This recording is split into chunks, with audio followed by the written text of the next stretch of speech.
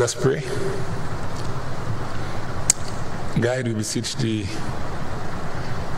Almighty God, members of this honorable house, that they may wisely deliberate for the good of this country and for the glory of thy holy name.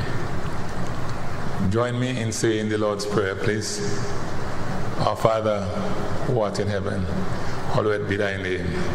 Thy kingdom come, thy will be done on earth as it is in heaven. Give us this day our daily bread, and forgive us our trespasses as we forgive those who trespass against us. And lead us not into temptation, but deliver us from evil. For thine is the kingdom, the power, and the glory, forever and ever. Amen. Pray be seated.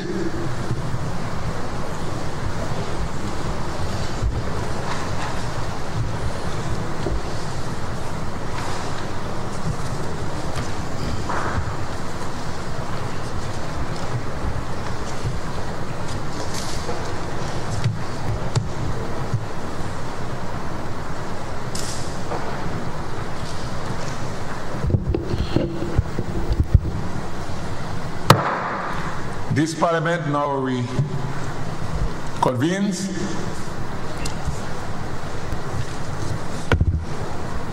Honorable members, when we last sat here in the first part of the sitting, we had to adjourn the Parliament because it was reported that members did not receive the documents that were necessary to be studied for the debate. And because the claim that the documents were not received in time for the parliamentary sitting, we went through the order paper, but item 8, the presentation of papers and reports from select committees, was in fact omitted.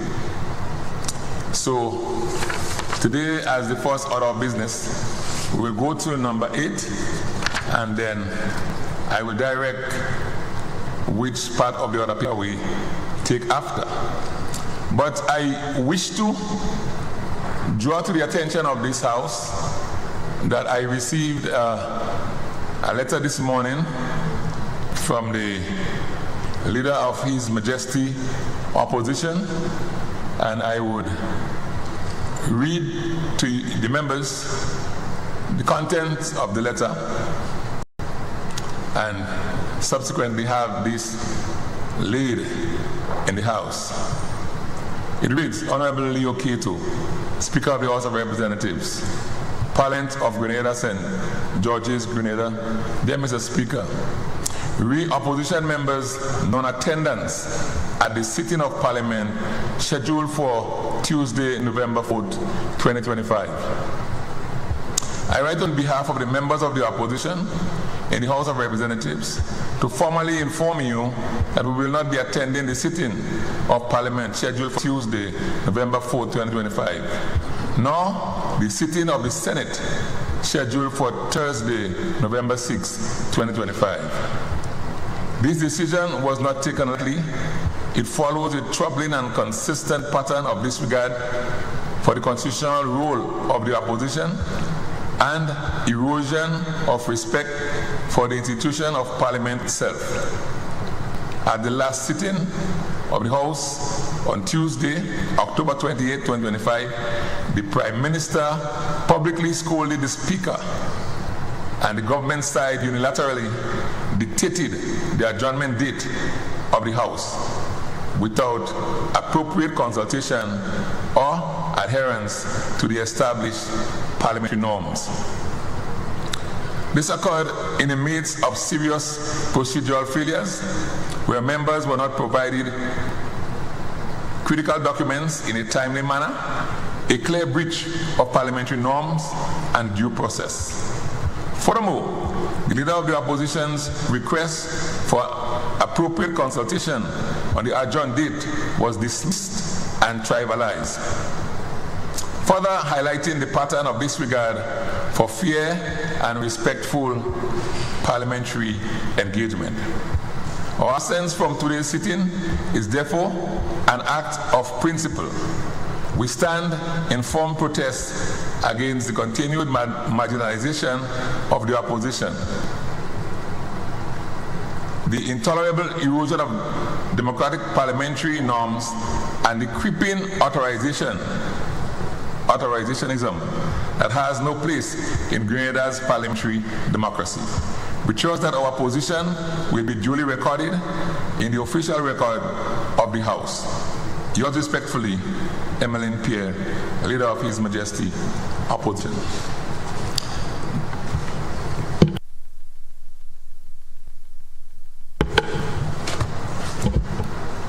Those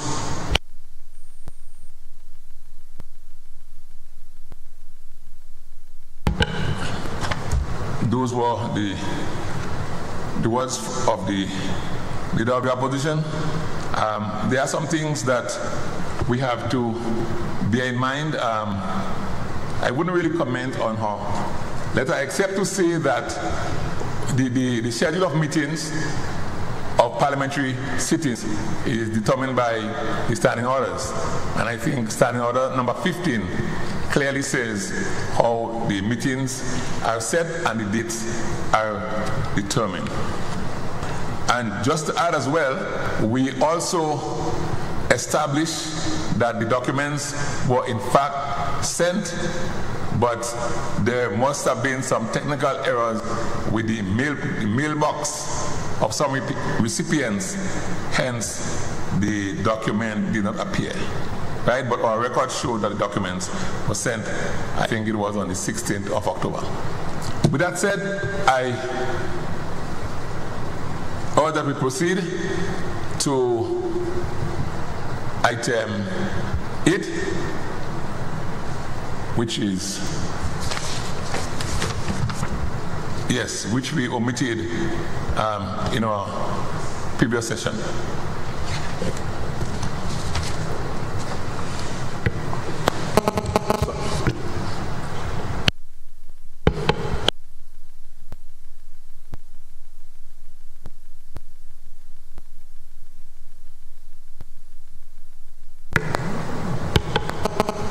Leader of Government Business. Thank you, Mr. Speaker. Mr. Speaker, I rise to present the following papers and reports to this Honorable House. Grenada Development Bank Annual Report for 2022. Report of the Director of Audit, Grenada, on the Child Protection Authority, CPA, for the year ended 31st December 2019, 2020, and 2021. The Fiscal Responsibility Oversight Committee report on the medium-term fiscal framework 2026-2028, dated the 22nd day of July 2025. The following civil aviation regulations. 6. Civil Aviation Flight Safety Regulations SRO 23 of 2024. And 7, Civil Aviation Unit of Measurement for Air and Ground Operations Regulations, SRO 24 of 2024. Civil Aviation Certification of Air Navigation Services, Regulation number 12 of 2025. Civil Aviation Air Traffic Services Regulations, SRO number 13 of 2025. Civil Aviation Aeronautical Charts Regulations, SRO number 14 of 2025. Civil Aviation's Aeronautical Information Services Regulation, SRO 15 of 2025. 12, Civil Aviation Meteorological Services for Air Navigation Regulations SRO 16 of 2025. 13, Civil Aviation's Aeronautical Search and Rescue Regulations SRO 17 of 2025. Civil Aviation Safety Management Regulations SRO number 18 of 2025. Civil Aviation ENS Fatigue Management Regulations SRO number 19 of 2025. Civil Aviation's Constructions of Instrument Flight Procedures Regulations SRO number 20 of 2025. Civil Aviation's Aeronautical Telecommunications Regulations, SRO number 31 of 2025. Number 18, Civil Aviation's Flight Check-in Organizations Approval Regulations, SRO number 32 of 2025. Civil Aviation's Radio Navigational Aids Regulations, SRO 33, 2025. Civil Aviation's Communications Procedure, including those with PAN status Regulations, SRO 34 of 2025. Civil Aviation's Communication System Regulations, SRO number 35 of 2025. Civil Aviation Surveillance and Collision Avoidance Systems Regulations, SRO number 36, 2025. And finally, Civil Aviation's Aeronautical Radio Frequency Spectrum Utilization Regulations, SRO 37, 2025. Thank you, Mr. Speaker. Thank you, Leader of Government Business. Honorable members, the aforementioned documents and reports have now been laid in Parliament.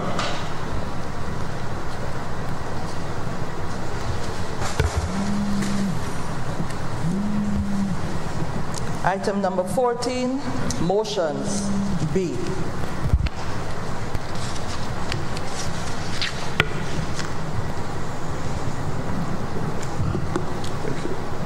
Leader of Government Business. Thank you, Mr. Speaker. Mr. Speaker, whereas debate on the gracious address delivered by the Governor General on the occasion of the ceremonial state opening of the 4th session of the 11th Parliament on Friday, the 12th of September 2025, was deferred to a date to be named. Be it resolved that the said address be now further deferred. Thank you, Mr. Speaker.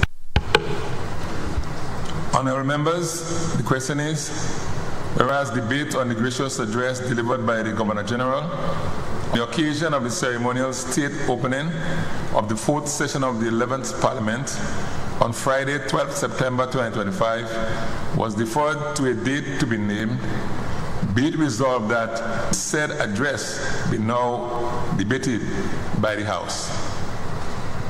Those who have that opinion, say aye. Those who have that opinion, say aye. Or the contrary opinion, say no. The ayes have it. Indeed, the ayes have it. Leader of Government Business. Thank you, Mr. Speaker. Mr. Speaker, whereas the Standing Order number 69, subsection 1 of the Standing Orders of the House of Representatives provides for the election of a committee to be known as the Public Accounts Committee, and whereas it is further provided that the committee be elected at the first sitting of each session at which business of the House other than the reading of the throne speech is transacted, be it resolved that this Honorable House do it now elect its members to the said committee. The members, Mr. Speaker. Just hold on a minute. Honorable members,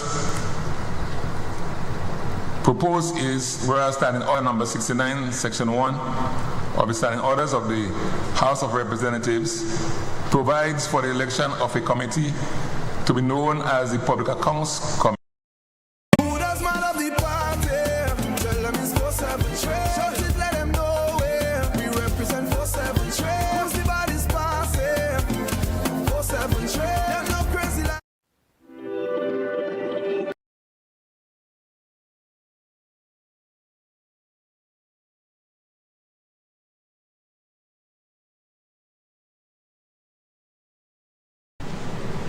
as chair.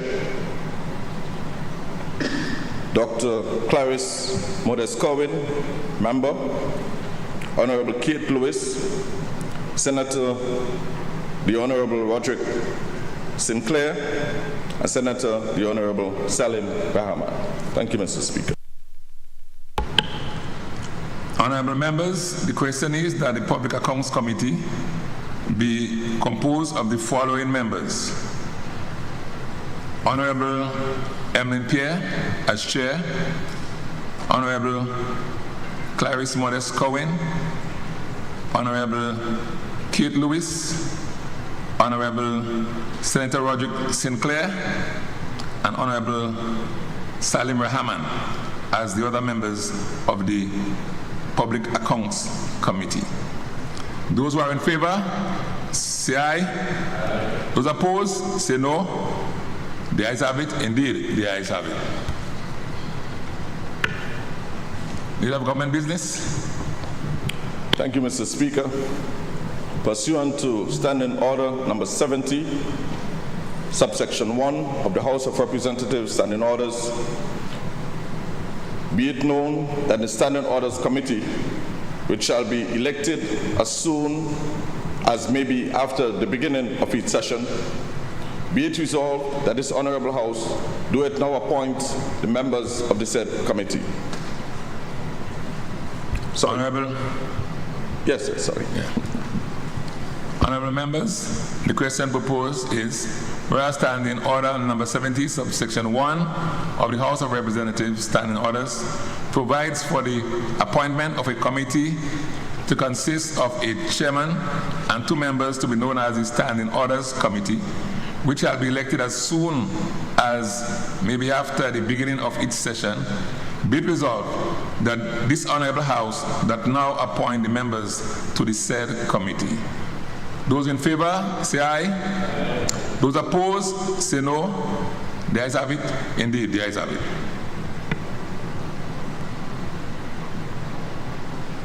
Thank you, Mr. Speaker. Mr. Speaker, I propose the following members to the committee. Honorable Speaker, Leo Keto, Chairman. Honorable Delma Thomas, member. Honorable Dr. Clarice Modest Cowen, member. Thank you. Thank you, Leader of Government Business. Honorable members, the question is that the Standing Orders Committee, composed of the following members: the Honorable Leo Keto as chair, Honorable Delma Thomas, member, and Honorable Dr. Clarice Modest Cowen, member. Those in favor, say aye. Those opposed, say no. The ayes have it. Indeed, the ayes have it. Leader of Government Business. Thank you, Mr. Speaker. Mr. Speaker, whereas Standing Order number 70, subsection 2 of the House of Representatives Standing Orders provide for the appointment of a committee to consist of the Speaker as chairman and 4 members to be known as the House Committee, be it resolved that this Honorable House now doeth appoint 4 members to the said committee. Honorable members, the question proposed is, whereas Standing Order number 70, section 2 of the House of Representatives Standing Orders provides for the appointment of a committee to consist of the Speaker as chairman and 4 members to be known as the House Committee. Be it resolved that this Honorable House does now appoint the 4 members to the said committee. Those in favor, say aye.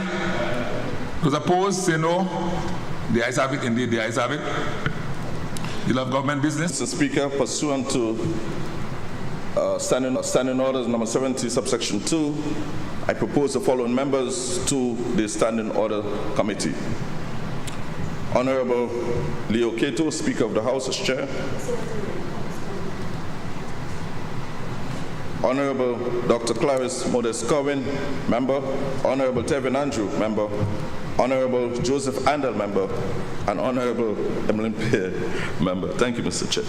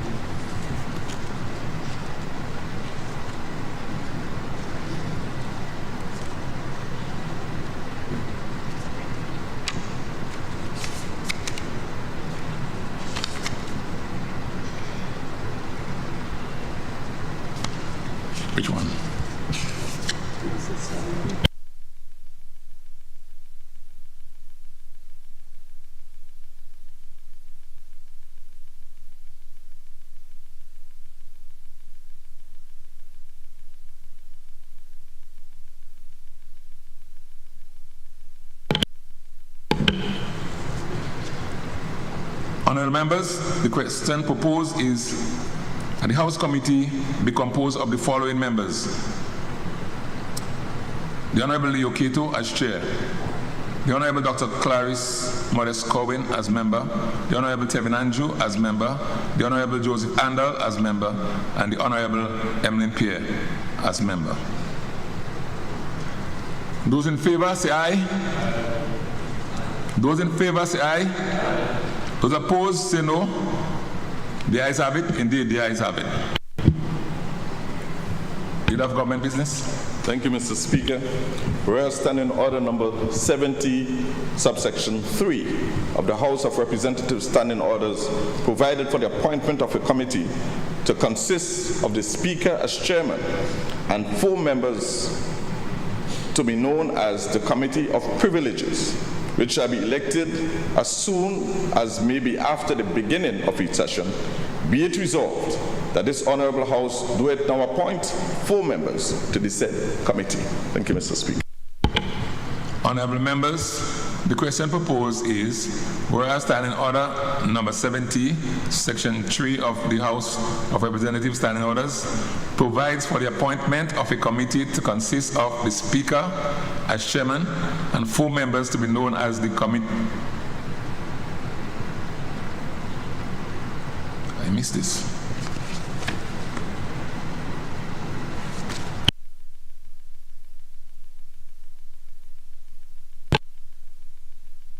Sorry, I just had a small misprint here. Let me just take it over. Honorable members, the question proposed is, whereas Standing Order number 70, subsection 3 of the House of Representatives Standing Orders provides for the appointment of a committee to consist of the Speaker as chairman and 4 members to be known as the Committee of Privileges, which shall be elected as soon as may be after the beginning of each session. Be it resolved that this Honorable House doth now appoint the 4 members to the said committee. Those in favor say aye. Those opposed say no. The ayes have it. Indeed, the ayes have it.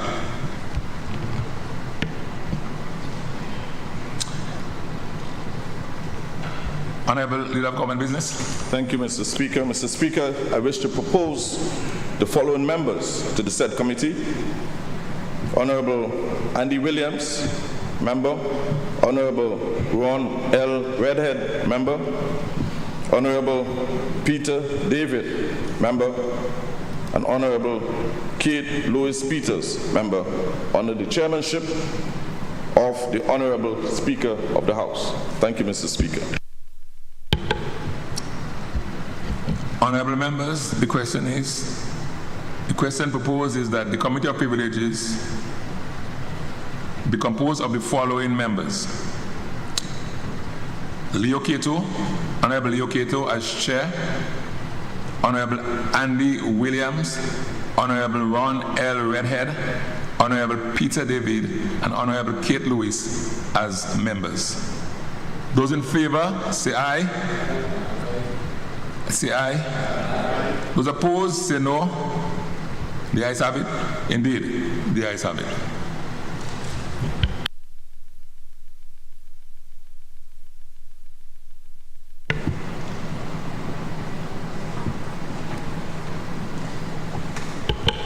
Leader of Government Business. Thank you, Mr. Speaker. Resolution for the purpose of Section 107, subsection 2 of the Representation of the People's Act, Cap 286A. Whereas it is provided by Section 107, subsection 1 of the Representations of the People's Act, Cap 286A, hereinafter referred to as the Act, that the Governor General may make regulations generally for giving effect to the provisions of the Act. Whereas Section 107, subsection 1(c) provides that the Governor General may make regulations prescribing the symbol to be used on every ballot paper and the mode of allocation of such symbols to candidates Whereas Section 107, subsection 2, provides that regulations made under the Act are subject to affirmative resolution. Whereas regulations have been made to insert a new symbol to be used on ballot paper under the representation of the people's election symbol regulation cap 286A. And whereas it is now expedient that the representation of the people election symbol amendment number 2, regulations 2025, attached hereto as a schedule be approved by the House of Representatives. Now therefore be it resolved that pursuant to Section 107, subsection 2 of the Act, the representation of the people election symbol amendment number 2, regulations 2025, be now approved. Thank you, Mr. Speaker. Thank you, Leader of Government Business. Honorable members, the question is, whereas it is provided by Section 107, Section 1 of the Representation of the People's Act, Cap 286A, hereinafter referred to as the Act, and the Governor General may make regulations generally for giving effect to the provision of the Act. And whereas Section 107, subsection 1C, provides that the Governor General may make regulations prescribing the symbols to be used on every ballot paper and the mode of allocation of such symbols to candidates. And whereas Section 107.2 provides that regulations made under the Act are subject to affirmative resolution. And whereas regulations have been made to insert a new symbol to be used on ballot papers under the representation of the people election symbols regulation cap 286A, and whereas it is now expedient that the representation of the people election symbols amendment number 2 regulations 2025 attached hereto as a schedule be approved by the House of Representatives. Now therefore be it resolved that pursuant to Section 107 subsection 2 of the Act, the representation of the people's election symbols amendment number 2 regulations 2025 be now approved.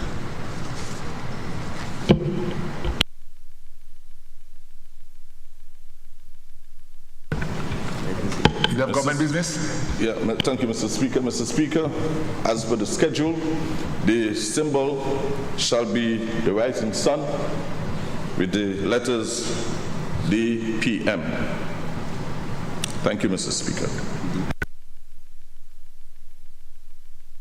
Thank you, Leader of Government Business. All those in favor, say aye. Those opposed, say no. The ayes have it. Indeed, the ayes have it.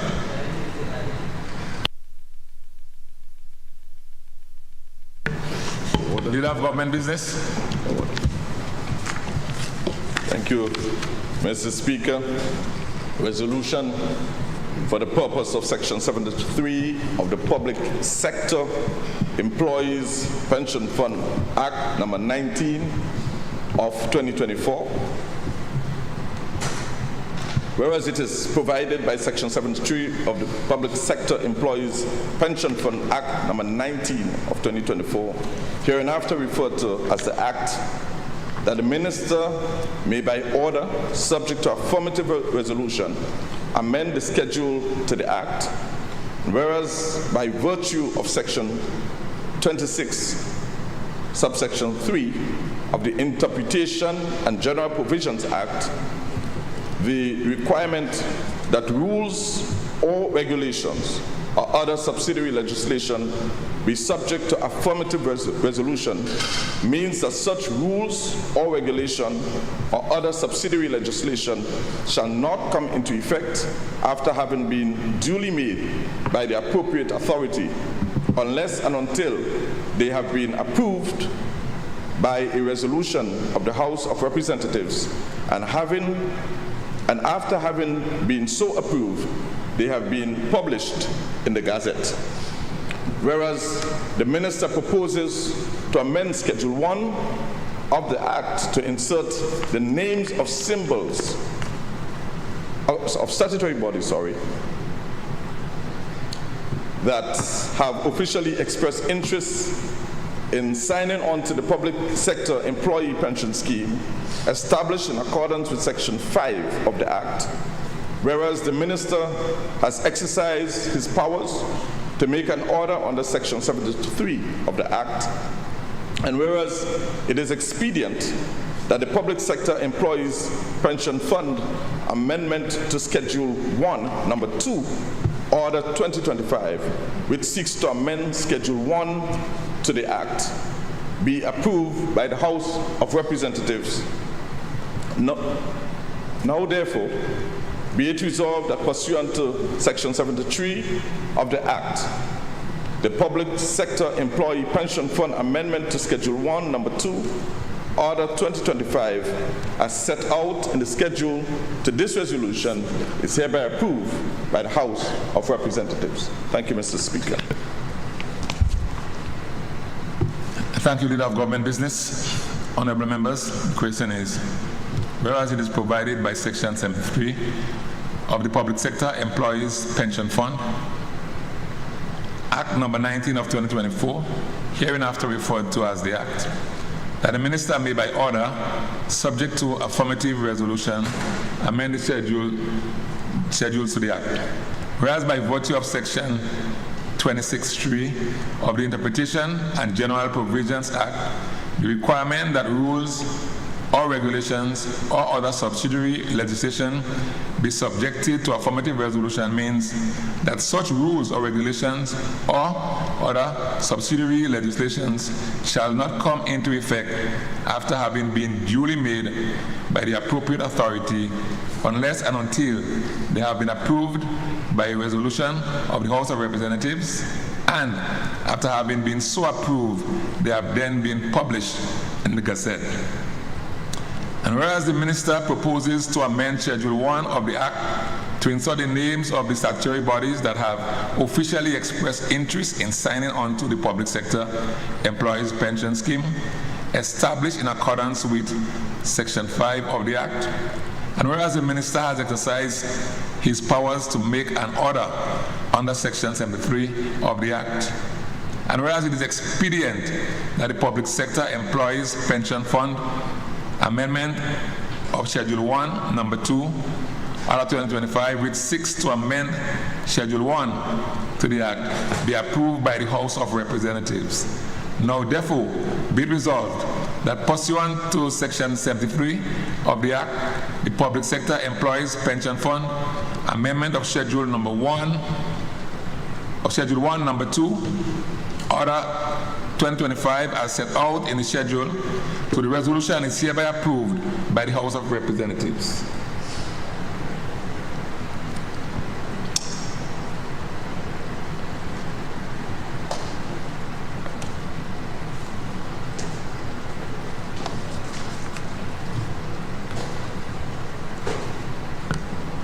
Leader of Government Business. Mr. Speaker, thank you. I wish to propose the following amendment to the schedule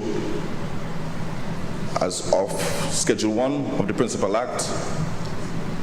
The Grenada Cultural Foundation, Grenada National Stadium Authority, Planning and Development Authority, T.A. Marisho Community College, Grenada Solid Waste Management Authority, and the National Training Agency. Thank you, Mr. Speaker.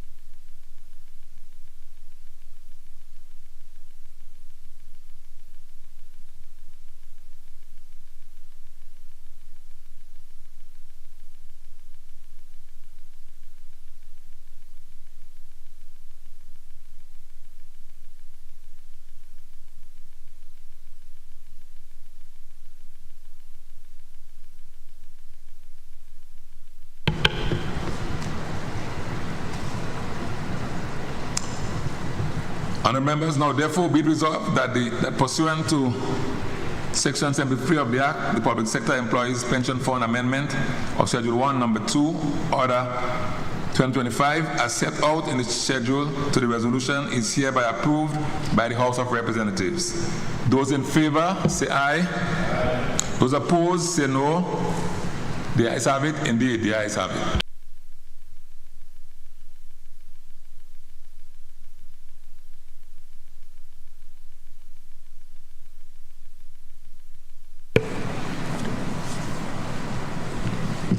Item number 15, bills.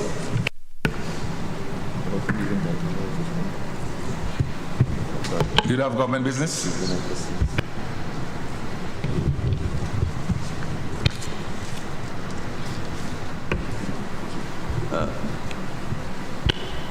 Honourable Prime Minister. So, Mr. Speaker, if I may, on a point of procedure, I'm a bit surprised that we are at number 15. I think there were questions, ministerial statements, none of this were covered at the last sitting. So items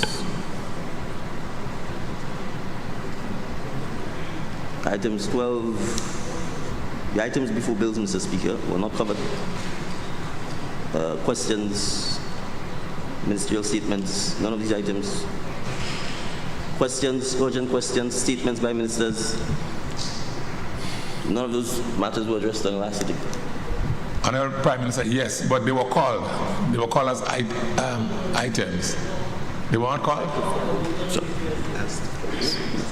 Well, Mr. Speaker, I do not recall them being called, and in fact, that's why I raised the issue of what was happening on the last occasion, because I certainly knew that we had ministerial statements that we intended to make, and we were not given an opportunity to do so.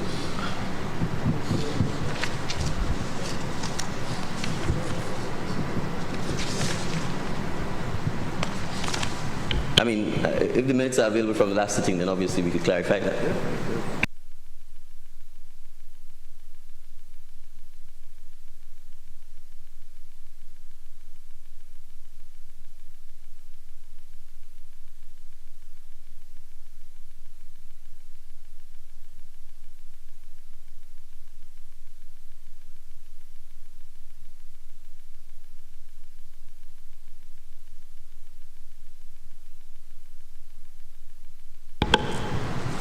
Honourable Prime Minister, please. So, sir.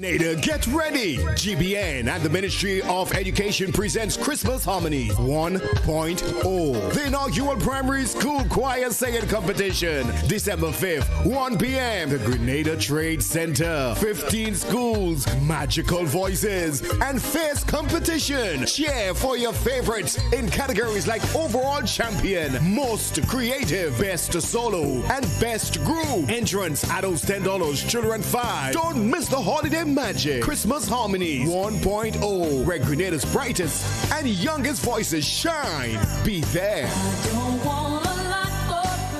This Christmas, GBN is lighting up Grenada.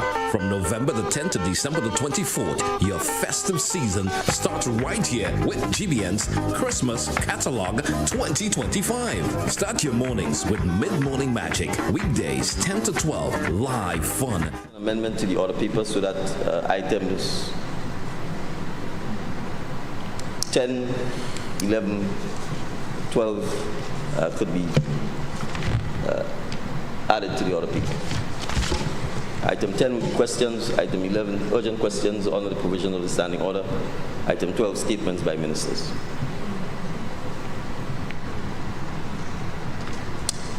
Ten, 11, 12.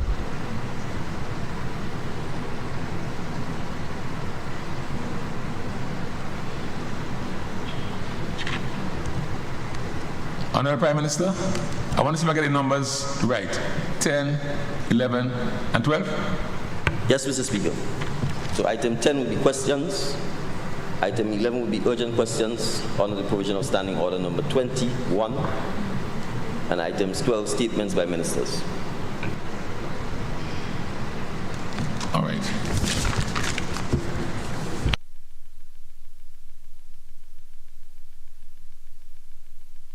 Honorable members, you heard the motion raised by the Honorable Prime Minister that we go back to items 10, 11, and 12. That we revisit item 10, 11, and 12 for the sole purpose of inputs and interjections. So I'll now put it to the vote. Those in favor say aye. Aye. Those opposed say no. All right, the ayes have it, so we now go back, before we take bills, go back to items 10, 11, and 12. Item number 10, questions. Item number 11, urgent questions under the provisions of Standing Order number 21, notice of questions. Item number 12, statements by ministers.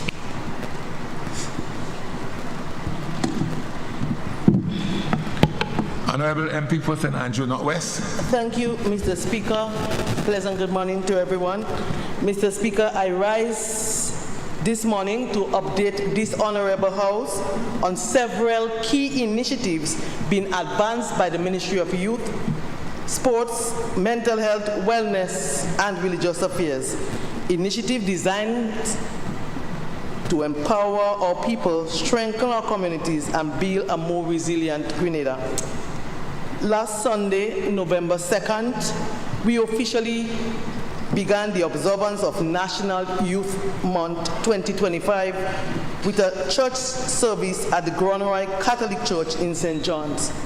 A fitting start that grounded our celebration in gratitude, reflection, and faith.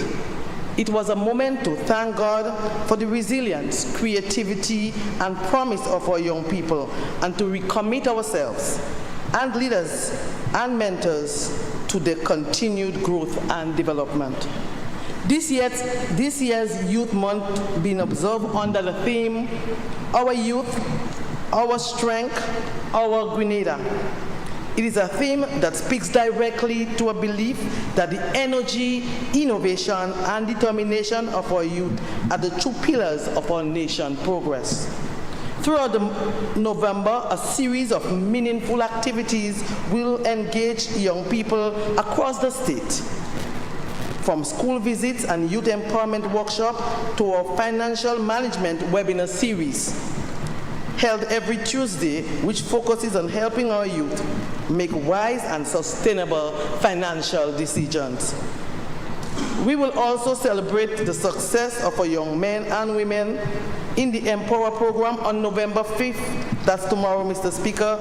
This will be done at the Trade Center, sorry.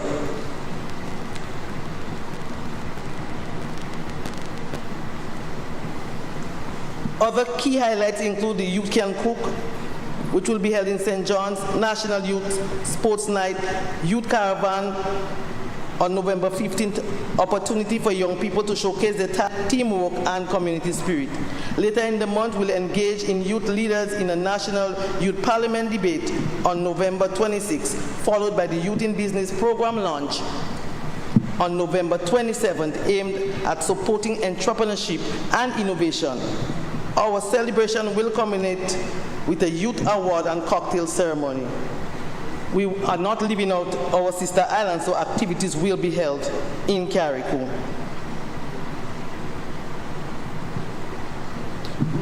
Mr. Speaker, last Friday marked a significant milestone in our government's ongoing commitment to youth development and advancement of sports in Grenada, Carriacou, and PD Martinique. We officially launched the Coach in School program, a major step towards the institutionalization of sports across our education system. This initiative, which was fully implemented as of yesterday, ensures that every secondary, primary, and pre-primary school in the Tri-Island State will have a dedicated sports coach assigned to it. The program will be supported by the Ministry of Education in collaboration with the Ministry of Sports. The introduction of this program reflects a government belief that sports must not be treated as extracurricular activity, but as an essential pillar of education and nation building. Through this initiative, we are providing structured coaching in a range of disciplines: athletic, football, netball, cricket, basketball, and more. But Mr. Speaker, more than just the coaches in school, the coaches will also be in the community. Mr. Speaker, we are developing playing grounds, playing fields across Grenada and putting lighting. And the lighting cannot be just for show or for major activities, but it will be our policy to turn on the lights for a period so we can get people to move. As human beings, I always say we were made to move, and so we want to encourage people to go into the different playgrounds and exercise, whether it's in the morning and in the evening. The lights will be turned on from 7 to 9 in most major playing fields so that people can exercise.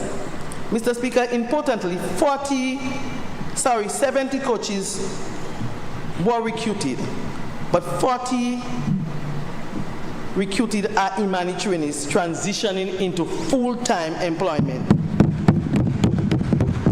A tangible example of our youth programs are creating pathways to sustainable careers. At the recent orientation, Mr. Speaker, one coach remarked that after years in the Imani program, the opportunity restores his sense of pride and purpose. He said in school he felt that there was a stigma as it relates to Imani and how he was referred to in the school. And so, Mr. Speaker, as a government, we are happy that we can transition not only these 40 coaches who are Imanis, but we are working to transition the entire program into permanent engagement.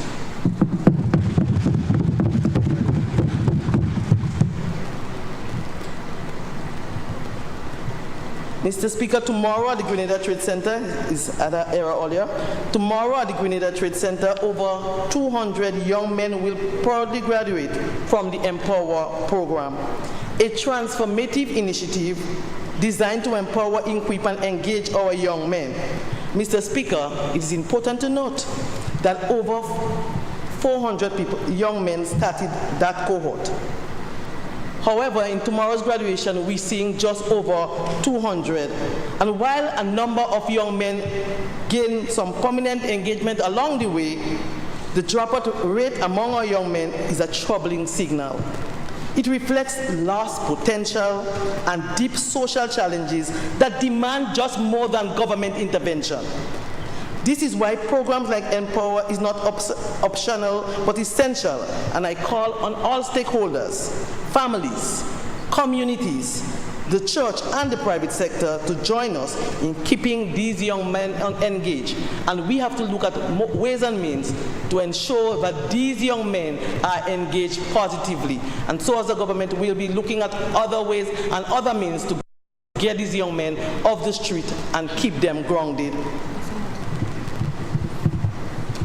True Empower participants who have benefited from skill training, vocational and technical development, and community engagement, all anchored in mentorship and personal growth. Mr. Speaker, this graduation does not mark the end. Rather, it signals a new beginning. These trainees will now transition in prominent forms of engagement, whether through employment opportunities, continued skills development, or entrepreneurship, with the ministry's support of $3,000 and mentorship for 6 months to 1 year. So we are not leaving them alone to set up their own business. We'll be following them for 6 months, to a year. We are particularly proud that some graduates will move into their own small ventures, supported by continued mentorship and coaching. Mr. Speaker, the Ministry of Mental Health, we continue to lead in several mental health and wellness initiatives nationwide. Over the past weeks, the teams from the ministry have conducted visits to outpatient facilities, engaging directly with clients and staff, offering token of encouragement at the level of the community, as part of our continued outreach and advocacy for mental wellness. We are also pleased to announce the upcoming launch of the school mental health program in collaboration with the Ministry of Education.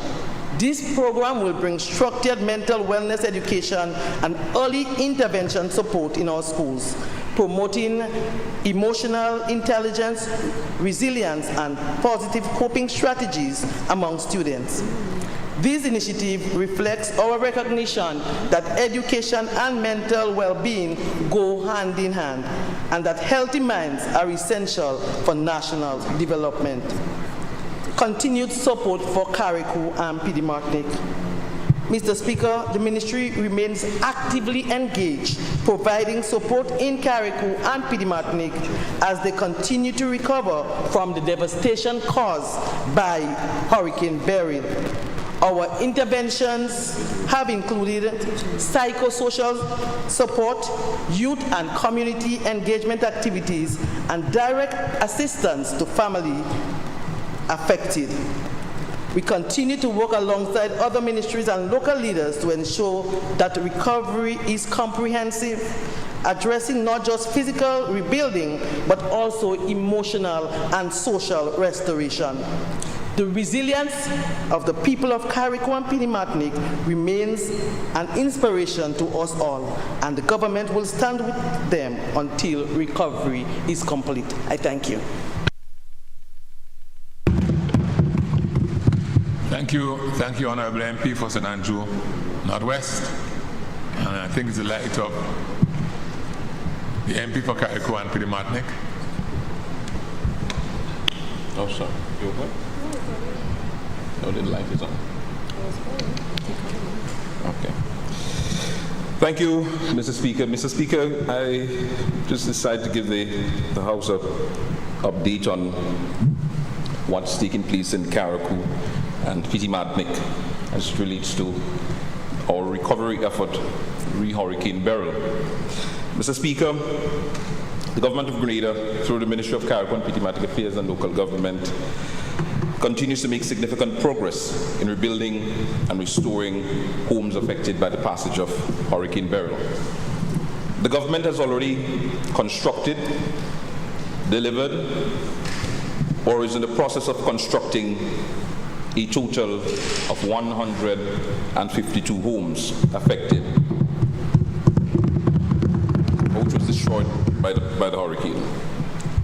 And those include prefabricated homes, Build Back Better homes, social and social development homes. And a short while ago, I got a message from my team at the ministry who informed me that through the intervention of the Ministry of Housing, as we speak, there are some social development homes being constructed. So certainly that 152 number will increase. Mr. Speaker, of course, Mr. Speaker, this demonstrates this government's unwavering commitment to helping our people get back on their feet and rebuild their lives with dignity. In addition to the homes being delivered, Mr. Speaker, directly by the government, material support has been given, and a number of additional support has been given to families and homeowners. I am pleased to announce, Mr. Speaker, as a result of those support that has been given as it relates to material support from the government of Grenada, that 66% of homes that were destroyed by Hurricane Beryl have now been restored. What does that mean, Mr. Speaker? That means that 387 homes out of the 586 homes have been restored on the island of Carriacou and Petit-Martinique. This means, Mr. Speaker, that we still have 199 homes that needs to be built on the island of Carriacou and Petit-Martinique. And those remaining figures means in Petit-Martinique we have just over 50 more homes that needs to be constructed, and of course the rest in Carriacou. Mr. Speaker, it's important to also highlight this remarkable progress that has been achieved through the combined effort of the government of Grenada, the people of Carriacou and Petit-Martinique, and other partners. Turning to roofing, Mr. Speaker, roofing restoration. Over 3,000 roofs were either destroyed or damaged. Today, Mr. Speaker, 78% of those roofs have been restored. A total of 2,444 out of the 3,129 roofs that was destroyed have been restored. This means, Mr. Speaker, we have 688 roofs, both in Carriacou and Petit-Martinique, that needs to be restored. And of that figure, Mr. Speaker, I'm happy to make known to the people of Carriacou and Petit-Martinique and the nation that in Petit-Martinique there is just 20 more roofs that needs to be added on. Let me repeat, just in case some people don't comprehend or understand that. Out of the 3,000 plus roofs that were destroyed on the island of Carriacou and Petit-Martinique, the government of Grenada and the people of Carriacou and Petit-Martinique and various partners have restored 2,441 of those homes. And on the island of Petit-Martinique, the remaining roofs that needs to be fixed, it's only 20, which of course leaves the majority of roofs that needs to be fixed in Carriacou, Mr. Speaker. Now this speaks volume of the commitment, the remarkable achievement that this government has made, the sacrifice that all of us on this side had to make, and I'll deliberate a little bit more on the sacrifices during my budget presentation, Mr. Speaker. But I must pause to thank and commend the steady leadership of Honorable Dickon Mitchell for ensuring that we've gotten this far, Mr. Speaker. And Mr. Speaker, to give some perspective, the initial report suggested that approximately 3,018 homes were impacted across Carriacou and Petit-Martinique. But following a deeper and more accurate analysis, it was determined that 3,129 roofs were affected and 586 homes, of course, were destroyed. So having given you the figures in terms of where we are with roofs and with housing, Mr. Speaker, you would see for the last 1 year and 4 months, we have made some real and serious progress. There is still lots of work that needs to be done, and I'm confident that if we made so much progress within such a short time frame, 1 year, 4 months, I have absolutely no doubt that come next year, with the support of my colleagues and our Prime Minister and the team from the Ministry of Finance, that we certainly will be able to have Carriacou restored in its fullness sometime next year, Mr. Speaker. Mr. Speaker, some update as well as it relates to the Lawrencetown Airport, which will soon be named the H.A. Blease, or the Hubert A. Blease Airport. Mr. Speaker, the runway edge lights and aeroport lights and new ADROM beacons have all been delivered and will be installed by the 14th of November. And you might have heard me speak about the night landing initiative in Carriacou and Petit-Martinique, the airport. So this is the update that I'm giving. The obstruction lights are also on site, and the Grenada Airport Authority, Mr. Speaker, is coordinating the installation ahead of the night landing operations. So the intention is by the first quarter of 2026, we will be able to accommodate night landing in Carriacou. Really and truly, the Ministry of Carriacou and Petit-Martinique Affairs and Local Government is spearheading the initiative, but really and truly, Mr. Speaker, it is the Prime Minister's ministry who is doing all the hard work. But I thought, as the ministry that is doing some oversight, and of course as Member of Parliament, that I should also update the Honourable House of the progress that is being made there. Thank you very much, Mr. Speaker. Thank you, Honourable MP, for the constituency of Carriacou and Petit-Martinique. And I invite the MP for St. John's, to now take the floor. Thank you so much, Mr. Speaker. Good morning. I am indeed honored to present to you as well some updates on the transformative work by the Ministry of Climate Resilience, Environment and Renewable Energy. The past few months, Mr. Speaker, have been a period of intense activity, strategic partnerships and tangible progress, all aimed at strengthening our nation's resilience, advancing our transition to sustainable and renewable energy, and ensuring that our growth is inclusive and climate smart. Mr. Speaker, Grenada continues to distinguish itself within the region as well as internationally as a thought leader in climate resilience planning and implementation.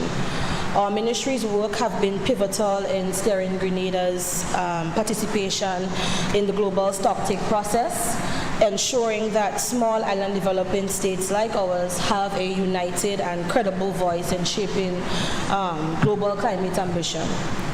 A major milestone for us, Mr. Speaker, was achieved with the approval of the revised National Adaptation Plan 2025 to 2030, abbreviated as the NAP, by Cabinet on September 29th of this year. This plan, Mr. Speaker, defines the strategic direction for Grenada's adaptation across key sectors, aligning national priorities with the Paris Agreement on the United Nations Framework Convention for Climate Change and our nationally determined contributions. Alongside this, Grenada finalized the revised Nationally Determined Contribution, the NDC 3.0, a document that raises our climate ambition with measurable mitigation and adaptation targets, positioning Grenada as a regional leader in data-driven, science-based climate action. Mr. Speaker, within the ministry, we are also ensuring that climate resilience becomes a national culture Through the Youth in Action for Climate Change Adaptation campaign, the ministry has engaged schools and youth organizations nationwide with creative educational tools, from climate-themed coloring books for our younger children to adaptation exercise books and teaching models of rainwater harvesting mechanisms that can be tried at home and within the school's system. All of this was done in close partnership with the Global Water Partnership Caribbean, the GWPC, and the GCRUISE project currently ongoing in country. Further, Mr. Speaker, following the devastation caused by Hurricane Beryl, we have decided to launch a Carry a Tree initiative to Carriacou, a campaign that was launched in October as a national reforestation initiative mobilizing citizens to restore forest cover and strengthen community-based ecosystem resilience, a living demonstration of our commitment to nature-based solutions.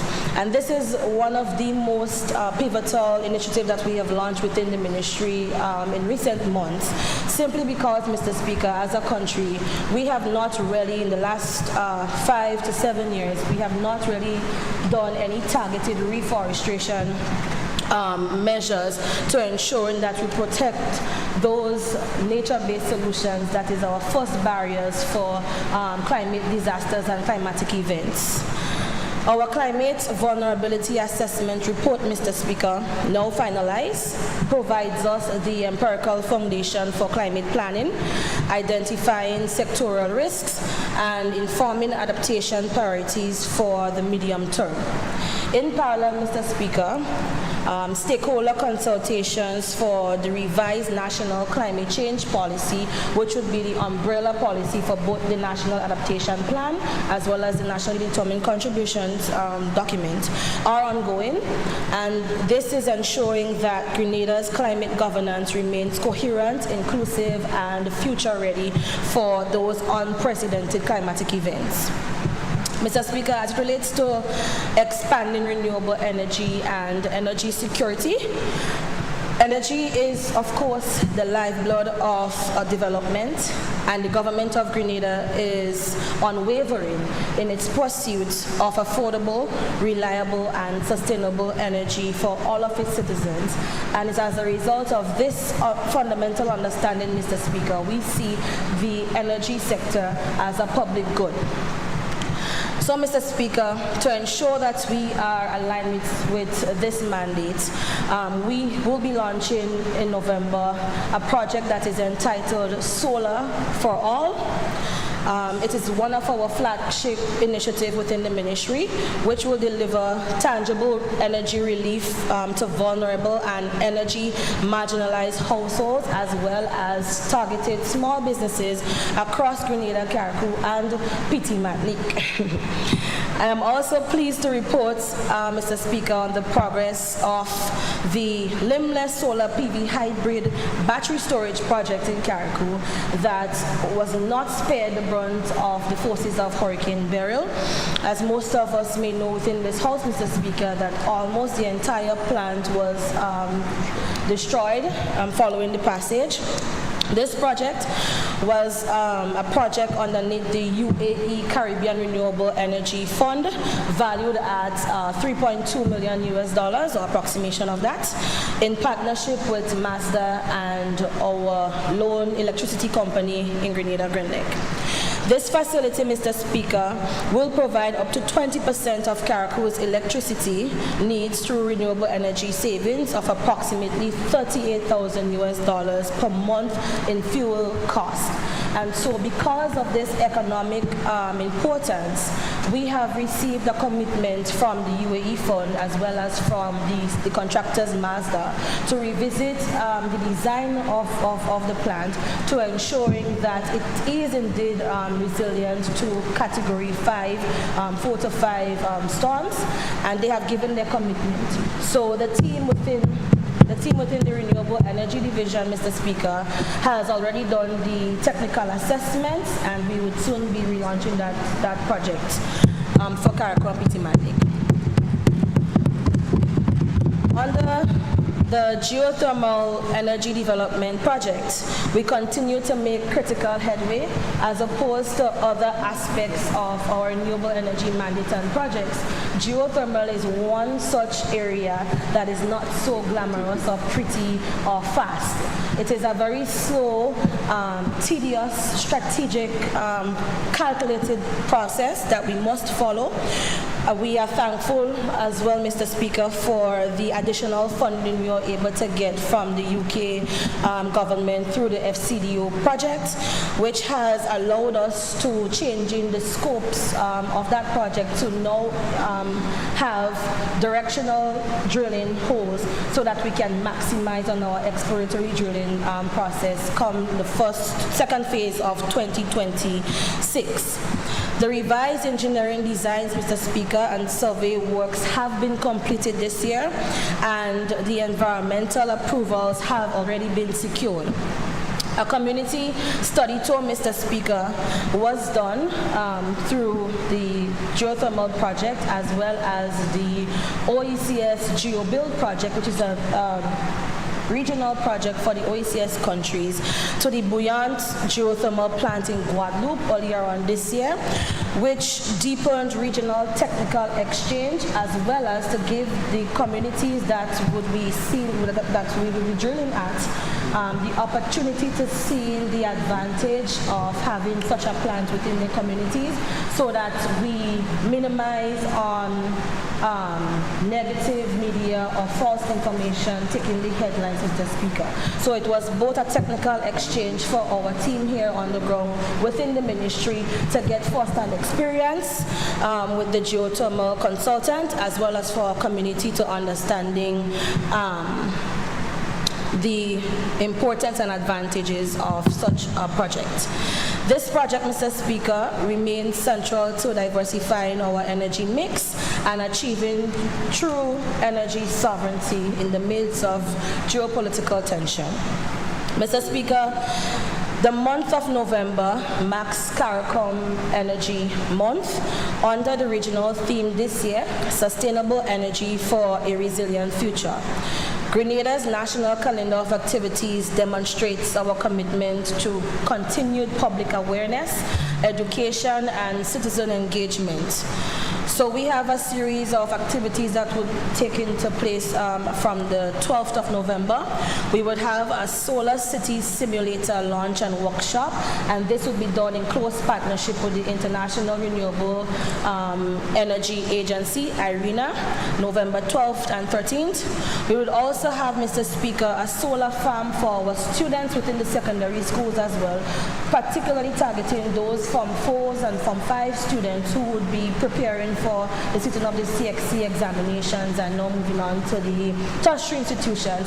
What we want to do, Mr. Speaker, is to let them see that there are opportunities within the new economy within Grenada that they can diversify their studies and that they can actually get meaningful employment once they is finished from obtaining the associate degree. Mr. Speaker, in addition to that, we would have the launch of the Solar for All program, as I mentioned earlier, on November 25th. We will also be hosting a renewable energy symposium at the Trade Center Annex on the 27th.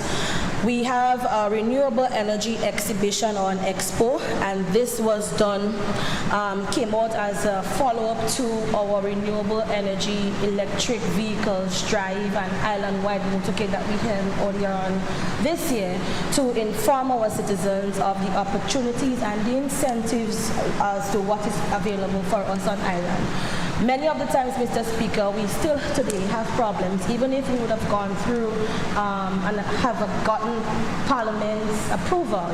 We still have instances where persons, whether it be the businesses or private individuals, importing vehicles that is beyond the tenure that is approved by this Parliament.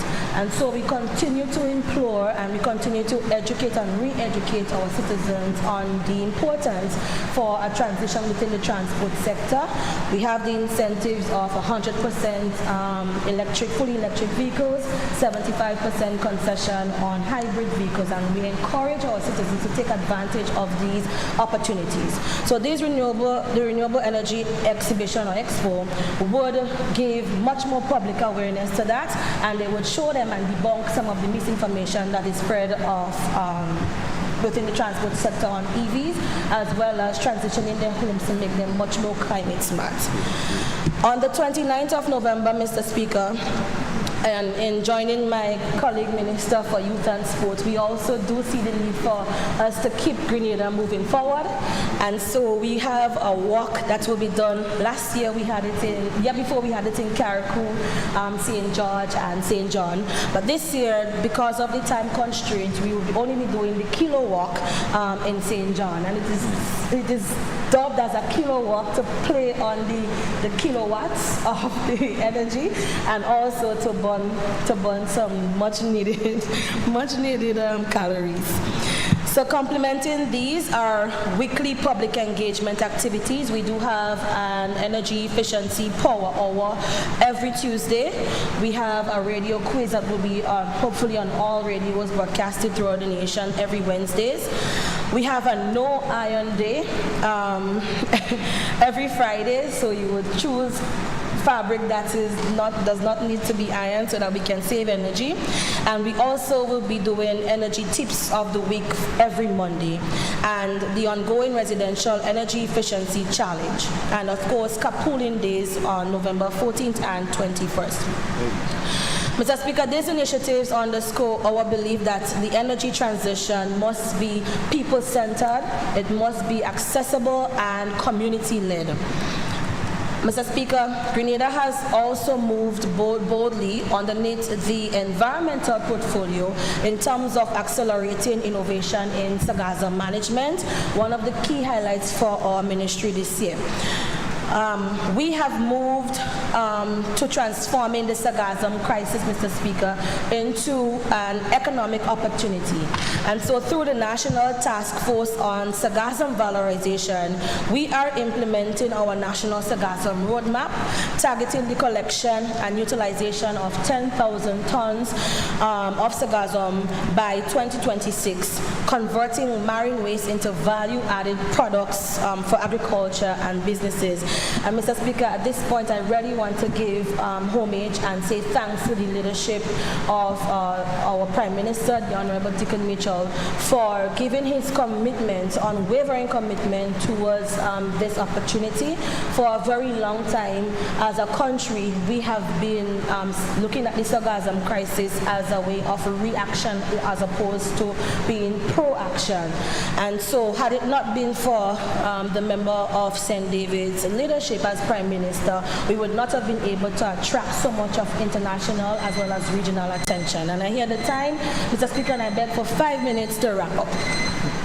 Mr. Speaker, our leadership in this area has already attracted international attention, being referenced as a model for circular economy innovation during the EU's Global Gateway Conference held in Brussels last month. Mr. Speaker, another major milestone in Grenada's deepened partnership is with the International Solar Alliance, abbreviated as ISA. Following Grenada's active leadership at the ISA's Regional Committee meeting for Latin America and the Caribbean, held in Santiago, Chile in August of this year, Grenada has signed a country partnership framework with the ISA, marking a strategic turning point for our solar ambition. So the ISA mission, there is a planned mission to Grenada. We were supposed to do it early up in this month, but with the preparations for COP30 that will be held in Belém, Kenya's MOP conference, we had to reschedule, so it will be done later. This will translate, Mr. Speaker, into this partnership into real, true, meaningful action on the ground. Oftentimes, the ministry has been scrutinized, whether fair or not, in the public sphere as to why we travel so often. But if we only stay in our nook, Mr. Speaker, these opportunities would go to countries that are present at the negotiating table. And so thanks for the permission of the Prime Minister to gain access to these conferences. The objectives of this mission mission would be to identify Grenada's priority areas for solar deployment and investment, to co-develop an implementation strategy and country partnership strategy, and the mission will launch key priority tracks including regulatory support for scaling renewables, a co-financing support for flagship initiatives such as the Solar for All, because we don't want it to just be financed by our national budget, but we want to expand it to attract international climate financing. It would also see the pre-feasibility assessment for floating solars as well as mini-grids, because we have an issue with land space, and technical cooperation for building strong and robust project pipelines. So our proposed agenda, Mr. Speaker, is designed to yield time-bound deliverables, including a draft implementation strategy, a pipeline with indicative budgets and roles, a regulatory support roadmap, and a pre-application co-financing package. And in addition to this country partnership framework, we would also be helping the ministry as well to have dedicated staff that would be working in close conjunction with the ministry. So it would also allow us the opportunity to hire staff outside of the national budget's fiscal space. So, Mr. Speaker, our ministry remains steadfast in ensuring that climate resilience is not an abstract goal, but a lived experience for every citizen, where sustainability, where opportunity and resilience are the new pillars of Grenada's development. And Grenada has been leading, Mr. Speaker, within the region and internationally as well. And I want to thank my colleagues for being so compassionate and so tolerable to us and working in close conjunction with us. So, Mr. Speaker, this is all for now. I thank you for allowing me the time to go on, and the rest will be said in the budgets. Thank you, Honourable MP, for the constituency of St. John. Honourable Prime Minister. Thank you, Mr. Speaker, and good morning. Mr. Speaker, I wish to first place on record as the Minister for Disaster Management, on behalf of the government and people of Grenada, our solidarity,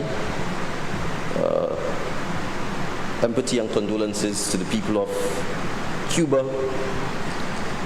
Haiti, Jamaica, and the Bahamas on the damage done to lives and livelihoods as a result of Hurricane Melissa. The government of Grenada, Mr. Speaker, in conjunction with our own NADMA and in conjunction with the Organization of East Caribbean States, the OECS, will be leading initiatives to provide assistance to the government and people of Jamaica, Cuba, and Haiti in particular, both in terms of cash contributions and material contributions. The Cabinet will be meeting after Parliament today to finalize the package, and we will announce subsequently what the final decision is on this. Mr. Speaker,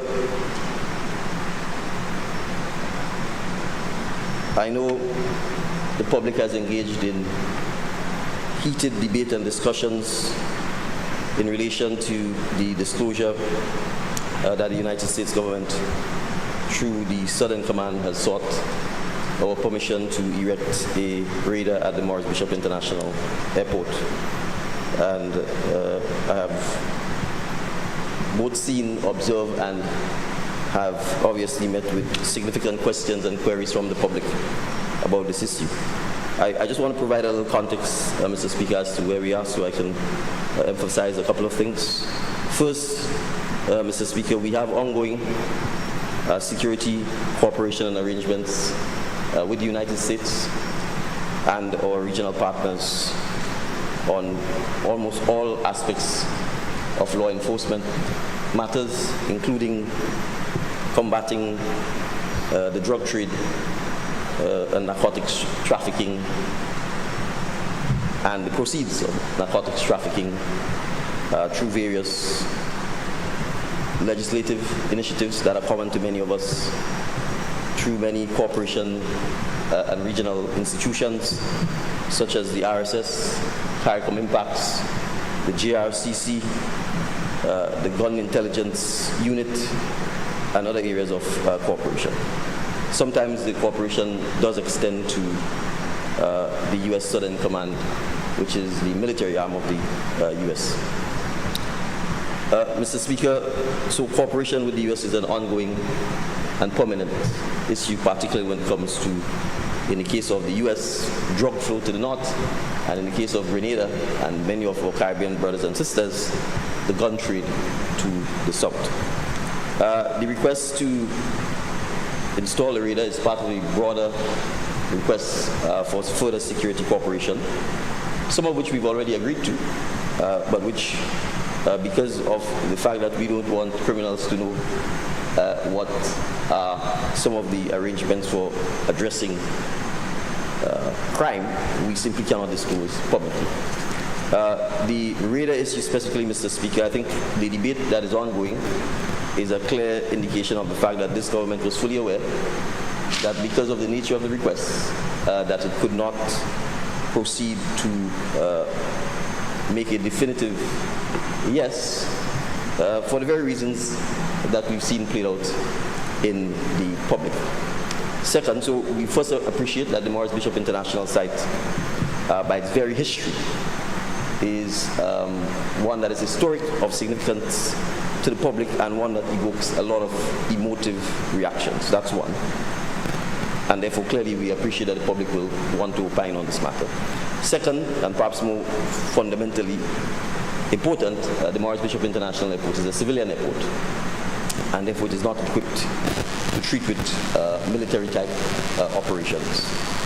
Third, any installing of the radar would obviously disrupt the operations of the Morris Bishop International Airport, and we would need technical advice as to whether or not it was feasible or advisable to do so.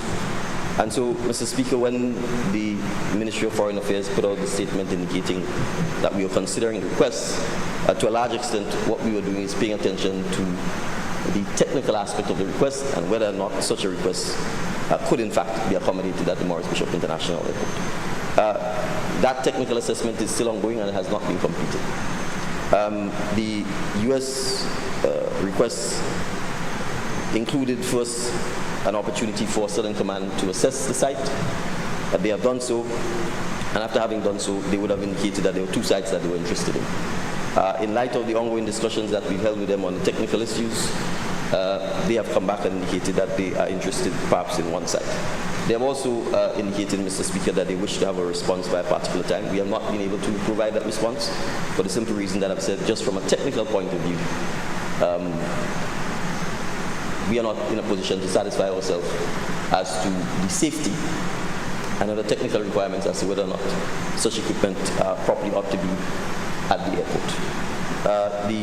The other fundamental issue that we have to consider, Mr. Speaker, is the fact that Grenada has no military, and therefore our cooperation with the U.S. has always been in the context of law enforcement, and in the context of our own domestic law, and in the context of international law.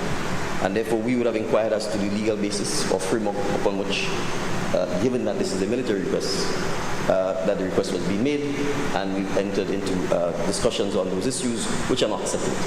So when we indicated that we're considering, I'm simply providing a bit more context and more detail, that is precisely what we have been doing. It's important to point out, and I think this is important for me to go on the record, to say that as Prime Minister of the country and the government we would not enter into any agreement which from a Grenada perspective has any possibility of violating Grenadian domestic law or violating international law. And as it stands right now, as I said, the technical discussions are largely what has been taking place. That is the update I have, and if there is a need for any further updates, we will provide it. I wish to assure the public that we will not make any decisions on this matter in secret and not disclose to the public. And in any event, it can't be kept a secret. You can't hide a radar if it's at the Morris Bishop International Airport. Finally, Mr. Speaker, and on the assumption that you may query whether under the heading of ministerial statements I'm able to say what I'm about to say, I wish to assure you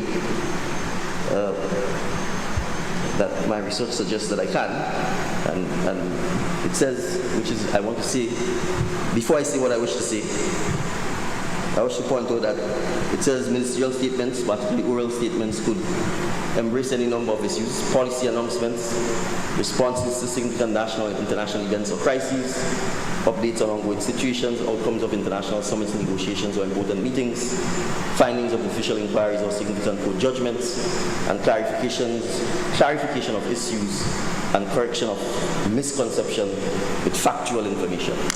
So, Mr. Speaker, I wish to seek your permission to respond to your announcement, in which you read into the record a letter written to you by the leader of the opposition,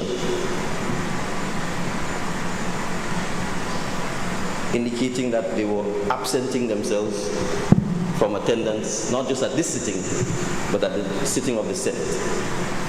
The letter went on, and if I misquote, you have the record, so I would urge you to correct me. And I'm paraphrasing here to suggest that I had publicly chided the Speaker that is creeping authoritarianism in Parliament, that the opposition was being marginalized in Parliament, and that there was disregard for the constitutional role of the opposition. An opposition leader here today because we have a majority of one.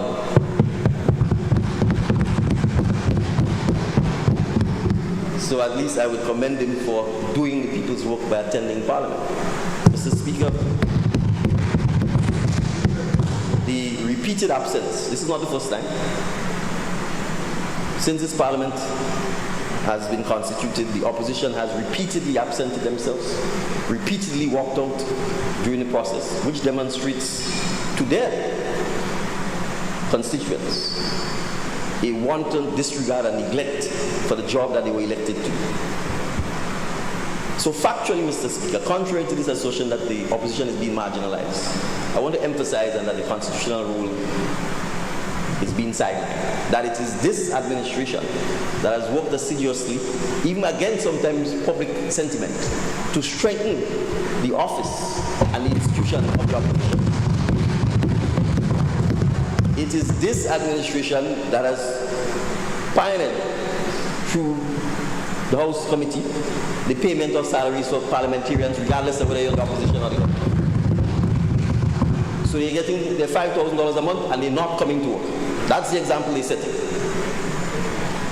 The vehicles are lined up outside in the driveway, Mr. Speaker, with a big seal, Member of Parliament for St. Andrew Northeast, and St. Andrew Southeast, and St. Mark, and St. George Northwest. Where are they? It is this administration, contrary to a lot of popular belief of partisanship, that has pioneered and insisted that members of Parliament, regardless of whether you're in the opposition or the government side, should be provided with resources to do the work that people have elected you to do. Come and do the people work. And to suggest, Mr. Speaker, that there was some dictatorship in the House, authoritarianism, and that the adjournment of the matter to today's date was done without consultation with them. Well, first of all, we have to understand some things. You are the minority in the House. And when a motion is moved and it is voted upon and you lose, that's what being the minority is. It is not dictatorship. They sat there. A motion was moved to adjourn the matter to today, to adjourn the sitting to today, and it was done to facilitate them.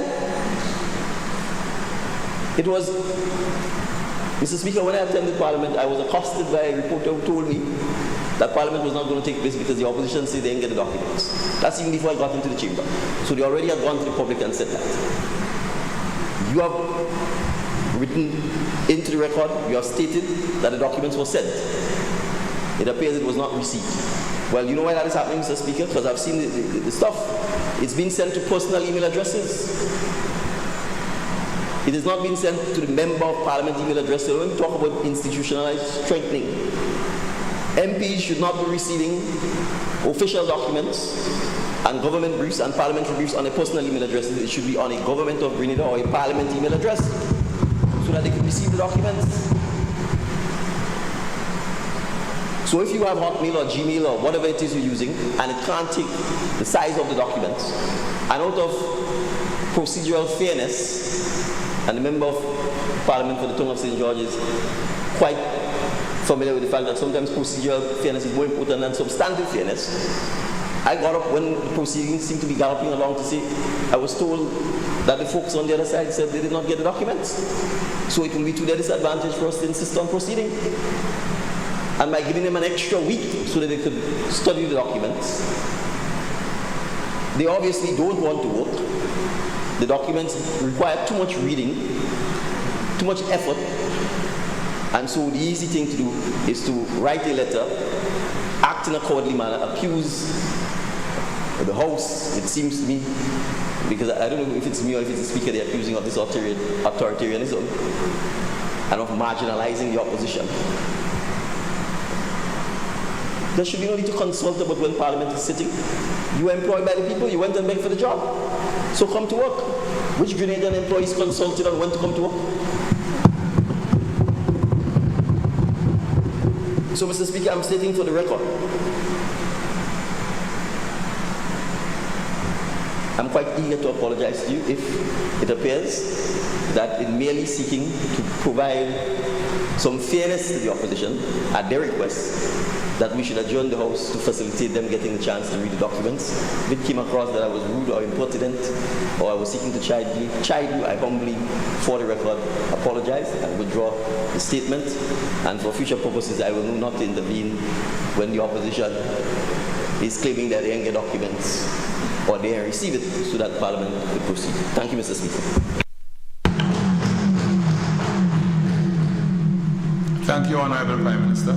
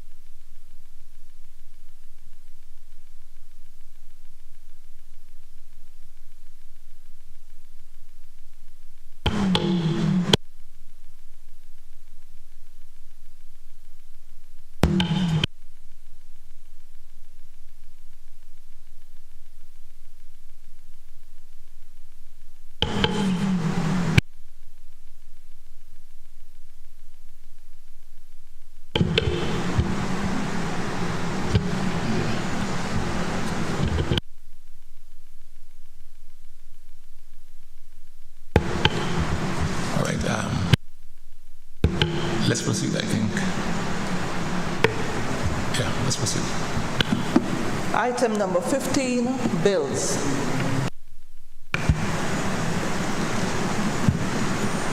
Leader of Government Business. Thank you, Mr. Speaker. Mr. Speaker, I beg to introduce for its first reading a bill for an act shortly entitled Marriage Amendment Bill 2025.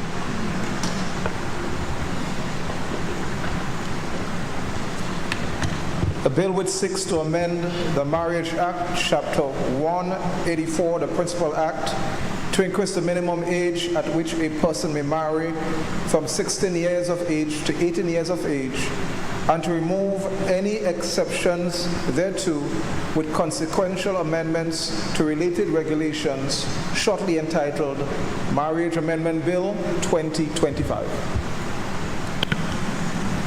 Leader of Government Business. Thank you, Mr. Speaker.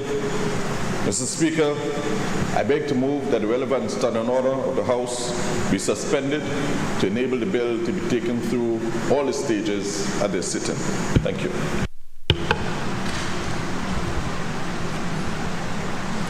Honourable members, the question is that the relevant standing order of the House be suspended to enable the bill to be taken through all stages at this sitting. All those who are of that opinion say aye.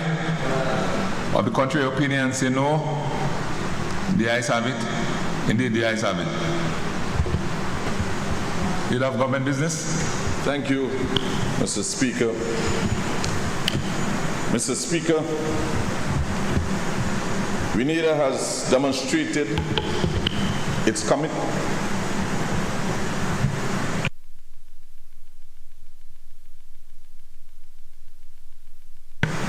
Mr. Speaker, I beg to move the second reading of the bill. Honourable members, the question is that the bill be read a second time. Leader of Government Business. Thank you, Mr. Speaker.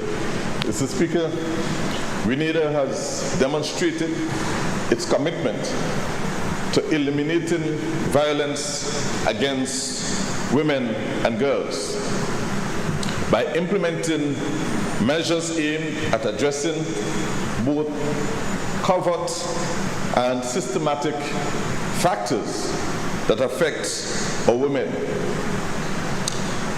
Mr. Speaker, through participation in various conventions on which Grenada has signed on, we as a government, Mr. Speaker, continue to uphold the fundamental values that strike out violence against our women and girls, and to engender equity and fairness and the protection of our women and girls. Mr. Speaker, the ratification of these conventions on the elimination of all forms of discrimination against women, as well as the Convention on the Rights of the Child, affirms Grenada's obligation to take legislative and policy action towards elimination of violence against women and girls. Mr. Speaker, a comprehensive desk review and rapid situational analysis was conducted in the year 2020 and have identified several gaps in which we are now attempting to fix by way of this and other pieces of legislation. One such gap, Mr. Speaker, is the subsisting violation of the Convention on the Rights of the Child by those provisions in the Marriage Act, Chapter 184, the Principal Act, which, Mr. Speaker, permits child marriage. Accordingly, Mr. Speaker, the Marriage Amendment Bill 2025 seeks to rectify this gap by amending the Principal Act and to increase the minimum age from 16 to 18, at which, Mr. Speaker, a person who previously could have married at the age of 16 would now have to wait until 18. But, Mr. Speaker, very importantly, Mr. Speaker, one must understand that child marriage adversely affects our women and girls, and is something that should not be accepted in a modern society. This Act, Mr. Speaker, seeks to address that particular gap. Mr. Speaker, I wish to draw your attention to a couple of things. A bad marriage, Mr. Speaker. Imagine a young girl entering into a bad marriage at the age of 60, as previously obtained. That, Mr. Speaker, could literally shatter the young girl's life and spoil her future. But alternatively, Mr. Speaker, a good marriage can result in the opposite, a bright and wonderful future. But, Mr. Speaker, we are trying to address these deficits to ensure, as much as possible, that we allow marriage. This legislation seeks to allow marriage at the age of 18 when one is a bit older. Child marriage is identified, Mr. Speaker, as any formal or informal union or marriage union or marital union where at least one of the parties is under the age of 18 years. And it is widely recognized, child marriage is widely recognized as a harmful practice and a fundamental violation of human rights. Mr. Speaker, one would appreciate that child marriage generally is driven by poverty, gender inequality, and in some cases social norms and traditions, lack of education, and inadequate security. So all of these matters, Mr. Speaker, it is important that they are addressed. Based on UNICEF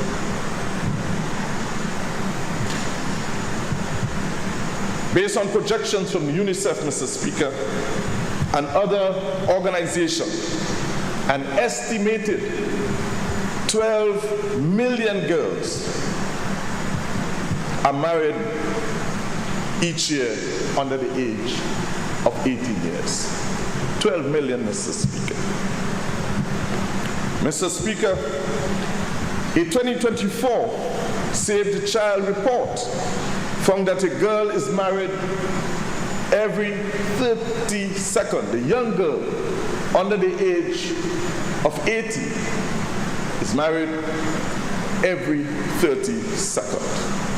In some countries with high child marriage, about 32 million adolescent girls live in these areas, primarily, Mr. Speaker, in the African continent. Mr. Speaker, in India, a report published by the Times of India in April 2025, this year, Mr. Speaker, it noted that based on data from 416 districts, 1,351 child marriages were prevented between April last year and March this year. That is over 112 child marriages prevented each month. But, Mr. Speaker, the good news is globally there has been some progress, where the overall prevention of child marriage has declined globally over the past decade. Progress is slow in some areas, some regions, especially in West and Central Africa. So, Mr. Speaker, this is a battle that we must win. Thankfully, Mr. Speaker, this part of the globe, we are not severely affected. But, Mr. Speaker, we must amend our legislation to keep with the times, to eliminate child marriage. And so, Mr. Speaker, this bill proposes marriage to be entered into no earlier than 18 years of age. This particular bill, Mr. Speaker, contains 10 clauses and one schedule. Clause 1 provides for the short title of the bill. Clause 2 provides for the non-application of the Act to marriage solemnized prior to the date of commencement. Clause 3, Mr. Speaker, provides for an amendment to Section 3 of the Principal Act to prohibit the solemnization of marriage where either of the parties to the marriage is under 18 years of age.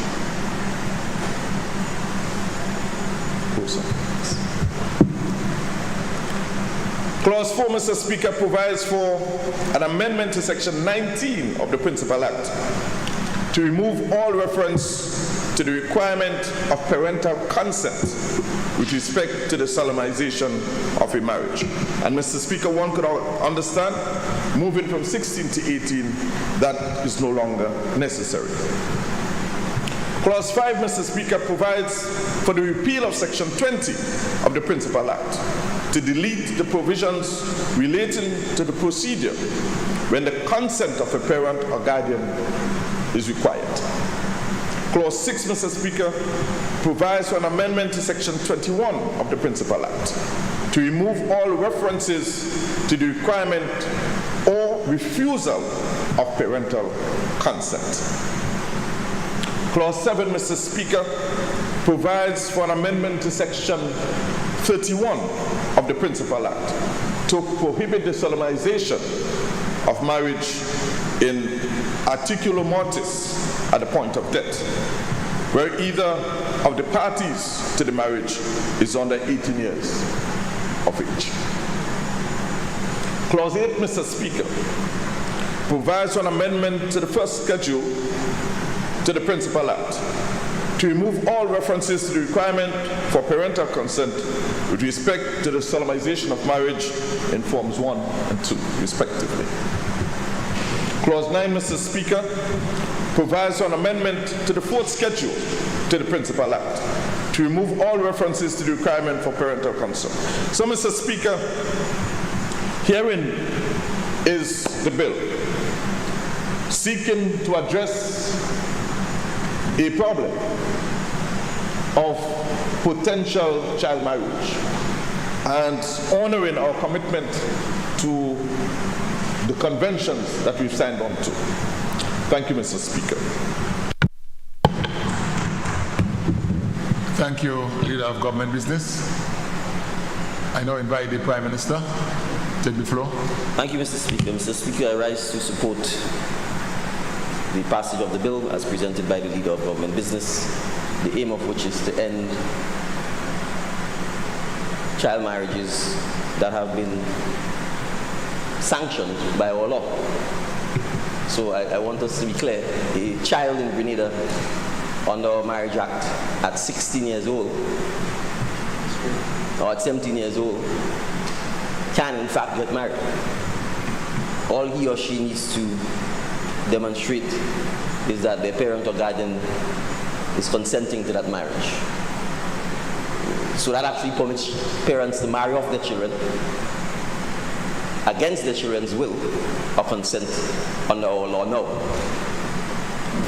This amendment to the Marriage Act, Mr. Speaker, is part of a broader series of legislation that not only this administration, but the prior administration as well, via the Spotlight Initiative, sought to embark upon to modernize and to give primacy of protection to our children. So there's another bill which is not yet before this Parliament, which has created all kinds of hula-baboo in the public and all kinds of noise, a bill which is merely seeking to give children access to sexual and reproductive health care. And I have not heard the same set of people making all this noise talk about the existing laws on our books which permits our children to be married off.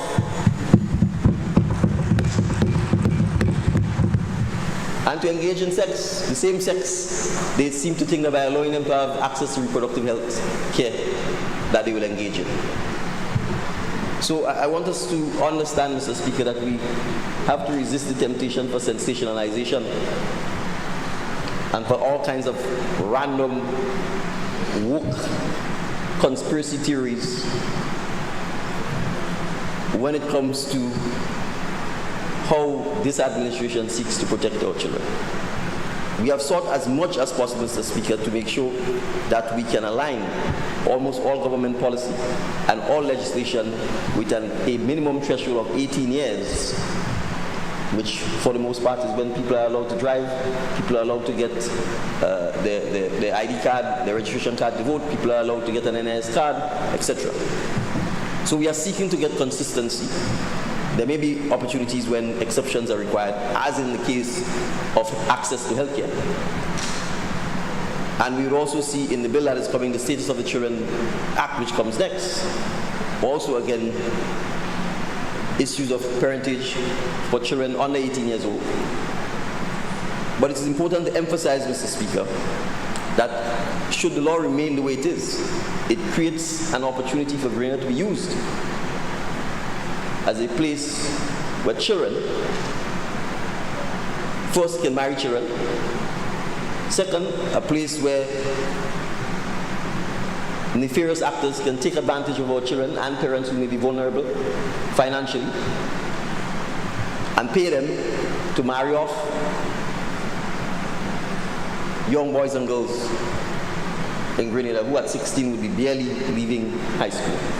So I wish to commend the bill in its entirety because it seeks to make all of the consequential amendments so that the reference to 16 years is removed completely, and that at 18, since we recognize this as the age of adulthood or civil responsibility, as in you have the capacity to enter into legal obligations, and a marriage is one, that you would at 18 be free to do so with no reference to any parental consent, but that there would be no opportunity for solemnizing, recognizing, or validating any marriage in the state of Grenada, Carriacou, and Petite Martinique between any persons who are under the age of 18 years old. Thank you, Mr. Speaker. Thank you, Honorable Prime Minister, and I now invite the MP for the Tongue of St. George. Take the floor. Thank you, Mr. Speaker. Mr. Speaker, I rise to just make a few comments and support for this. Just to say that I think it's a learning curve for many people on issues like this, because I'm sure if we speak to most people in Grenada, they will tell you they weren't aware of these circumstances. So I think the passage of this bill also raises issues about children, not only in the context of marriage, but generally. What I would like to see, and we will raise the issue again in the next bill, is to strengthen the institutions that deals with the issue of children. The institutions I come into contact with every day in dealing with juveniles in the court. We need to put more resources into these issues so that we can find ways to educate not only the kids but the parents. Because remember, there's a lot of lack of information in families, even in this context. So I simply want to say to the government, and not to the government, but to our society, that we need to resource these institutions that protect the kids. There are many persons out there working hard every day to ensure that our children are taken care of and not abused. There's a whole lot of child abuse taking place in our society. This is one that we're addressing today. But I think in order to solve the problem, we must treat this as serious, and an indication of that would be put in more resources. But there are experts out there who we can speak to about it. I think we need, as a society, not to treat this as partisan issues. Again, that's my mantra, not to deal with kids as if you're in this party or that party, but simply deal with our children as the nation's children. And I commend the passage of this bill, but I also urge that we look at our children in other, with respect to other issues. So, Mr. Speaker, I indicate my support to you. Thank you. Thank you. Thank you very much, Honorable MP for the Tongue of St. George. All right, honorable members, the question is that the bill be read a second time. All those who are of the opinion say aye, of the contrary opinion say no. The ayes have it. Indeed, the ayes have it. A bill for an act shortly entitled Marriage Amendment Bill 2025.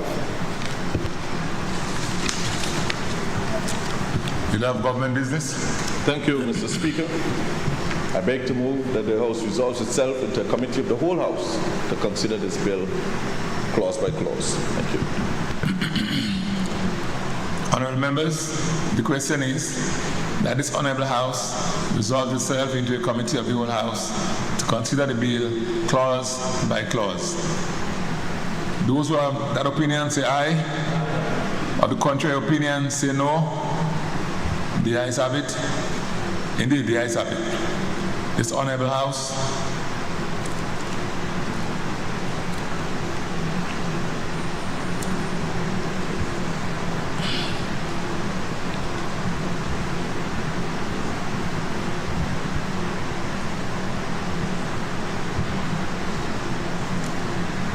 This Honorable House is now in committee.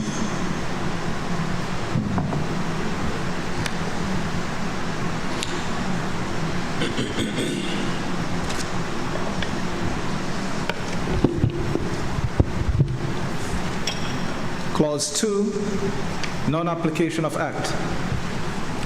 Honourable members, the question is that clause 2 forms part of the bill. Those who agree, say aye. Those opposed, say no. The ayes have it. Indeed, the ayes have it. Clause 3, amendment to Section 3 of the Principal Act. Honourable members, the question is that clause 3 forms part of the bill. Those who agree, say aye. Those opposed, say no. The ayes have it. Indeed, the ayes have it. Clause 4, amendment to Section 19 of the Principal Act. Honourable members, the question is that clause 4 forms part of the bill. Those who agree, say aye. I'm not hearing the ayes. Those who oppose, say no. The ayes have it. Indeed, the ayes have it. Clause 5, repeal of Section 20 of the Principal Act. Honourable members, the question is that clause 5 forms part of the bill. Those who agree, say aye. Those who oppose, say no. The ayes have it. Indeed, the ayes have it. Clause 6, amendment to Section 21 of the Principal Act. Honourable members, the question is that clause 6 forms part of the bill. Those who agree, say aye. Those opposed, say no. The ayes have it. Indeed, the ayes have it. Clause 7, amendment to Section 31 of the Principal Act. Honourable members, the question is that clause 7 forms part of the bill. All those who agree, say aye. Those who oppose, say no. The ayes have it. Indeed, the ayes have it. Clause 8, amendment of first schedule to the Principal Act. Honourable members, the question is that clause 8 forms part of the bill. Those who agree, say aye. Those who oppose, say no. The ayes have it. Indeed, the ayes have it. Clause 9, amendment of fourth schedule to the Principal Act. Honourable members, the question is that clause 9 forms part of the bill. Those who agree, say aye. Those who oppose, say no. The ayes have it. Indeed, the ayes have it. Clause 10, consequential amendments. Honourable members, the question is that clause 10 forms part of the bill. Those who agree, say aye. Those opposed, say no. The ayes have it. Indeed, the ayes have it. Schedule, consequential amendments. Honourable members, the question is that schedule forms part of the bill. Those who agree, say aye. Those who oppose, say no. The ayes have it. Indeed, the ayes have it. Clause 1, short title. Honourable members, clause 1. The question is that clause 1 forms part of the bill. Those who agree, say aye. Those who oppose, say no. The ayes have it. Indeed, the ayes have it. Leader of Government Business. Thank you, Mr. Chairman. I beg to move that the House resumes and the Chairman of the committee report progress on the bill.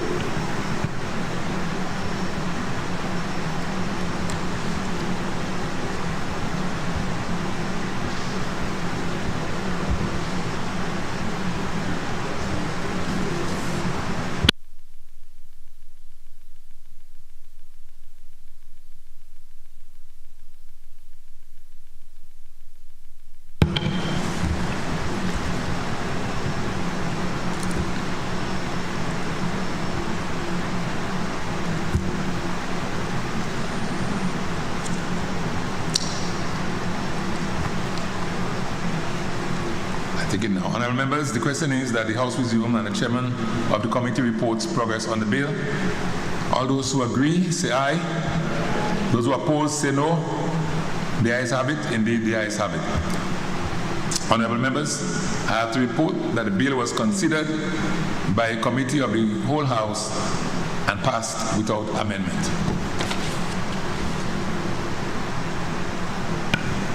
Leader of Government Business. Thank you, Mr. Speaker. I beg to move that the Chairman's report be adopted. Honourable members, the question is that the Chairman's report be adopted. Those who agree, say aye. Those who oppose, say no. The ayes have it. Indeed, the ayes have it. Leader of Government Business. Thank you, Mr. Speaker. I beg to move the third reading of the bill. Honourable members, the question is that the bill be read a third time. Honourable members, the question is that the bill be read a third time and pass. Those who agree, say aye. Those who oppose, say no. The ayes have it. Indeed, the ayes have it. A bill for an act shortly entitled Marriage Amendment Bill 2025.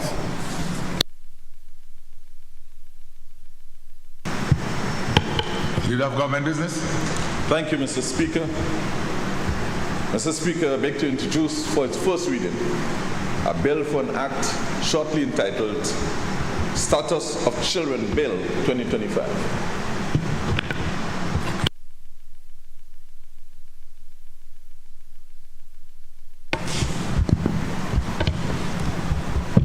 The bill which seeks to provide legal certainty regarding the status of children and their parents, shortly entitled Status of Children Bill 2025.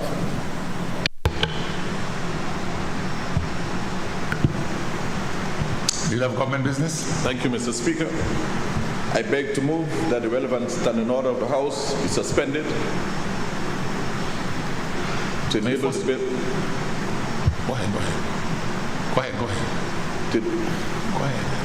Mr. Speaker, I beg to move that the relevant standing order of the House be suspended to enable the bill to be taken through all the stages at the sitting. Honourable members, the question is that the relevant standing order of the House be suspended to enable the bill to be taken through all the stages at this sitting. Those who are of that opinion say aye. Of the contrary opinion say no. The ayes have it. Indeed, the ayes have it. Leader of Government Business. Thank you, Mr. Speaker. I beg to move the second reading of the bill. Honourable members, the question is that the bill be read a second time. Leader of Government Business. Thank you, Mr. Speaker. Mr. Speaker, this bill, Status of Children Bill 2025, is part of these Spotlight Initiative bills, similar to the one that was just passed in this honorable House, and seeking to address some of these gaps following the review that was undertaken here in Grenada. It also seeks to reform the law relating to children by providing equal status for all children and to remove all discriminations against children that are born out of wedlock. Furthermore, Mr. Speaker, the bill will repeal and replace the Status of Children Act, Chapter 311A. The bill is divided, Mr. Speaker, into 5 parts and contain 20 clauses and 1 schedule. Part 1, Mr. Speaker, provides for preliminary matters and contains 3 clauses, clauses 1 to 3. Clause 1, Mr. Speaker, provides for the short title. Clause 2 provides for the interpretation provisions and definitions of key terms, including the definitions for child and parent. Clause 3 provides for the scope of application of the provisions of the Act. Part 2 of the bill, Mr. Speaker, provides for the status of children and contains clauses 4 to 7. Clause 4, Mr. Speaker, abolishes the legal distinction in the status of children born within and outside of marriage, and the rules of construction, whereby words of relationship signify only legitimate relationships. Mr. Speaker, the rule of construction, whereby in any instrument, in the absence of expression to the contrary, words of relationship signify only legitimate relationships. This, Mr. Speaker, is hereby abolished. For the purpose of constructing any instrument with reference to the relationship of a person, the use of the words legitimate, illegitimate, lawful, unlawful shall not, Mr. Speaker, of itself prevent relationship from being determined in accordance with this section, subsection 1. Clause 5, Mr. Speaker, provides for the circumstances under which a person will be presumed to be the father of a child, and establishes that where circumstances exist that give rise to presumption of paternity in respect to more than one father, no presumption shall be made in respect of paternity. Clause 6, Mr. Speaker, provides for the presumption of parentage where a child is born to a woman, both a woman and a man, as a result of carrying out of an artificial conception procedure. Clause 6, Mr. Speaker, requires that certain instruments pertaining to the acknowledgement of paternity be filled by the registry, and empowers the registrar to permit the inspection of such instruments. Part 3 of the Act, Mr. Speaker, provides for the parentage and constraints, and it speaks to clauses 8 to 12. Clause 8, Mr. Speaker, sets out the circumstances under which and the persons by whom an application for declaration of parentage may be made to the court. Clause 9 provides for procedures to be used to determine percentage and states that the court may, on the request of a party of the proceedings, on the request of a person representing the child or his guardian. So, Mr. Speaker, what this is attempting to do is to remove all forms of inequity regarding lawful and unlawful, in wedlock and out of wedlock. This is what this is attempting to address, Mr. Speaker. And to allow, Mr. Speaker, children who, as it were, born out of wedlock to now have equal privileges and equal opportunity, Mr. Speaker, under the law, especially as it relates to the sharing of property or receipt of property from the parents and care. And Mr. Speaker, this also addresses whether or not somebody is actually the parent. In other words, it speaks to adoptive parents. So an adoptive parent, Mr. Speaker, is presumed to be the parent in the circumstances as per the legislation. So, Mr. Speaker, this is part of the gap that this legislation, Mr. Speaker, is seeking to address. The previous Act, Chapter 311A, is now repealed and replaced by this new legislation that removes all of these inequities and allows our children to be equally treated under the law for the purposes of family. So with this, Mr. Speaker, I now commend the bill to the House. Thank you. Thank you very much, Leader of Government Business. All right, the Honorable MP for St. John's. Thank you.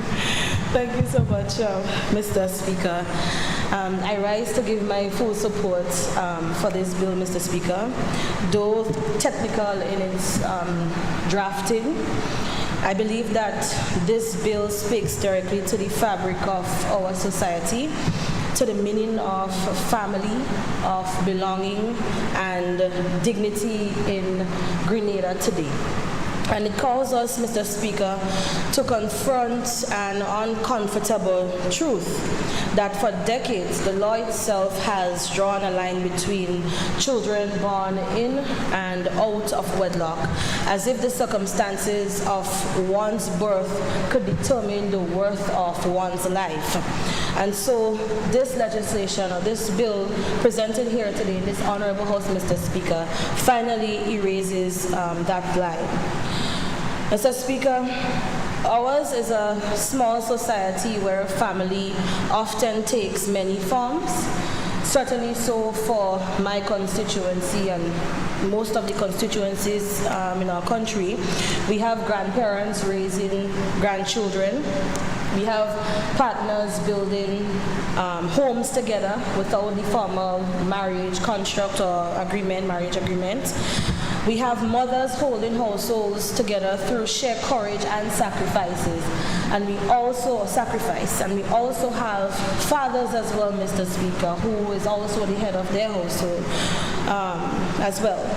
In almost every community, Mr. Speaker, we know of children, and as we say in our local parlance, who carries their father's eyes or who has the bow foot like their father's lineage, but they don't have the father's surname, or who grow up hearing whispers about who is legitimate or a bastard child and who is not. And so, Mr. Speaker, those words and the system that kept them alive, I believe, in my humblest opinion, have done harm not only to the child or the children, but to our collective sense of identity, fairness, and decency. And so this bill is therefore not merely a legal reform, but I think it is a social correction. It recognizes that love, responsibility, and parenthood cannot be confined to a marriage certificate. It ensures, Mr. Speaker, that every child, wherever they are born, stands equal before the law of this land. Mr. Speaker, beyond moving this archaic distinction, the bill does something equally important. It modernizes how we define and how we prove parentage. In a time when science, medicine, and technology have evolved, this bill brings Grenada into the 21st century, recognizing assisted conception, formalizing acknowledgement of paternity, and setting out fair and transparent ways to establish who a child's parents are. It also encourages or ensures that our courts, our registrars, and medical professionals work within clear legal boundaries that protect privacy and uphold human dignity. Mr. Speaker, this is indeed about protecting rights, yes, but it is also about protecting relationships. It is about giving a child the right to know who they are, to inherit fairly, and to carry both halves of their identity without shame or secrecy. It is about giving mothers the assurance, Mr. Speaker, that their child will not be treated as less than, and fathers the legal volume, or the legal avenue rather, to acknowledge their children with pride and with great accountability. And so in many ways, Mr. Speaker, this bill catches our law up to where our people are already, living complex, living blended, resilient lives that don't always fit the old templates of what the family looks like or what the family should be. And that, Mr. Speaker, is the beauty of a modern democracy, that the laws evolve with its people. Mr. Speaker, there are constituents whom I have consulted on this bill for numerous reasons, those that are more religious than I am, those that are affected or will be positively impacted, and just to hear their views and opinions. And some of their concerns were what will this mean for property, for inheritance, and for disputes? And so, having reread the briefing notes, I want to use this opportunity now to remind them that the law must serve justice, not convenience, and that this bill includes transitional safeguards to protect administrators and estates while also allowing fair inquiry into rightful heirs. But it does not open floodgates. I think that it opens doors to fairness. And for those as well within my constituency who was also concerned about the testing and the privacy, I think that the law sets clear rules that only approved laboratories under court supervision can conduct these procedures. And so I'm happy that this was spelled out into this bill that has been presented. Children will not become subjects of what is one of our way of life, which is gossip or misuse. I think that their rights are protected within a dignified process, and it is clearly spelled out in this revision. Mr. Speaker, in Grenada, I think that we are building, in the Grenada that we are building one that is progressive, one that is compassionate, and of course one that is rooted in equality. There can be no first class and no second class child or children in this country. Every child, Mr. Speaker, is entitled to the same legal standing, the same recognition, and the same opportunities. This is the kind of quiet but powerful reform that shapes the soul of any nation, Mr. Speaker, and particularly so for small islands. It tells every young man and every young woman who grew up hearing that they were illegitimate or that they were bastards, that the law now affirms what we always knew to be true, that you are legitimate, you belong, and you matter. So, Mr. Speaker, against all of the aforementioned, I am very much proud and honored to support this bill as presented, not only as a minister, but as a daughter or an MP, but as a daughter of this soil, who knows the realities of our communities and who believes that justice must reach into the very heart of family life. And also as one of those children who were labeled before as a bastard child or an illegitimate child. So, Mr. Speaker, this is indeed a reform about equality. It is indeed a reform about dignity and, of course, about belonging. It is about ensuring that no child, absolutely no child, throughout Grenada, Carriacou and Petit Martinique carries the burden of an outdated label again. So with those few words, Mr. Speaker, I stand in support of this transformative bill.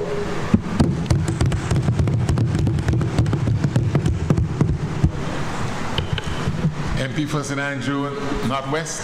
Thank you, Mr. Speaker.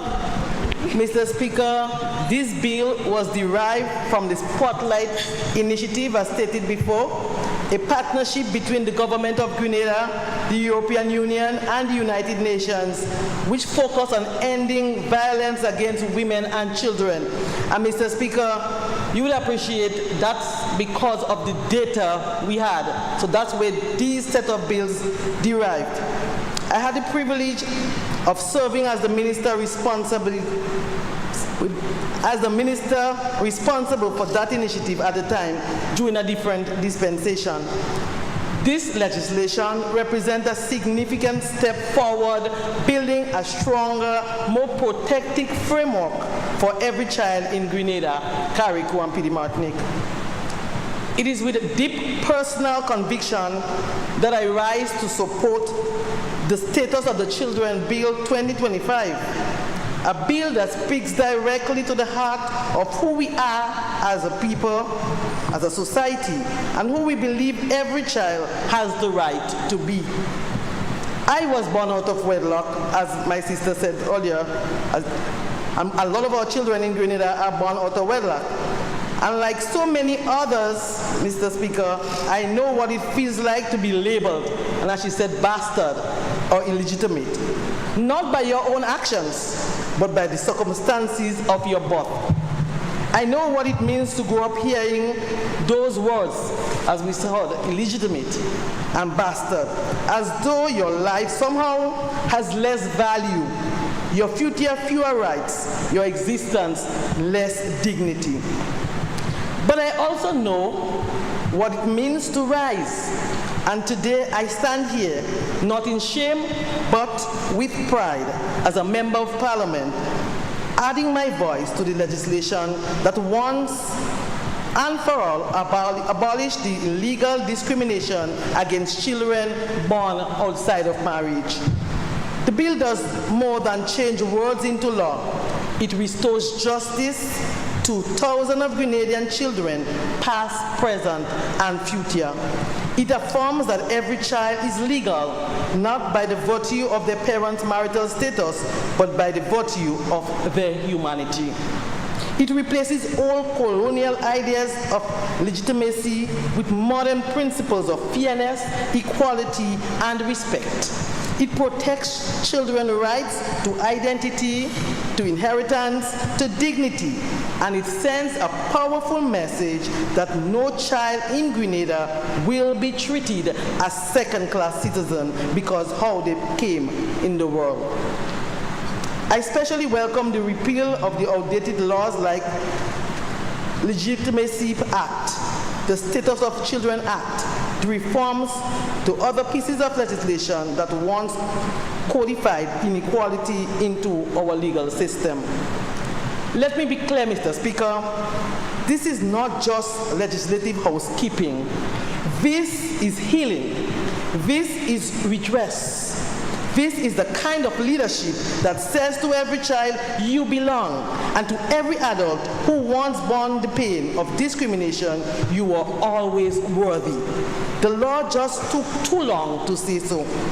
I support the bill not just as a parliamentarian, but someone whose life stands as proof that no label, legal or social, can limit the potential of a child once given a fair chance. This is our chance to write fairness into law. I support the Status of the Children Bill with my whole heart. I thank you.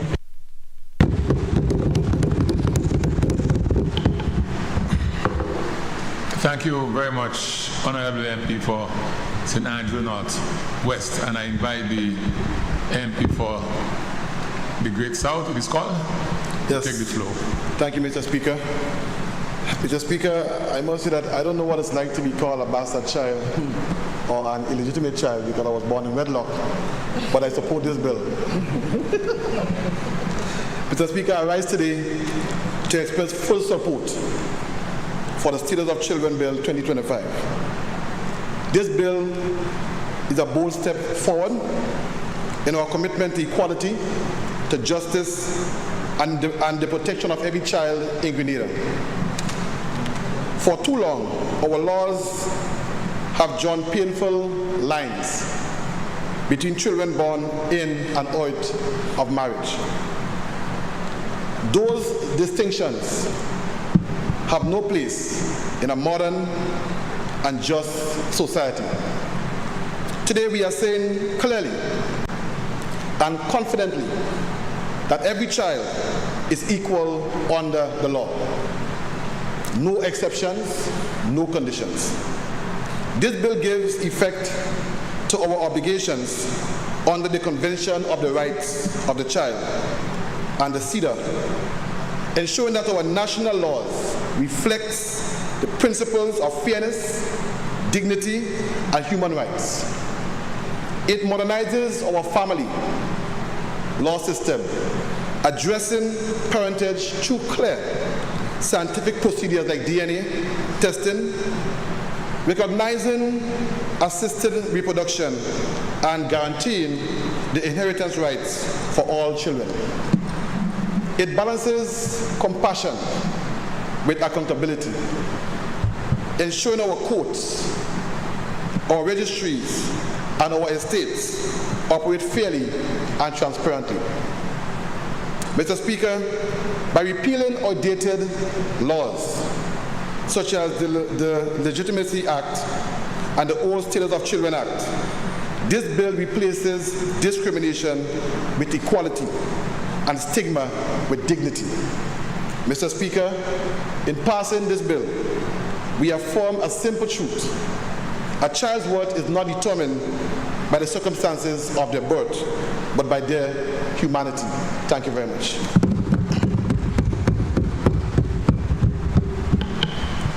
Thank you very much, MP for St. George South. And I now invite the MP, excuse me, for the town of St. George to make his contribution. Thank you, Mr. Speaker. Mr. Speaker, I won't repeat all that was said, just to endorse what colleagues see as the spirit of this legislation, the question of illegitimacy, the psychological impact of all of this on kids. Again, addressing the issue of equality among children and opportunity for all of the nation's kids. But each generation will do, and as we sat here today, I remember Dr. Francis Alexis. Those of us old enough remember, we used to call Doc, up to today people call Doc, a child is a child, because he made some progress in that regard. And I think as we move forward, each generation will play its role. We are not at the end of history with this, but we certainly are making progress toward a better society for our kids. So I want to commend all of the speakers who addressed that, but I just want to address a couple of technical issues that maybe we need to probe. In the legislation, Mr. Speaker, particularly Part 2, Section 5, in that area, we talk about using a new standard of probability, the issue of balance of probabilities. You know, there was we're now opening up more possibilities for persons who are saying, this is my father, this is my child. As we do that and increase accessibility, we need to also ensure that mistakes are not made. Therefore, and I noticed that there is going to be additional work on the registry. And again, I come back to the issue I raised in the previous piece of legislation. We just must not pass laws. That's easy. We come here, we pass laws. But we must also ensure that in practice we are able to provide what is necessary to these families. We need operational fairness. And in that regard, I see reference to a good idea to centralize information in the registry. We need, therefore, to also have a provision which says the minister will allocate sufficient resources, whether or not you do it formally. I'm just making the point again that we do make these actions, which increases the work to get it done, but we do not increase resources. So I'm suggesting, Mr. Speaker, that either we put it in the legislation that the minister must allocate adequate resources, including digital infrastructure, so that the registry can do its work properly. And I make that recommendation simply on the basis of ensuring that what we aim to achieve here is actually achieved. Mr. Speaker, in addition to that, we need to ensure that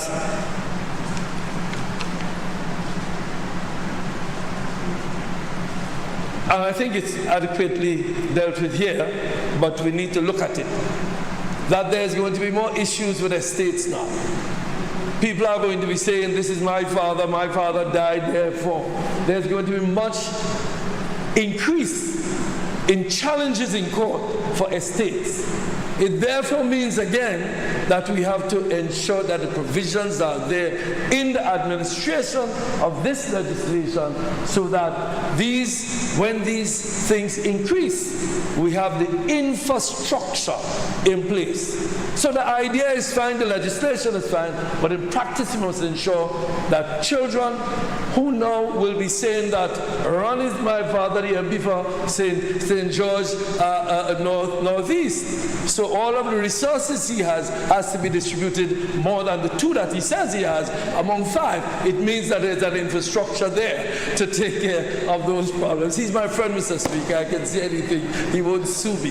The point I'm making, Mr. Speaker, is that as we pass this legislation, which I'm in full support of, ensure that the registry, ensure that all of the resources are made available to have justice done to these kids who are now going to be claiming their just peace. So, Mr. Speaker, I support the bill. Again, it's a good piece of legislation to ensure equality among the kids, but as I started, I end by paying tribute to all of the legislators over the years who are trying and working, as this Parliament is doing, to ensure fairness and equity and equality among children of the nation. Thank you, Mr. Speaker.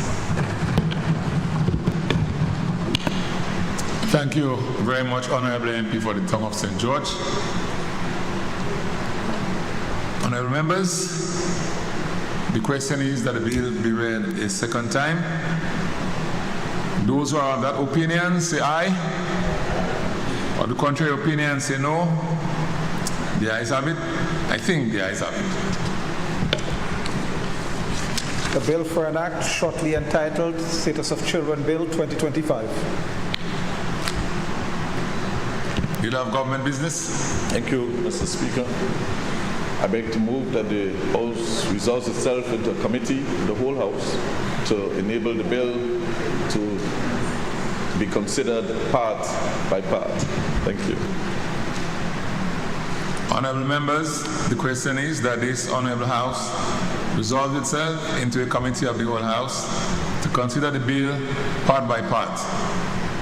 Those who are in agreement say aye. Of the contrary, say no. The ayes have it. I think the ayes have it.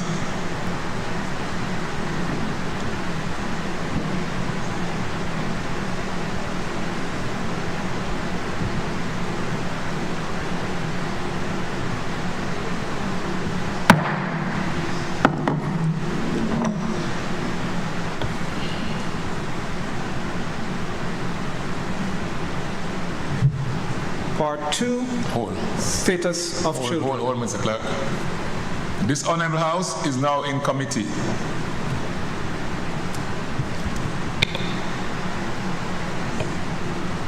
Part 2, Status of Children.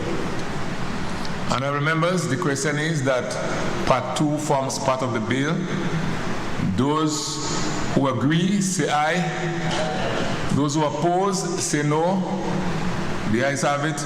Indeed, the ayes have it. Part 3, Parentage. Honorable members, the question is that Part 3 forms part of the bill. Those who agree say aye. Those who oppose say no. The ayes have it. Indeed, the ayes have it. Part 4, Disposition of Property. Honorable members, the question is that Part 4 forms part of the bill. Those who agree say aye. Those who oppose say no. The ayes have it. Indeed, the ayes have it. Part 5, Miscellaneous. Honorable members, the question is that Part 5 forms part of the bill. Those who agree say aye. Those who oppose say no. The ayes have it indeed. The ayes have it. Schedule consequential amendments. Honourable members, the question is that schedule forms part of the bill. Those who agree, say aye. Those who oppose, say no. The ayes have it. Indeed, the ayes have it.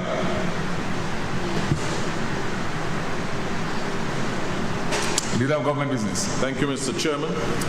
I beg to move that the House resumes and the chairman of the committee reports on progress on the bill. Thank you. Honourable members,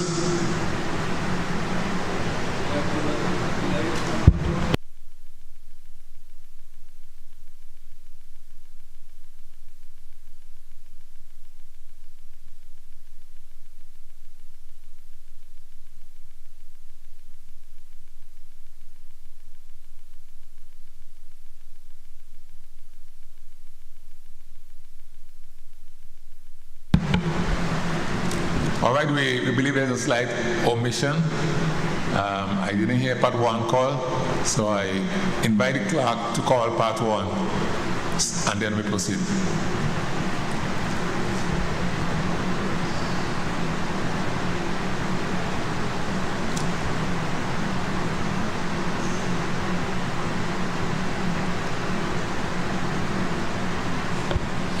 Part 1, preliminary.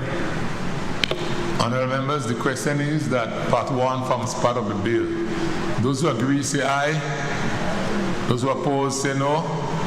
The ayes have it. Indeed, the ayes have it.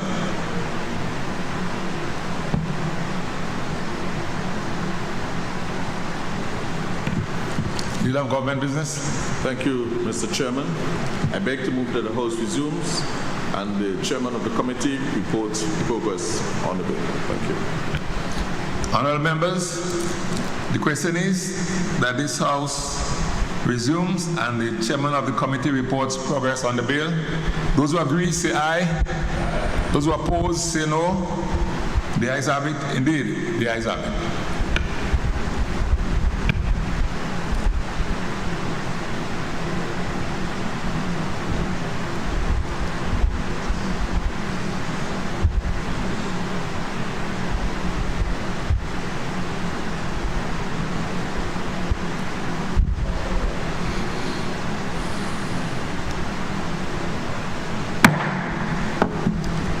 This Honourable House now resumes. Honourable members, I have to report that the bill was considered by a committee of the whole House and passed without amendment.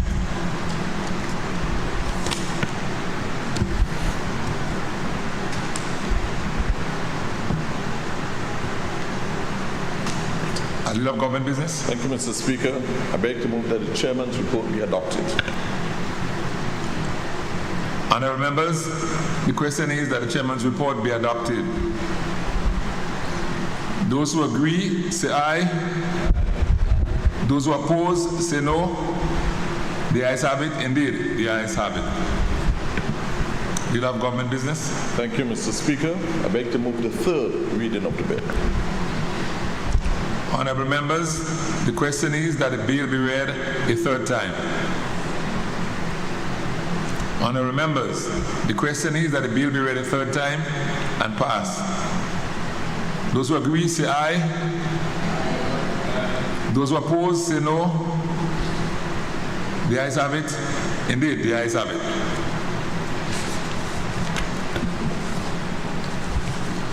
A bill for an act shortly entitled Status of Children, Bill 2025.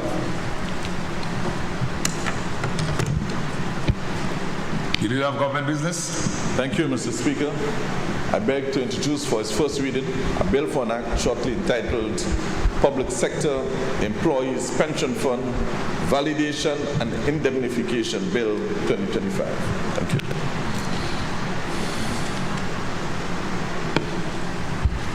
An act to validate and confirm as lawful the addition of statutory bodies to Schedule 1 of the Public Sector's Employee Pension Fund Act number 19 of 2024, shortly entitled Public Sector Employees Pension Fund Validation and Indemnification Bill 2025.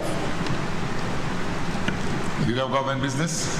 Mr. Speaker, I beg to move that the relevant standing order of the House be suspended to enable the bill to be taken through all the stages at this sitting. Thank you. Honorable members, the question is that the relevant standing order of the House be suspended to enable the bill to be taken through all stages at this sitting.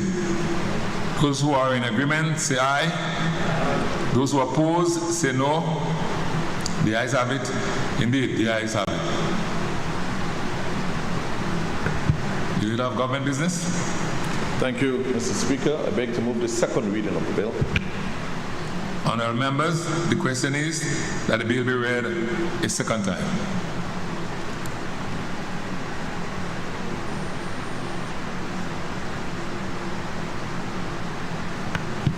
Leader of Government Business. Thank you, Mr. Speaker. The Public Sector Employees Pension Fund Validation and Indemnification Bill 2025. This bill, Mr. Speaker, was enacted by Parliament by an Act number 19 of 2025, which is the Principal Act, to provide for the establishment of a contributory pension scheme for public sector employees and employees of statutory bodies.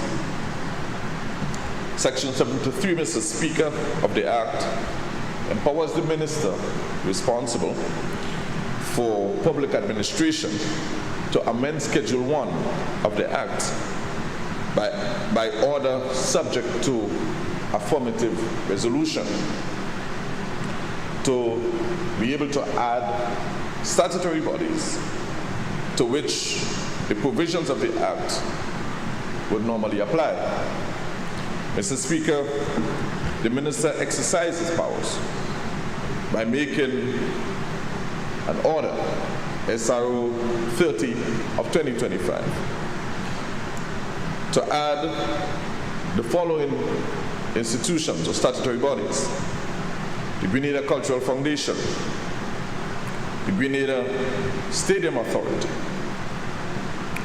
Planning and Development Authority, and the T.A. Marichaud Community College. Notwithstanding this, Mr. Speaker, the order did not receive the requisite parliamentary approval, as required under Section 73. Therefore, deductions and payments that were done for the months considered was inadvertently done without the necessary legal authority.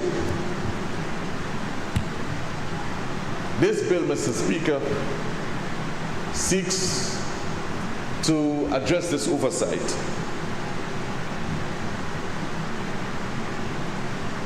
and to validate and confirm as law the addition of those statutory bodies so named. Clause 1 of the bill, Mr. Speaker, provides for the short title. Clause 2 validates and confirms as lawful the purported addition of the 4 statutory bodies identified earlier, and all other acts done during that period, including deductions and payments. Clause 3, Mr. Speaker, identifies persons from Clause 3, Mr. Speaker, indemnifies persons from liability in respect of deductions and payments that were done during the period under SRO 30 of 2025. Mr. Speaker,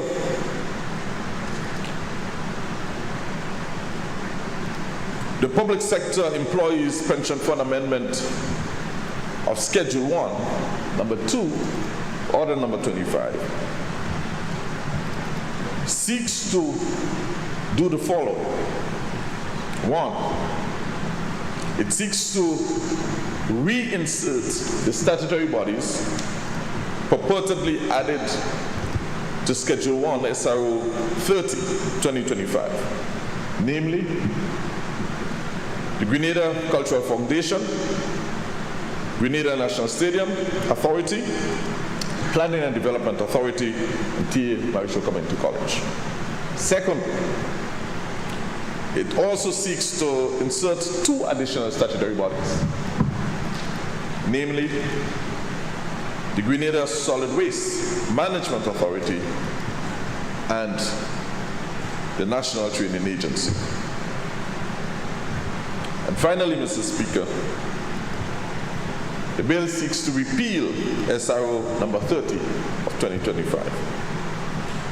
Mr. Speaker, these legislative proposals will ensure that there is a seamless transition from the validated SRO 30 of 2025 to the operations of the proposed new order.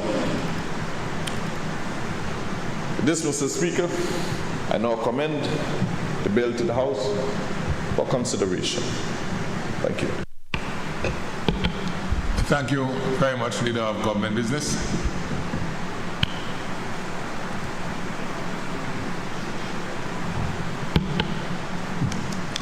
Honorable Prime Minister. Thank you, Mr. Speaker. Mr. Speaker, I wish to support the bill. The Leader of Government Business has presented the bill in its technical form. But in Grenadian language, what this means is these people who didn't have pension before now have pension. Thank you, Mr. Speaker.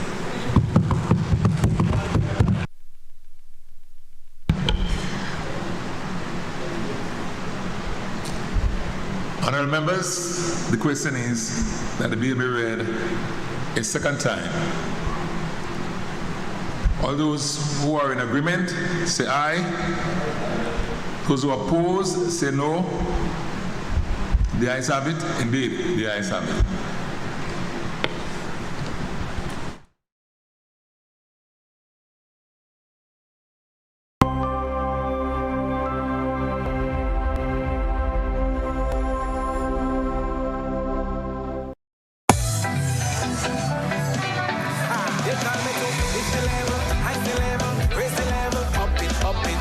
What if you had a choice? A choice of joining a line or a choice of making your purchases online? What would you choose? While you ponder on that, the National Lotteries Authority has provided another purchasing option. All their games are now available online. Yes, Grenadians, from wherever you are, purchase your favorite daily and jackpot-type games using any electronic device. Register on the NLA's website at www.nla.gd. Top up your account and enjoy online lottery gaming at your convenience. We're taking shopping comfort up several notches, but the This Christmas, GBN is lighting up Grenada. From November the 10th to December the 24th, your festive season starts right here with GBN's Christmas Catalog 2025. Start your mornings with mid-morning magic. Weekdays 10 to 12, live fun, giveaways, and Christmas cheer every day.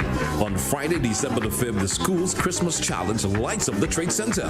15 schools, 1 trophy, and the voices filled with holiday joy. Then on Saturday, December the 20th, it's Christmas in Kamahan. Live music, food, shopping, toy giveaway, and the grand tree lighting ceremony. And on Monday, December the 22nd, join GBN's Caroling in the City, spreading Christmas cheer all through St. George's. Every Sunday from 5 to 7, enjoy Yuletide Sundays with classic Christmas tunes and prices galore. And from December the 1st, K105's Lights of Christmas. Guess that hidden cash on the win. So whether you're singing, shopping, or celebrating, do it with GBN. Connecting with you this Christmas. Our partners making it possible: Flow, Ace Hardware, Foodland Supermarket, Grenada Duty Free, Answer Coating, Banfields, and Koyaba Beach Resort. GBN's Christmas Catalog, connecting you this season.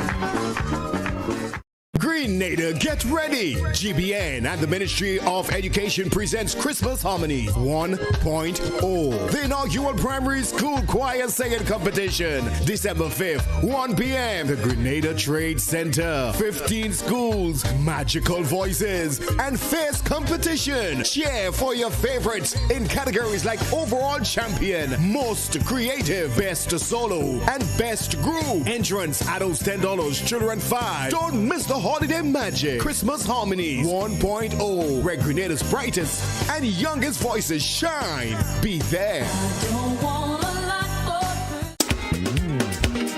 On Sunday, November the 9th from 5 p.m. at the Grenada Trade Center, Legends Promotion presents the 19th annual Hubbard's Legends in Concert featuring the best of Grenada, along with 2 special guest artists. This edition promises to be extra special. Get ready, Grenada, to be blown with surprises at the 19th annual Hubbard's Legends in Concert, Sunday, November the 9th, 5 p.m. Grenada Trade Center. Stay tuned to GBN for more.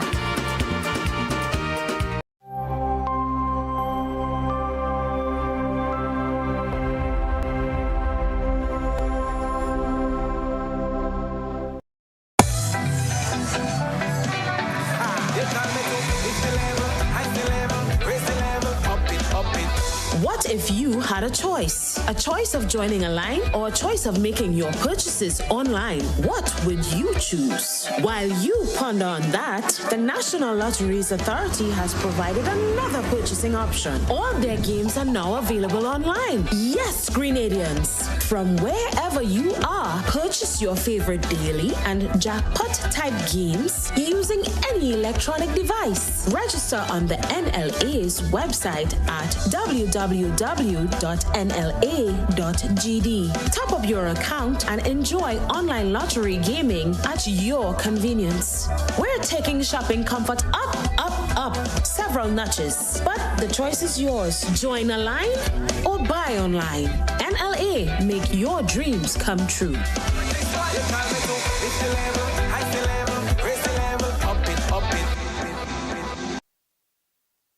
Good morning, viewers and listeners. This is the National Lotteries Authority's Daily Pick 3 with Multi-X Mid-Morning Draw. It is Tuesday, November 4th, 2025. I'm your draw hostess, Leslie Ann Johnson. Supervising the draw this morning is Miss Aliyah Malcolm, representing RSO and Company Limited, accountants and advisors. And just to remind you, be sure to participate in the NLA's promotion You Must Win. It runs until Saturday, December 20th.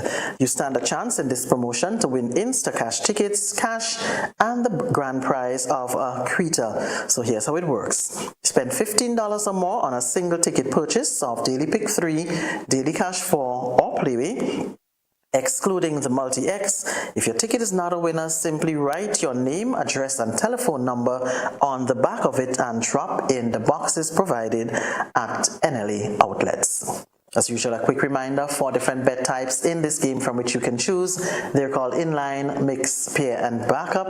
It pays to play Daily Pick 3, so let's see if you are this morning's lucky winner. Good luck to you. Okay,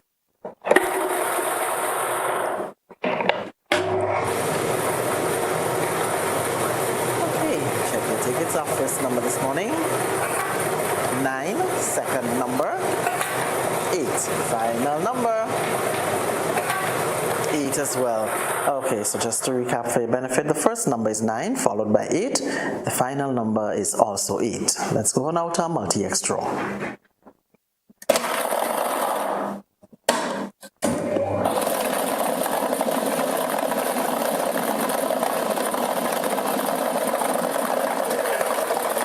Our Multi-X ball is free play, so we say congratulations to our 20 winners. From last evening's draw, total payout was $2,720. The Playway draw is up next. We'll see you soon.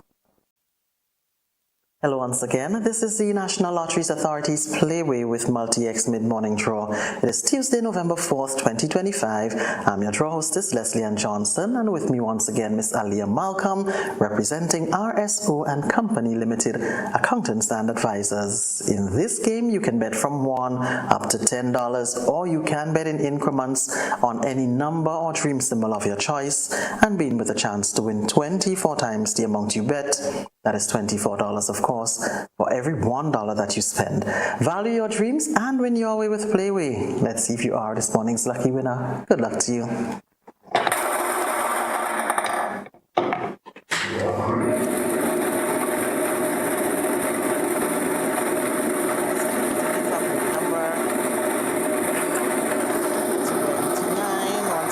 Playway number is 29 and the dream symbol is sickness. We go over now to our multi-X draw.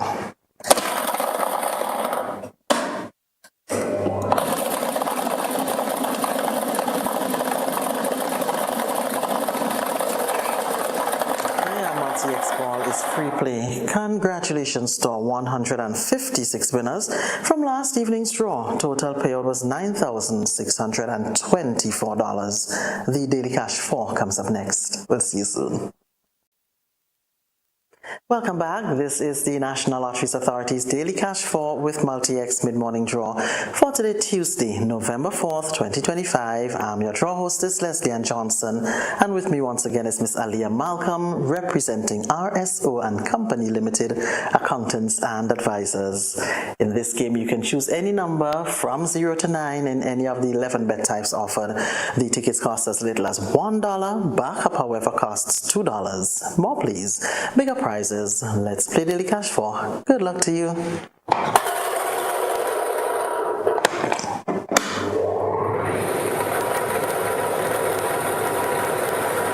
first number this morning, 9, the second number, 4, next number, 9, final number, 0.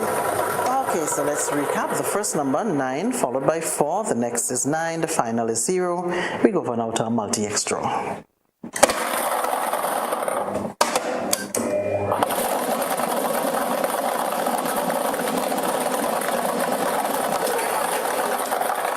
Multi-X ball is 7X. Congratulations to you, of course, if you've won yourself 7 times the amount that you've played on the numbers 9, 4, 9, and 0. And congratulations as well to our 13 winners from last evening's draw. The total payout, $2,600. And just to remind you, you can participate in the NLA's promotion, You Must Win, which runs until Saturday, December 20th. You can win a brand new Creta or Instacash tickets, or as well as cash. Continue supporting the National Lotteries Authority. Have a great day.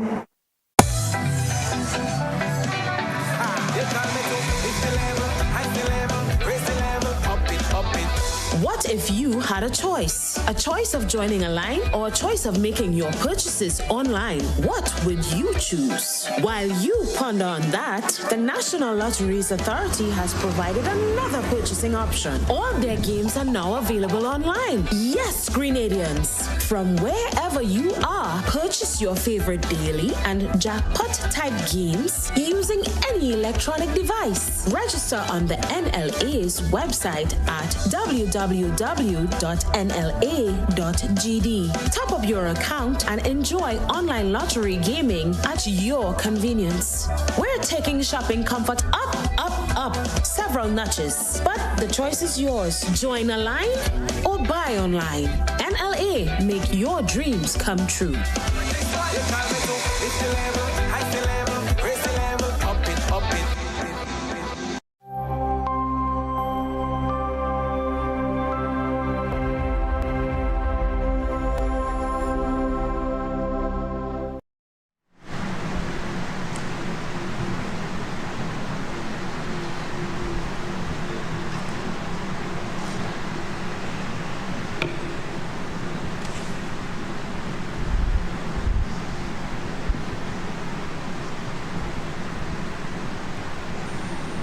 This Honorable House is now in committee. Clause 2, validation. Honorable members, the question is that Clause 2 forms part of the bill. Those who are in agreement say aye. Those who oppose say no. The ayes have it. Indeed, the ayes have it. Clause 3, indemnity. Honorable members, the question is that Clause 3 forms part of the bill. Those who are in agreement say aye. Those who oppose, say no. The ayes have it. I think the ayes have it. Schedule. List of statutory bodies. Honourable members, the question is that schedule forms part of the bill. Those who are in agreement, say aye. Those who oppose, say no. The ayes have it. I think the ayes have it. Clause 1, short title. Honourable members, the question is that clause 1 forms part of the bill. Those who are in agreement, say aye. Those who oppose, say no. The ayes have it. Indeed, the ayes have it. You have government business? Thank you, Mr. Chairman. I beg to move that the House resumes. The chairman of the committee report progress on the bill. Thank you. Honourable members, the question is that this Honourable House resumes and the chairman of the committee reports progress on the bill. Those who are in agreement say aye. Those who oppose say no. The ayes have it. I think the ayes have it.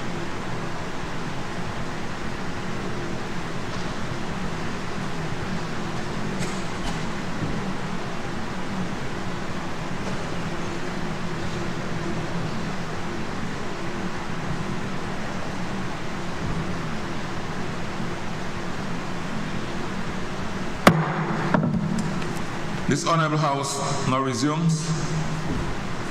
I have to report that the bill was considered by a committee of the whole House and passed without amendment. The Leader of Government Business. Thank you, Mr. Speaker. I beg to move that the chairman's report be adopted. Honourable members, the question is that the chairman's report be adopted. Those who are in agreement, say aye. Those who oppose, say no. The ayes have it. I think the ayes have it. Do you have government business? Thank you, Mr. Speaker. I beg to move the third reading of the bill. Honourable members, the question is that the bill be read a third time. Honourable members, the question is that the bill be read a third time and pass. Those who are in agreement, say aye. Those who oppose, say no. The ayes have it. I think the ayes have it. A bill for an act shortly entitled Public Sector Employees Pension Fund Validation and Indemnification Bill 2025. The Leader of Government Business. Thank you, Mr. Speaker. I beg to introduce for its first reading a bill for an act shortly entitled Agreement Establishing the Partnership Initiative for Sustainable Land Management for Caribbean Small Island Developing States, Bill 2025.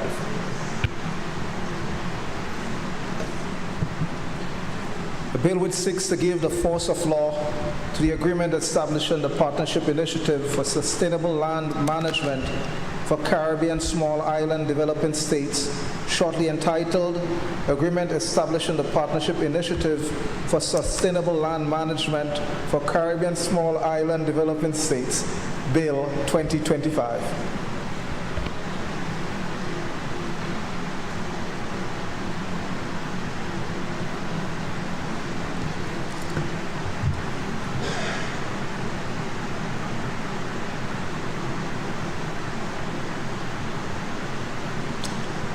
Leader of Government Business. Mr. Speaker, I beg to move that the relevant standing orders be suspended to enable the bill to go through all the stages at this sitting. Thank you. Honourable members, the question is that the relevant standing order of the House be suspended to enable the bill to be taken through all stages at this sitting. Those who are in agreement, say aye. Those who oppose, say no. The ayes have it. I think the ayes have it.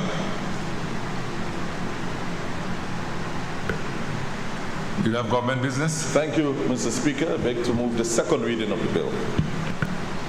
Honourable members, the question is that the bill be read a second time.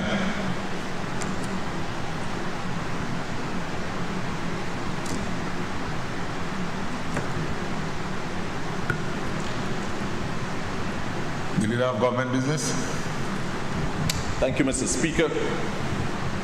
Agreement establishing the Partnership Initiative for Sustainable Land Management, PISLM, or PISLM, for Caribbean Small Island Development States, CSIDS, Bill 2025.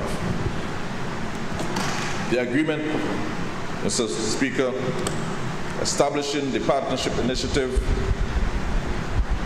for Caribbean Small Island States was signed by the duly authorized representatives of the participating governments, namely Barbados, the Commonwealth of Dominica, Grenada, and St. Lucia. This was done, Mr. Speaker, on the 11th of April, 2024, and entered into force the 2nd of May, 2024. The effect of this PISLM agreement was to establish an independent, not-for-profit international organization known as the Partnership Initiative for Sustainable Land Management. The primary purpose of which is to promote sustainable land and soil management within the Caribbean. Subsequently, Mr. Speaker, the agreement between the Partnership Initiative for Sustainable Land Management and the Government of Grenada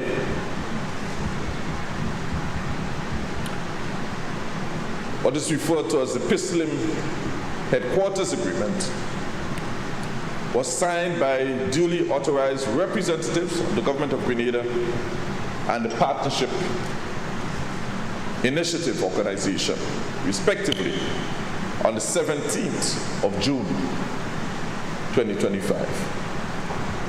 The purpose of the PISLM Headquarters Agreement was to provide for the establishment of the PISLM Principal Office in Grenada. Notwithstanding Grenada's signatory to the agreement, because Grenada is a dual estate, both agreements, Mr. Speaker, the PISLM agreement and the Headquarters Agreement, must be incorporated into the domestic laws of Grenada through an act of Parliament. And this is exactly, Mr. Speaker, what we are attempting to do today, notwithstanding that the documents were duly signed. Accordingly, Mr. Speaker, the agreement establishing PISLM for Caribbean Small Island Development States, it seeks to incorporate the PISLM Management and the PISLM Headquarters Agreement into law by giving them legal force and effect, and contains 6 clauses and 2 schedules. Clause 1, Mr. Speaker, of the bill speaks to the short title, and it also speaks to the retroactive commencement date of the 2nd of May 2024, save for clause 3, subsection 2, clause 5, subsection 3, 5, subsection 4, and 6, subsection C, and schedule 2 of the bill, which shall be deemed to have come into force on the 17th day of June, when Grenada actually signed 2025, when we signed the Headquarters Agreement. Clause 2, Mr. Speaker, provides for the interpretation provision and includes the definition of terms used throughout the Act.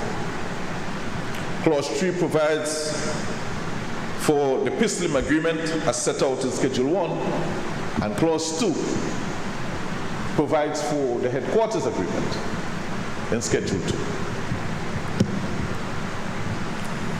Clause 4, Mr. Speaker, exempts the Partnership Initiative for Sustainable Land Management from the application of certain legislative enactments from the payment of specified duties and charges. Clause 5 provides for the amendment of PISLM agreement and revisions of supplementary agreement to the PISLM headquarters agreement, as agreed to by the parties, to be reflected in the respective schedule to the Act by order published in the Gazette. Clause 6, Mr. Speaker, empowers the Minister to make regulations to give effect to the provisions of the PISLM agreement, the PISLM headquarters agreement, and the Act on the recommendation of the Partnership Initiative for Sustainable Land Management. Schedule 1 sets out the text of PISLM agreement, and Schedule 2 sets out the text for the PISLM headquarters agreement.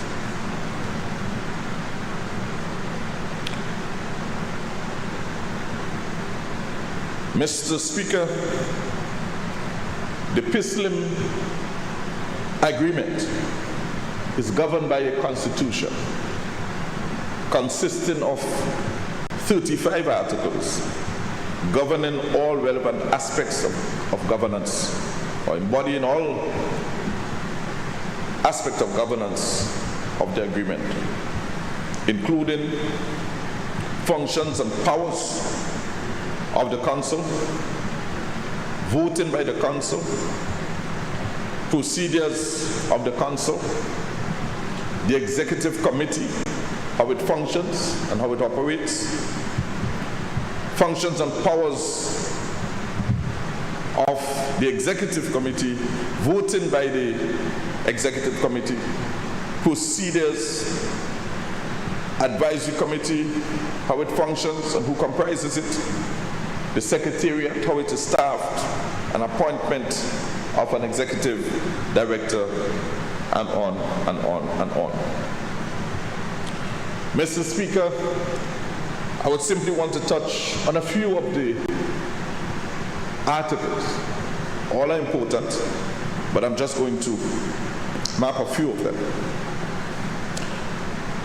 Article 13 of the PISLM agreement, Mr. Speaker, speaks to an executive committee. The committee, Mr. Speaker, shall consist of up to 7 members, selected as follows: at least 3 members from UNCCD, focal point nominated by the Caribbean Sustainable Land Management Group, at least 2 from the Global Soil Partnership, nominated by the Caribbean Soil Support Group, and 1 chairperson appointed in accordance with Article 16 of the agreement. 1 ex officio member appointed by the country which hosts the headquarters of PISLM, and in this case Grenada, and the executive director of PISLM as a non-voting ex officio member. Article 3, Mr. Speaker, speaks to the financial obligations. The parties shall not be under any obligation, any financial obligation, to provide support to PISLM beyond voluntary contributions. The parties shall not be under any responsibility, individually or collectively, for any debts, liabilities, or obligations of PISLM.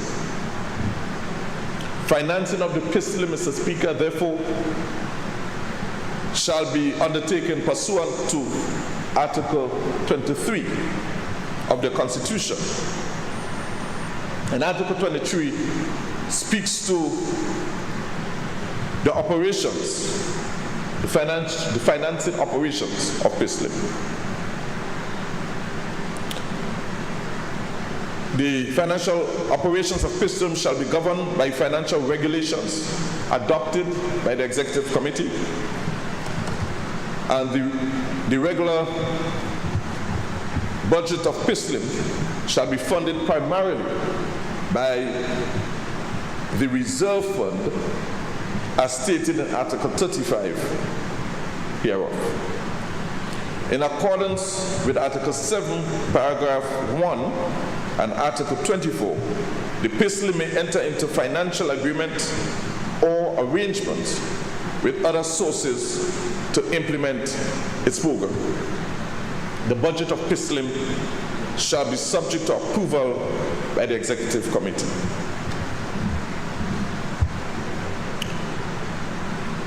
A full financial audit of the operations of PISLIM shall be conducted on an annual basis by an independent accounting firm appointed by the Executive Committee and upon recommendation by the Executive Director.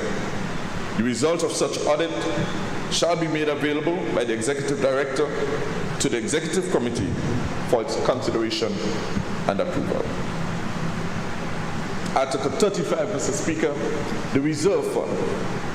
The PISLIM shall establish a reserve fund along the lines set out in this article. The resources of the reserve fund shall consist of the following: grants from international donors and sponsors of PISLIM, grants from member and associate members, grants from entities, public and private, which are not sponsors of PISLIM, unspent balances from the annual budget of PISLIM, revenues derived from the operations of PISLIM, and income from investment of PISLIM. So, Mr. Speaker, this speaks to where the financing of the PISLIM will come. The resources of the fund, Mr. Speaker, shall be employed to finance the current and capital budget of the organization. Article 14, Mr. Speaker, speaks to privileges and immunities of PISLIM personnel, people that work within the organization. The Executive Director, other senior officials of PISLIM notified to and approved by the government of members of the Executive Committee and Council, and experts performing missions to PISLIM shall be immune from legal process in respect of acts performed by them in their official capacity. Secondly, it shall, unless they are local citizens or nationals, be accorded such immunities from immigration restrictions, alien registration requirements, and national service obligations, and such facilities as regards exchange regulations as are not less favorable than those accorded by members concerned to the representatives, officials, and experts of comparable rank of any other member, and shall be granted such repatriation facilities in time of international crisis as are not less favorable than those accorded by the members concerned to the representative, officials, and experts of comparable rank of any other member. Article 2, Mr. Speaker, PISLIM shall operate as a non-profit autonomous organization, international in status and non-political in management. staff, and operations. PISLM shall be organized exclusively for the purpose of scientific research, information dissemination, and technological transfer in sustainable land and soil management. PISLM shall possess full jurisdictional international personality and enjoy such legal capacities as may be necessary for the exercise of its functions and fulfillment of its mandate. Article 4, Mr. Speaker, speaks to the membership. The membership of PISLM shall be open to the members and associate member states of the Caribbean Community, CARICOM. Notwithstanding the provisions of paragraph 3, the following organizations are hereby recognized as meeting the conditions to be admitted as observers and shall be invited by the Council to participate in the work of the PISLM on mutually agreed terms and conditions. The organizations are CARICOM, Caribbean Community, the Caribbean Development Bank, the Caribbean Disaster Emergency Response Agency, CDEMA, the Caribbean Institute of Meteorological and Hydrology, Caribbean Agricultural Research and Development Institute, Caribbean Youth Environment Network, Caribbean Policy Development Center, University of the West Indies, the Association of Caribbean States, the Organization of American States, the Inter-American Institute for Cooperation on Agriculture, United Nations Convention to Combat Desertification, United Nations Environment Program, Food and Agricultural Organization, Global Environment Fund, the German Society for International Cooperation, and Green Climate Fund. So, Mr. Speaker, herein is in a nutshell, the agreement, and I now commend this bill to the Honorable House for discussion. Thank you.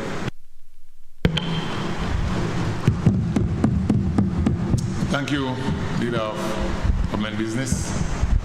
And I now invite the MP for the tongue for the Parish of St. John to take the floor. Thank you again, Mr. Speaker. I rise in full and strong support of the agreement establishing the Partnership Initiative for Sustainable Land Management, what we call the PISLM or PISLM for Caribbean Small Island Developing States Bill of 2025. Mr. Speaker, this initiative is one that is particularly close to my heart. Through my ministerial portfolio, I had the privilege of working very closely with the then director of PISLM, Mr. Calvin James. And I recall very vividly on the margins of the United Nations Environmental Assembly, or UNEA, in Kenya in 2023, discussion championed the need for Caribbean states to establish a unified framework for addressing land degradation and promoting restoration, and the possibility of course, hosting such a secretariat in Grenada. And I was happy that my OECS colleagues supported that move as well back then. And so, Mr. Speaker, that vision, almost 2 years now, has now materialized into this formal partnership initiative. And so I stand ready to action in its mandate with the newly installed director, Dr. Ronan Francis, who has also given us support as well to in one of our initiatives in Carriacou last month as well, the Carrier Tree Initiative as well. So this bill, Mr. Speaker, represents far more than an act of legal domestication. It is a declaration that SIDS do have good leadership, and that innovation is something that we are embedding in sustainable land management and in building our climate resilience agenda within our respective countries. Mr. Speaker, this bill does three essential things, and you would have heard the breakdown from the Leader of Government's business, but to summarize it, first it gives domestic legal effect to the regional agreement established in PISLIM and its headquarters agreement. The second is that it provides retroactive commencement, ensuring the seamless legal continuity between Grenada's signature and the regional entry into force on May 2nd, 2024, and of course the headquarters agreement of June 2025. And third, Mr. Speaker, it clarifies the privileges, the immunities and exemptions necessary for hosting the principal office in Grenada. Standard practice for international organizations has already been followed, but transformative in positioning Grenada as the epicenter of Caribbean land resilience policy and coordination. So, Mr. Speaker, we in small island developing states are, of course, no strangers to the harsh realities of land degradation, drought stress, coastal erosion, and soil fertility loss.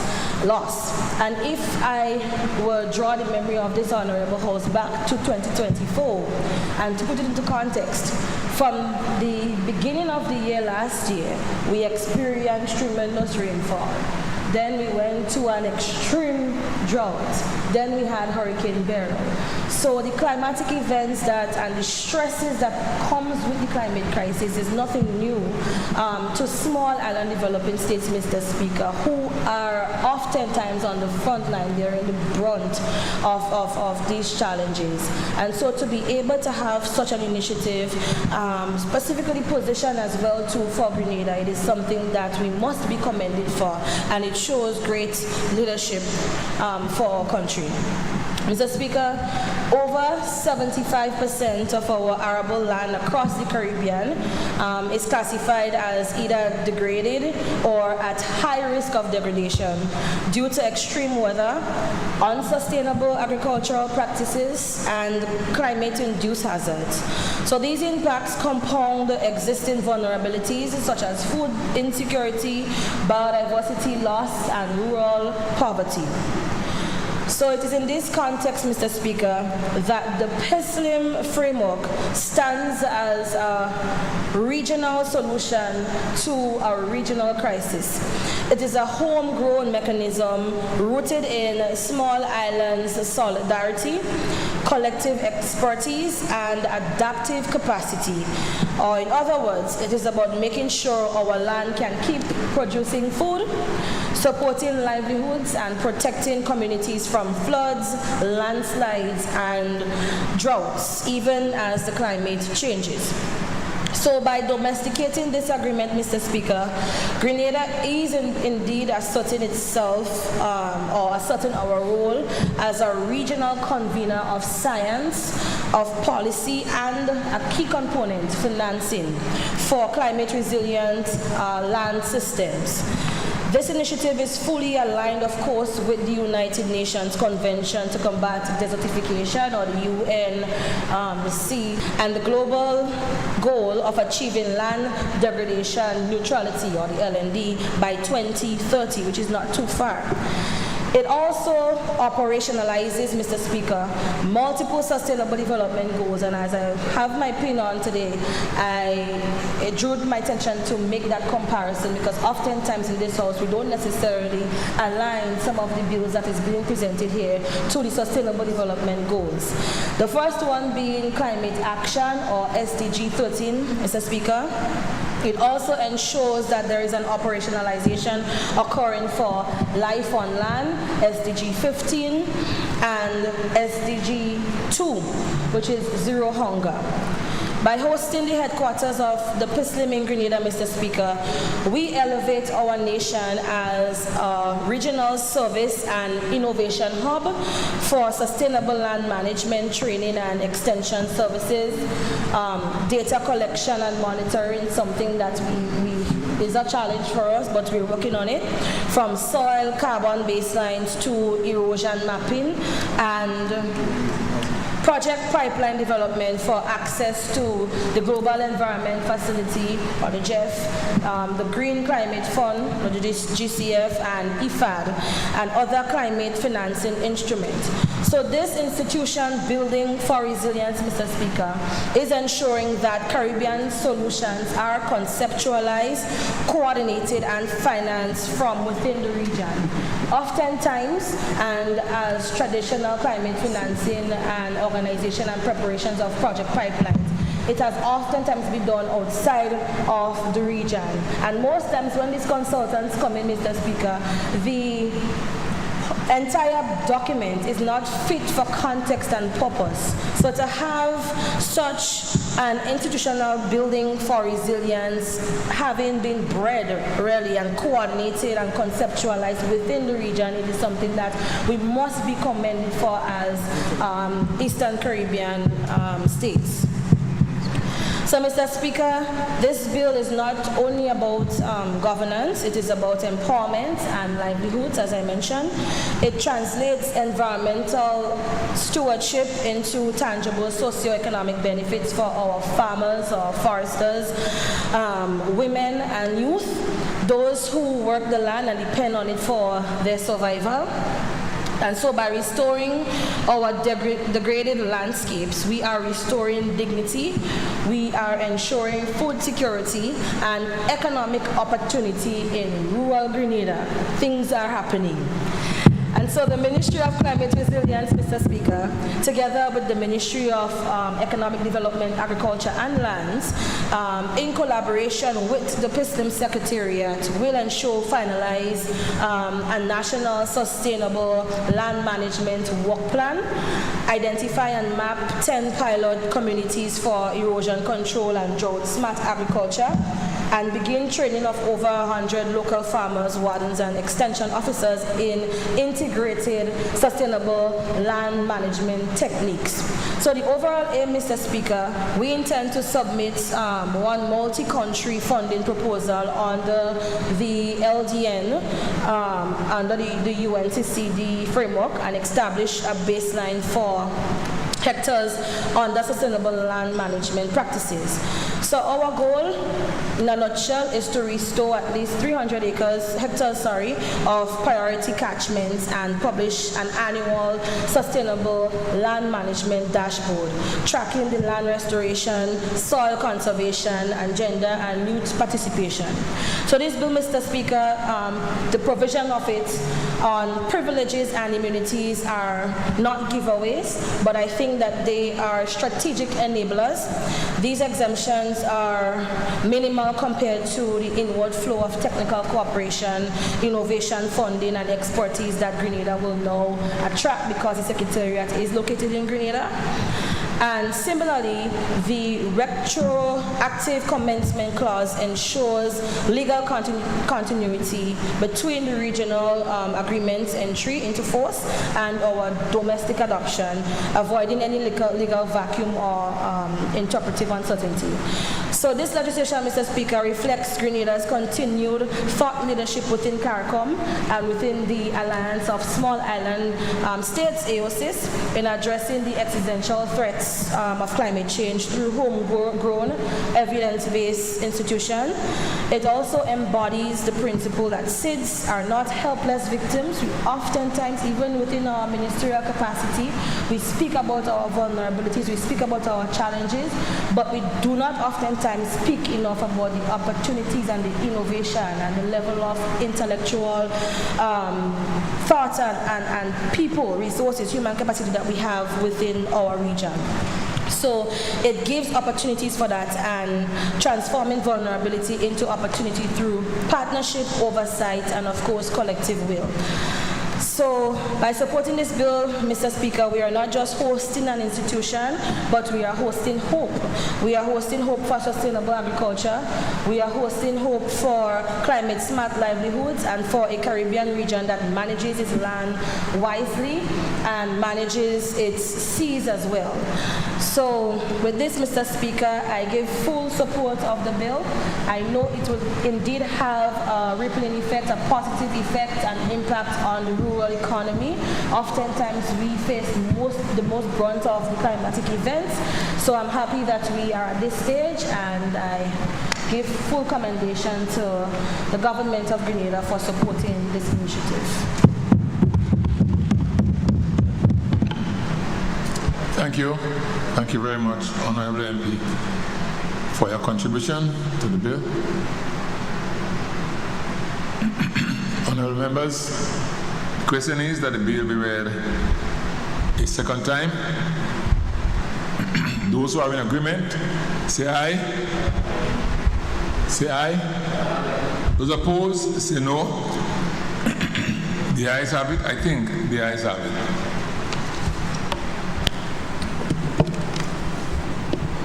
The bill for an act shortly entitled Agreement Establishing a Partnership Initiative for Sustainable Land Management for Caribbean Small Island Developing States, Bill 2025. The leader of government business. Thank you. Thank you, Mr. Speaker. I beg to move that the House resolves itself into a committee of the whole House to consider this bill clause by clause. Thank you. Honourable members, the question is that this Honourable House resolves itself into a committee of the whole House to consider the bill clause by clause. And those who are in agreement, say aye. Those opposed, say no. The ayes have it. Indeed, the ayes have it.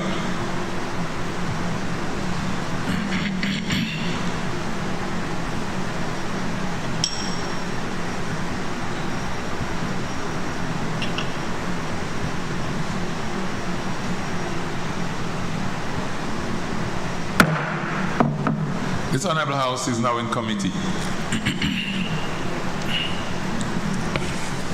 Clause 2, interpretation. Honourable members, the question is that Clause 2 forms part of the bill. Those who are in agreement, say aye.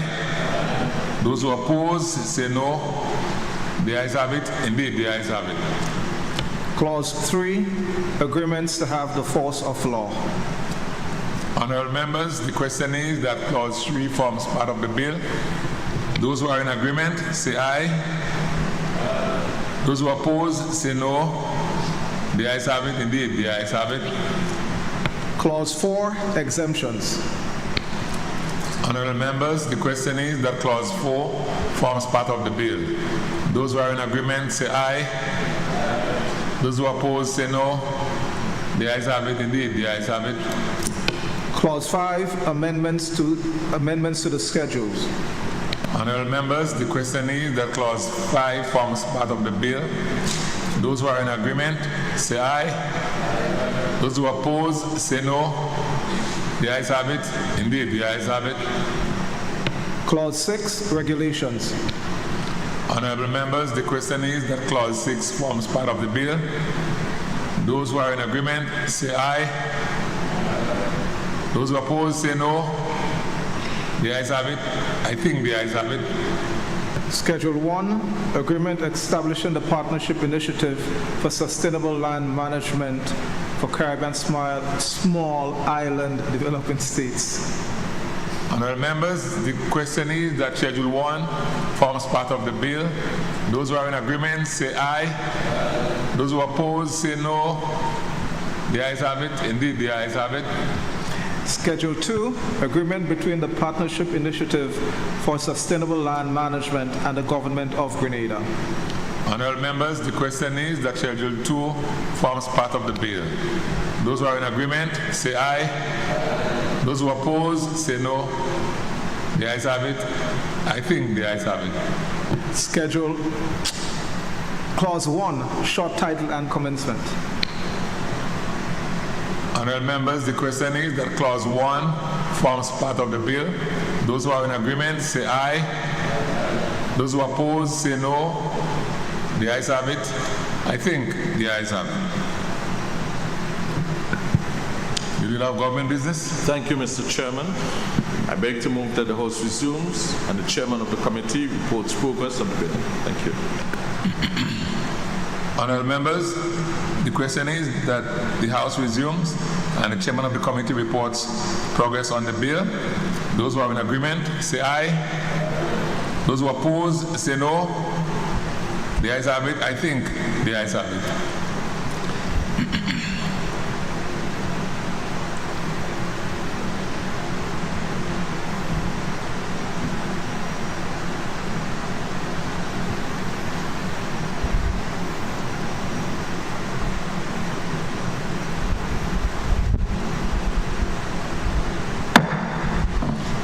This Honourable House resumes. I have to report that the bill was considered by a committee of the whole House and passed without amendment.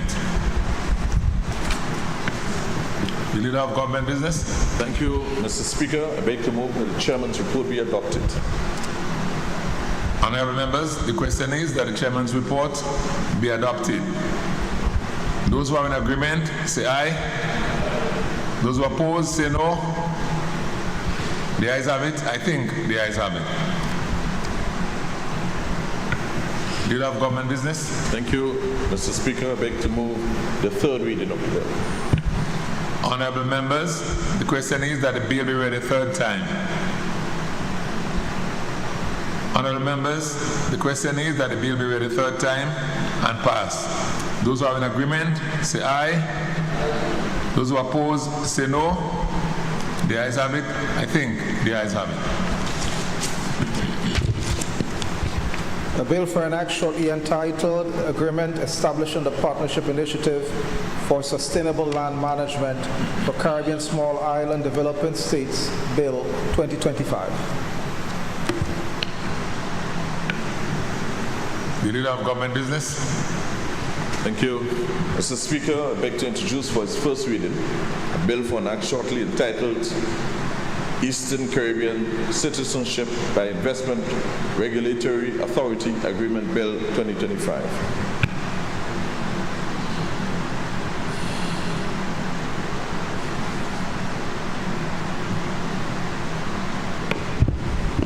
A bill which gives domestic legal effect to the ECCIRA agreement by conferring force of law upon the agreement, shortly entitled Eastern Caribbean Citizenship by Investment Regulatory Authority Agreement Bill 2025. Leader of Government Business. Thank you, Mr. Speaker. I beg to move that the relevant standing order be suspended to enable the bill to go through all the stages at this sitting. Thank you. Honourable members, the question is that the relevant standing order of the House be suspended to enable the bill to be taken through all stages at this sitting. Those who are in agreement say aye. Those who oppose say no. The ayes have it. I think the ayes have it. The Leader of the Government Business. Thank you, Mr. Speaker. I beg to move the second reading of the bill. Honourable members, the question is that the bill be read a second time.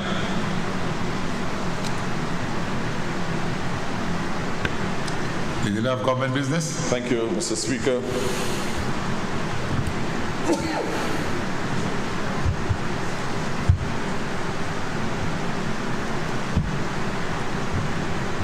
The Eastern Caribbean Citizenship by Investment Regulatory Authority Agreement Bill 2025. The bill gives domestic legal effect to the Eastern Caribbean Citizenship by Investment Regulatory Authority Agreement by conferring force of law upon the agreement. authorizing implementation measures, and establishing a coherent penalty and administrative fine framework to support ECRA's, which is the acronym for the East Caribbean Citizenship by Investment Regulatory Authority, ECRA, Regulatory Authority, Remit over Citizenship by Investment Program, and market participants. This bill, Mr. Speaker, contains 5 parts and 32 clauses. Part 1, Mr. Speaker, speaks to the preliminary part of the bill and is contained in clauses 1 to 3. Clause 1 deals with the short title and commencement date of the bill. The commencement date of the bill shall not be automatic, but rather on a date appointed by the minister. This form of commencement will allow the enactment of the bill, but where there are necessary steps to take to implement or to give effect to the bill, such as adopting, accepting, ratifying the agreement, and other appropriate technical matters, technical and operating matters. So, Mr. Speaker, this allows for all necessary measures to be put in place before the bill actually comes into effect. Clause 2, Mr. Speaker, contains the interpretation provisions of the bill and set out key terms and definitions throughout the bill that are used throughout the bill. Clause 3 provides for the purpose of the bill, which include the following: to give effect to the agreement establishing the authority with responsibility for general oversight and the regulation of all persons operating in the Citizenship by Investment Program.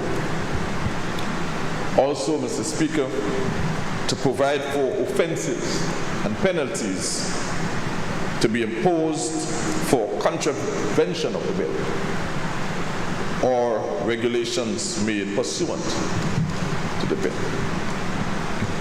Also, to provide the authority with enforcement powers to enhance public confidence and integrity within the CBI program.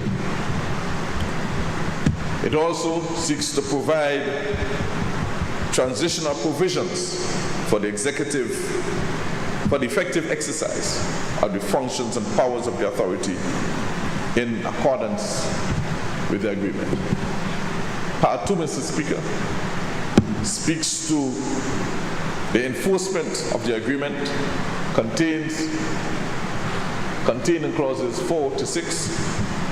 Clause 4 of the bill provides that the agreement shall have the force of law within the state of Grenada and entered into force in accordance with Article 95. Clause 5, Mr. Speaker, provides that in the event of any inconsistency between the provisions of the Act and the operations of any other law, that the provisions of this Act shall prevail. Clause 6 of the bill provides for financial provisions for giving effect to the bill. Part 3 provides for offenses and penalties and is captured in Clause 7 to 22. Part 4 treats with miscellaneous and is captured in clauses 23 to 24. Mr. Speaker, I just want to treat with some important matters as captured within the agreement.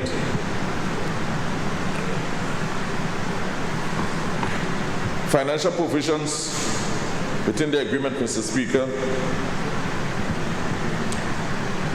The government shall contribute to the following: to the financing of the authority as provided under Article 30, and payment of fees and charges arising from the provisions of services by CARICOM, Impacts, JRCC under Article 81, which is the Joint Regional Communication Center, sub-agency of CARICOM Impacts. The East Caribbean Citizenship by Investment Regulatory Authority Agreement, the agreement, Mr. Speaker, governs the operation of the CBI program within member states. The agreement is divided into 10 parts and has 99 articles. I just treated some of the articles. Article 4, Mr. Speaker,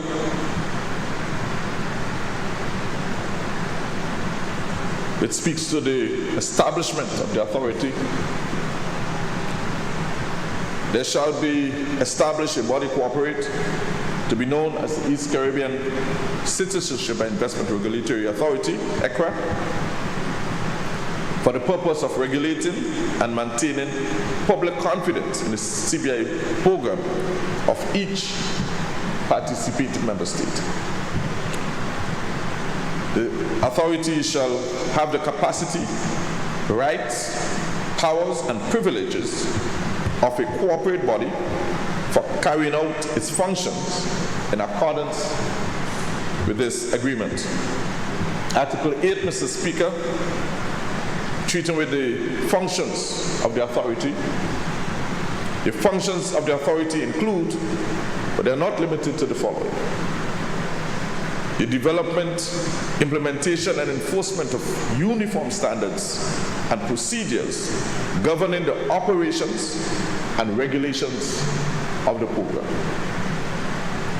Also, the regulation of the operations of the unit and other components,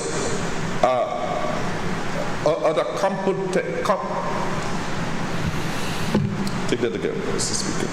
The regulations of the operations of the unit and other competent authorities, agents, due diligence service providers, developers, and promoters operating within the program. The establishment of minimum due diligence standards.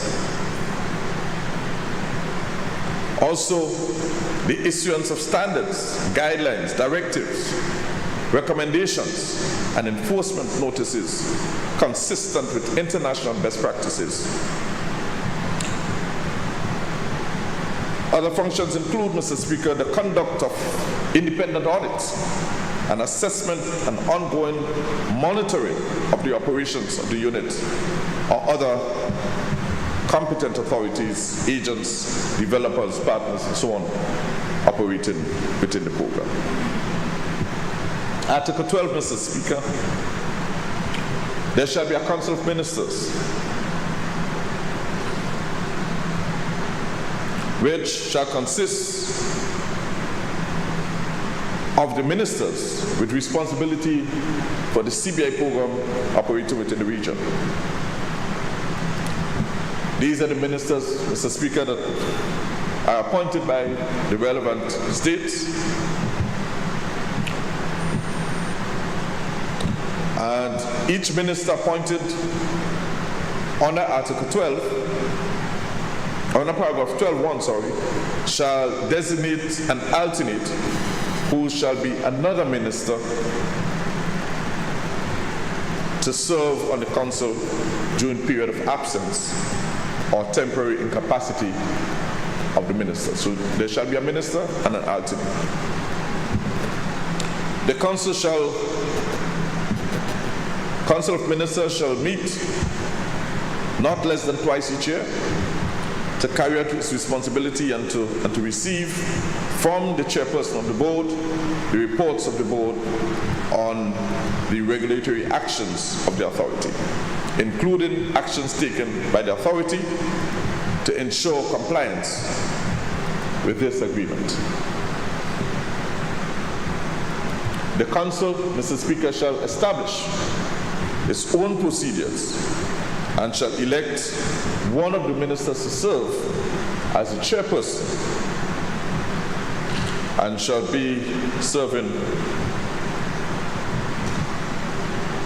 for a period of 1 year.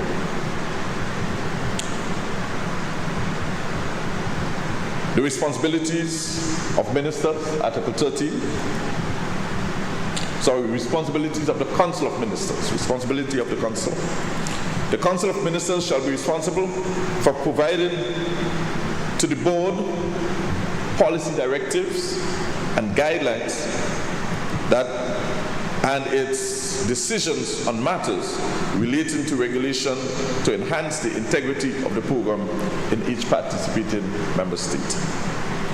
The Council will also give directive, guidance, and decisions of the Council on matters relating to regulations to enhance the integrity of the program throughout the region.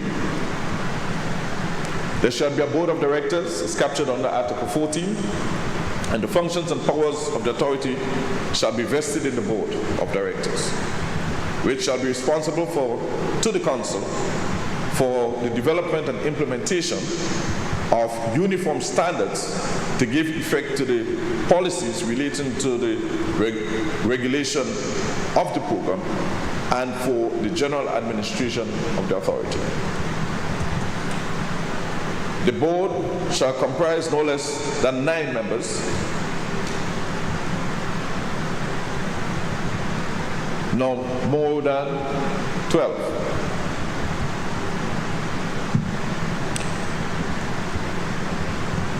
And they shall be appointed as follows: 1 director nominated by each participating state, 1 director nominated by the East Caribbean Central Bank, 1 director nominated by the Organization of East Caribbean States, OECS, 1 director nominated by CARICOM, Impacts, JRCC, and 1 director nominated by the other person appointed as director of the board.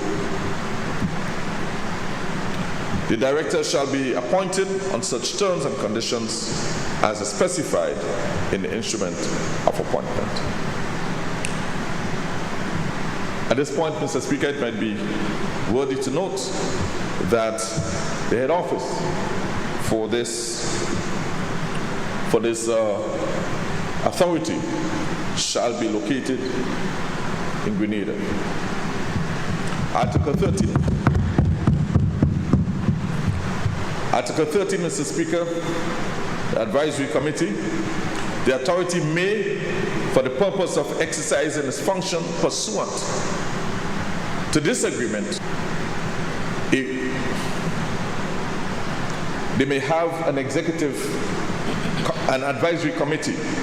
Advisory committee, Mr. Speaker, the authority may appoint as members of the advisory committee, as established under paragraph 21, persons possessing appropriate expertise in a number of different skill sets, including marketing, finance, law, as the case may be. Financing of the authority, Mr. Speaker. The operating budget of the authority shall be funded from an initial contribution from each participating member state on a formula agreed on by the participating state. Secondly, by fees payable to the authority under this agreement and regulations, subsequent regulations.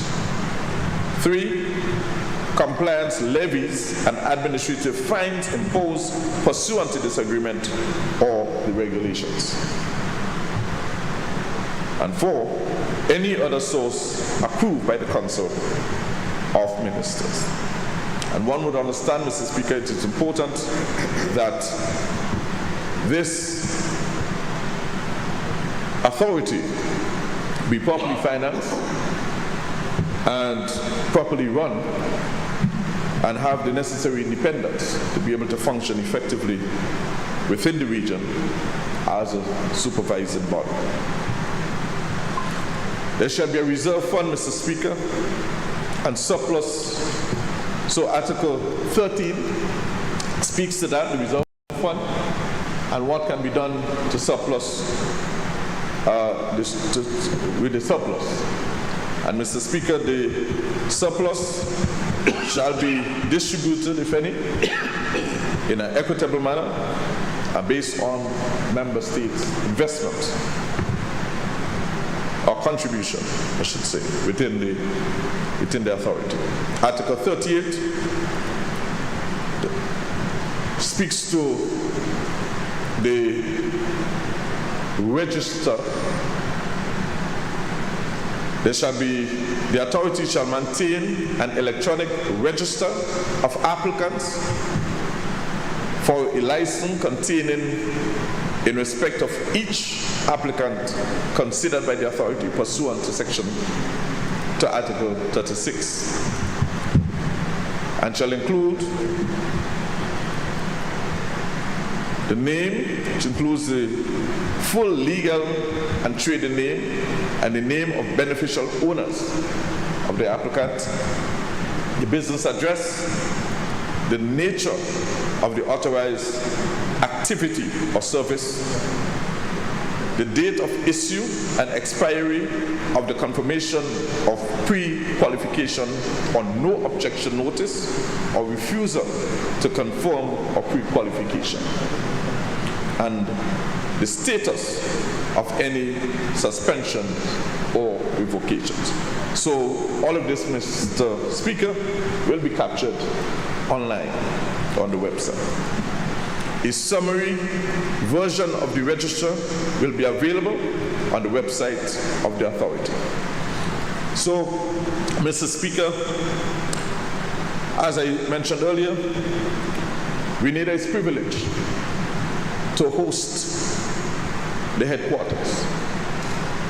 And this can only happen, Mr. Speaker, when our regional heads, regional governments recognizes Grenada as a peaceful, well-managed economy, stable and managed economy. And Mr. Speaker, I am proud to be part of a government that is hosting not just this headquarters, but the previous one also. So 2 headquarters, regional headquarters, are coming to Grenada. The headquarters for the agreement establishing the Partnership Initiative, the PISLIP, and also for the regional CBI regulatory body. This again, Mr. Speaker, speaks to the confidence. So, Mr. Speaker, they might say that we're young, but we are well able. So, Mr. Speaker, I thank you for this opportunity to present this bill and now commend it to the Honorable House. Thank you. Thank you very much, Leader of Government Business. And I invite the Honorable MP for the constituency of St. George Northeast. Take the floor. Thank you, Mr. Speaker. Mr. Speaker, I rise to support the agreement bill 2025 as presented by the Leader of Government Business. It represents a major step toward ensuring the integrity, sustainability, and long-term success of Grenada's CBI managed by the Investment Migration Agency, IMA. The program, Mr. Speaker, remains a vital contributor to the national development, providing essential revenue for infrastructure, social programs, and certainly other economic transformation that is taking place throughout the length and breadth of our islands. Mr. Speaker, so notwithstanding the benefits that the program is bringing to Grenadians, the need to further strengthen the safeguards against abuse and maintaining the accountability and transparency of the program becomes crucial, not just in a local situation, but against the external pressures and threats of ending such a program in the region. So it's because this administration understands the importance of the program to our economy. We are actively promoting an enhanced framework as we go forward. Mr. Speaker, the public may recall that the National Democratic Congress during the 2022 campaign season took the position that we were not against CBI. However, we were certainly against the misuse of such a program by the former administration and would diversify its impact and improve it once we took office. And so what we see now, in addition to all the other things that have been implemented thus far, is such a promise being fulfilled within the context now of the Eastern Caribbean Citizenship by Investment Regulatory Authority Regional Agreement. The purpose, Mr. Speaker, as mentioned by the Leader of Government Business of the authority, is to regulate and maintain public confidence in citizenship by investment programs throughout the region. The agreement aims to promote cooperation, harmonize standards, regulate the programs effectively, and enhance transparency and accountability in the administration of all the programs in the participating states. So I would just use one example, which is the harmonization of such an agreement throughout the region, Mr. Speaker. One, it allows for us to cast, in a sense, a wider net. Whether we accept it or not, it is better to market these programs as a region as opposed to individual countries and nations doing their own thing. And secondly, countries that in the region that may not have been involved in it prior and does not have the experience now can rely on a well-established framework when entering the market, which essentially helps reduce the propensity to fail. So with these few words, Mr. Speaker, I would like to state for the record, I support this bill and look forward to its implementation. Thank you very much, Honorable MP for St. George Northeast. And I now invite the Honorable MP for the town of St. George to take the floor. Thank you, Mr. Speaker. Mr. Speaker, great words in the establishment of a regional institution. I'm not as optimistic as my friend is, because there are many regional institutions that we agree on the issues and they still don't function. You know, we were trying to get honey into Trinidad for many years, and we had free movement of goods, free movement of persons. I am optimistic about the future of Caribbean integration. I'm an integrationist, I'm a Caribbean man, but Mr. Speaker, you see, CBI, I agree with my friend, it's critical to the economy. But there is not consensus on that in the region. So I pause to think, is this establishment of this going to change that? You see, Mr. Speaker, I nearly said your honor, Mr. Speaker, we know that there are entities outside of the region that don't want our CBI program. That has, in the previous administration and all administrations, and let me tell you, CBI is again a bipartisan issue. Let us not separate it into the tribes again. Everything goes into the tribes. This is an entity, an institution, a project that crosses administrations. CBI has functioned to assist us in a lot of what has been done over the years. And there have been valid criticisms of CBI. It's not something that I'll stand here and say everybody has done it well. In fact, Mr. Speaker, I would say that it is under threat now, not because of anything we have done, and this is a regional discussion. This is not a local discussion. There are entities that are mightier than us, that are worried about, and this has gone on for years, that are worried about persons in their countries moving capital into our countries. And anytime we as small island states we as developing countries attempt to do something, we get pressure. That is why I welcome a regional approach. Mr. Speaker, it's always happened. You know, America has a CBI program. Canada has a CBI program. They don't call it that. All of these countries have their own forms of CBI programs. But yet they find ways to pressure us and talk about corruption in ours and this and that. Those are red herrings set up to keep us underdeveloped because we found a way to get some income outside of having to go begging.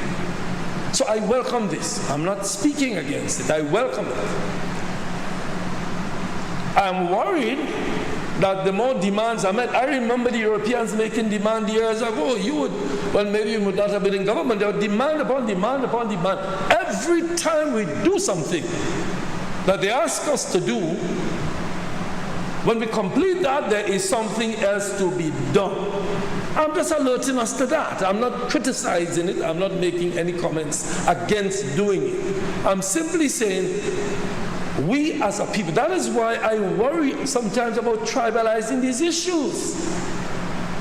I worry about one side taking a position and another side taking a position because it weakens us as a people, it weakens us as a region when we see it purely in tribal forms. I agree. We have to do everything possible, and I support the government in it. I supported the previous government in it. That we have to find ways of increasing income. This is one of them, and we have to set up these institutions. My worry is this, that in terms of the Caribbean, the institutions tend to not work because each, despite the fact, you remember those old enough, what was it, 1 from 10 equals 0 in federation? Start with federation. We've tried Caribbean integration and it unravels sometimes because each island looks for its own advantage. And that is what worries me. I do hope, I welcome it being situated in Grenada. I'm good with that. I hope that doesn't put an additional burden on us. I hope it doesn't mean that we end up holding everything because, you know, there are islands where the government supports CBI now, but the opposition doesn't. So you're running risks because if things change in any of these islands, you never know where it goes. We have to safeguard that. That is why we must address these issues as a people, not as a party or opposition or government, because as things change, it can unravel the entire project.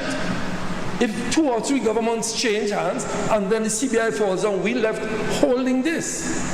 I'm saying, therefore, let us not do it in Grenada and let us not do it regionally, because it can end up with a problem. CBI needs to have the people together on this issue. It benefits Grenada, period. Mr. Speaker, with respect to the future of CBI, a couple of things I just want to repeat that I said over the years. Our people must be educated more about CBI. Our people.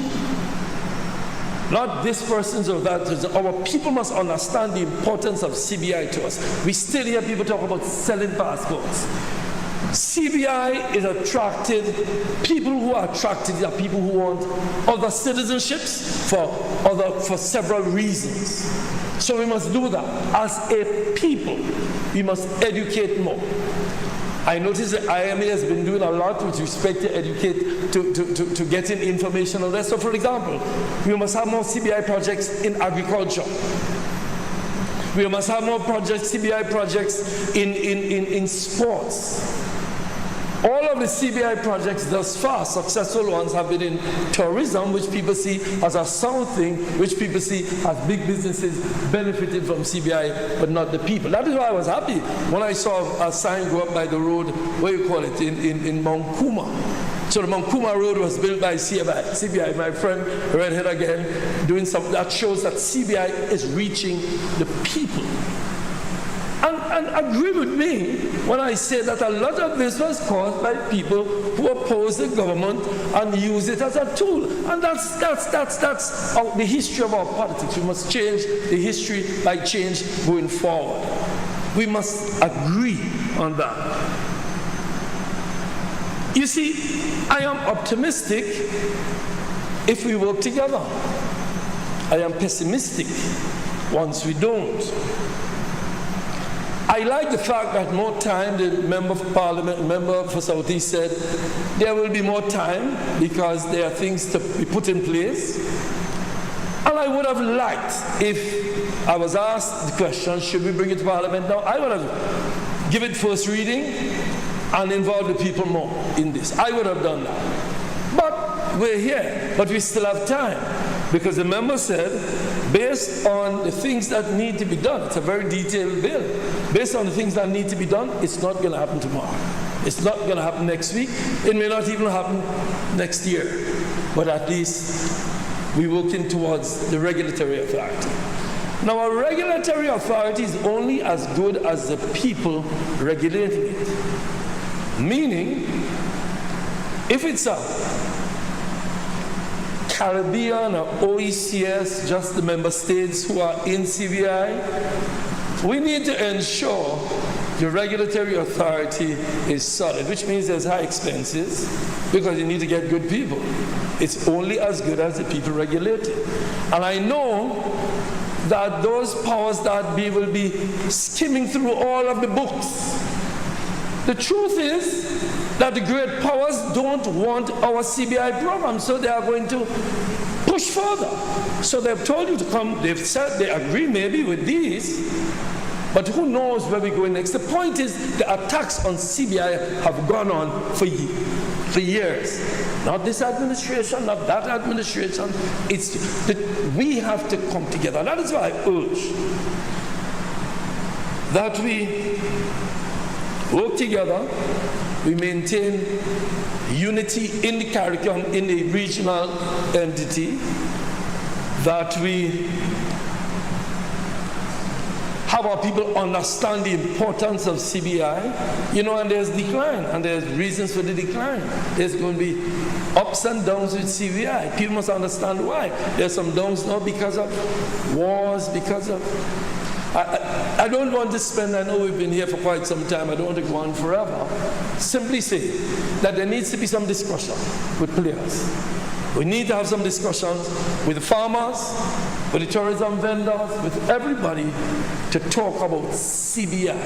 Because I fear that one day we're going to wake up, just as we're waking up now to all kinds of news internationally when people doing things, and hear that we can't have CBI anymore or else. But I'm sure they could take visas for CBI. Maybe they might just do that too. I don't know. I am saying let us come together to do this, but let us involve our people. I always believe the best defense to all of us is a united people, united on this issue and all issues that challenge us.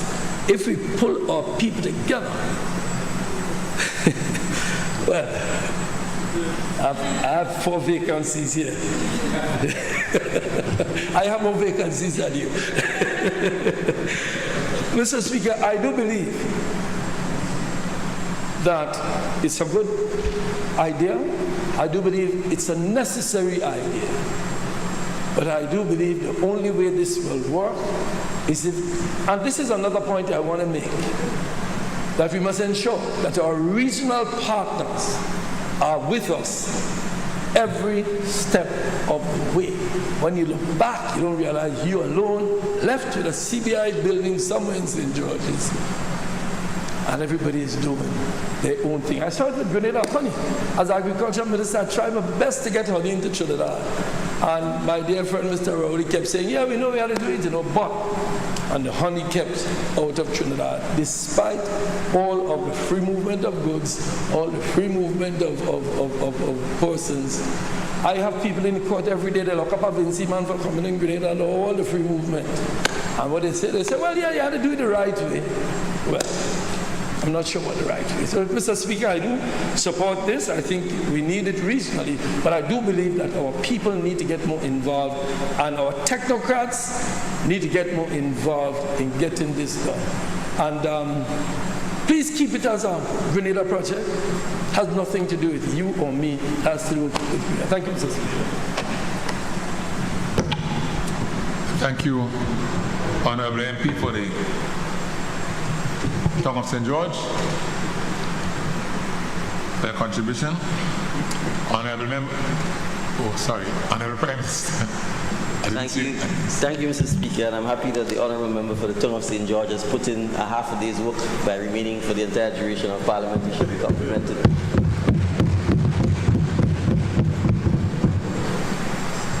I think it's Marilyn Monroe who says to the husbands that she intends to divorce, "I shall not keep you long." I appreciate the member might be hungry, so I will do my best to be succinct. Mr. Speaker, as the Minister responsible for citizenship, I think it's incumbent that I speak to this. And as the Prime Minister and one of the co-Prime Ministers, one of the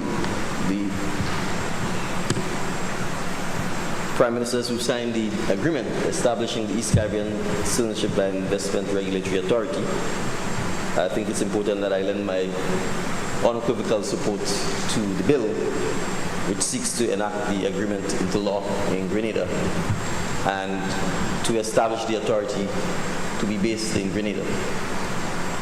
I first wish to speak because it may seem quiet, but it's actually quite a historic day, Mr. Speaker, in light of the fact that the bill which went before also permitted the establishment of a regional entity in Grenada. And this bill seeks to do the same. Mr. Speaker, between 1979 and 1983, all of the regional institutions which were headquartered in Grenada, in particular the OECS Supreme Court, took flight and left Grenada. So since 1983, Grenada has not hosted any regional institutions. The Eastern Caribbean Supreme Court relocated to St. Lucia and is now headquartered in St. Lucia. The Eastern Caribbean Central Bank is located in St. Kitts and Nevis. The Eastern Caribbean Secretariat, the OECS Secretariat, is headquartered in St. Lucia. The Eastern Caribbean Civil Aviation Authority, which regulates civil aviation throughout the OECS, is headquartered in Antigua. The Eastern Caribbean Home Mortgage Bank is located in St. Kitts and Nevis.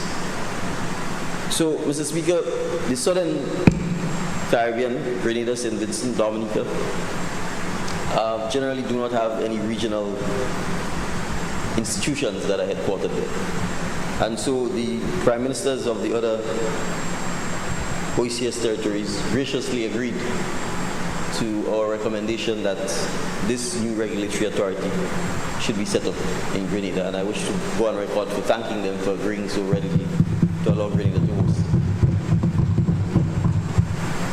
We believe we are ideally placed to do so because of our location, our hospitality, our amenities, and importantly, because we have always taken a very robust regulatory approach to our citizenship by investment program and have always sought to exercise very stringent due diligence when it comes to the management of the program.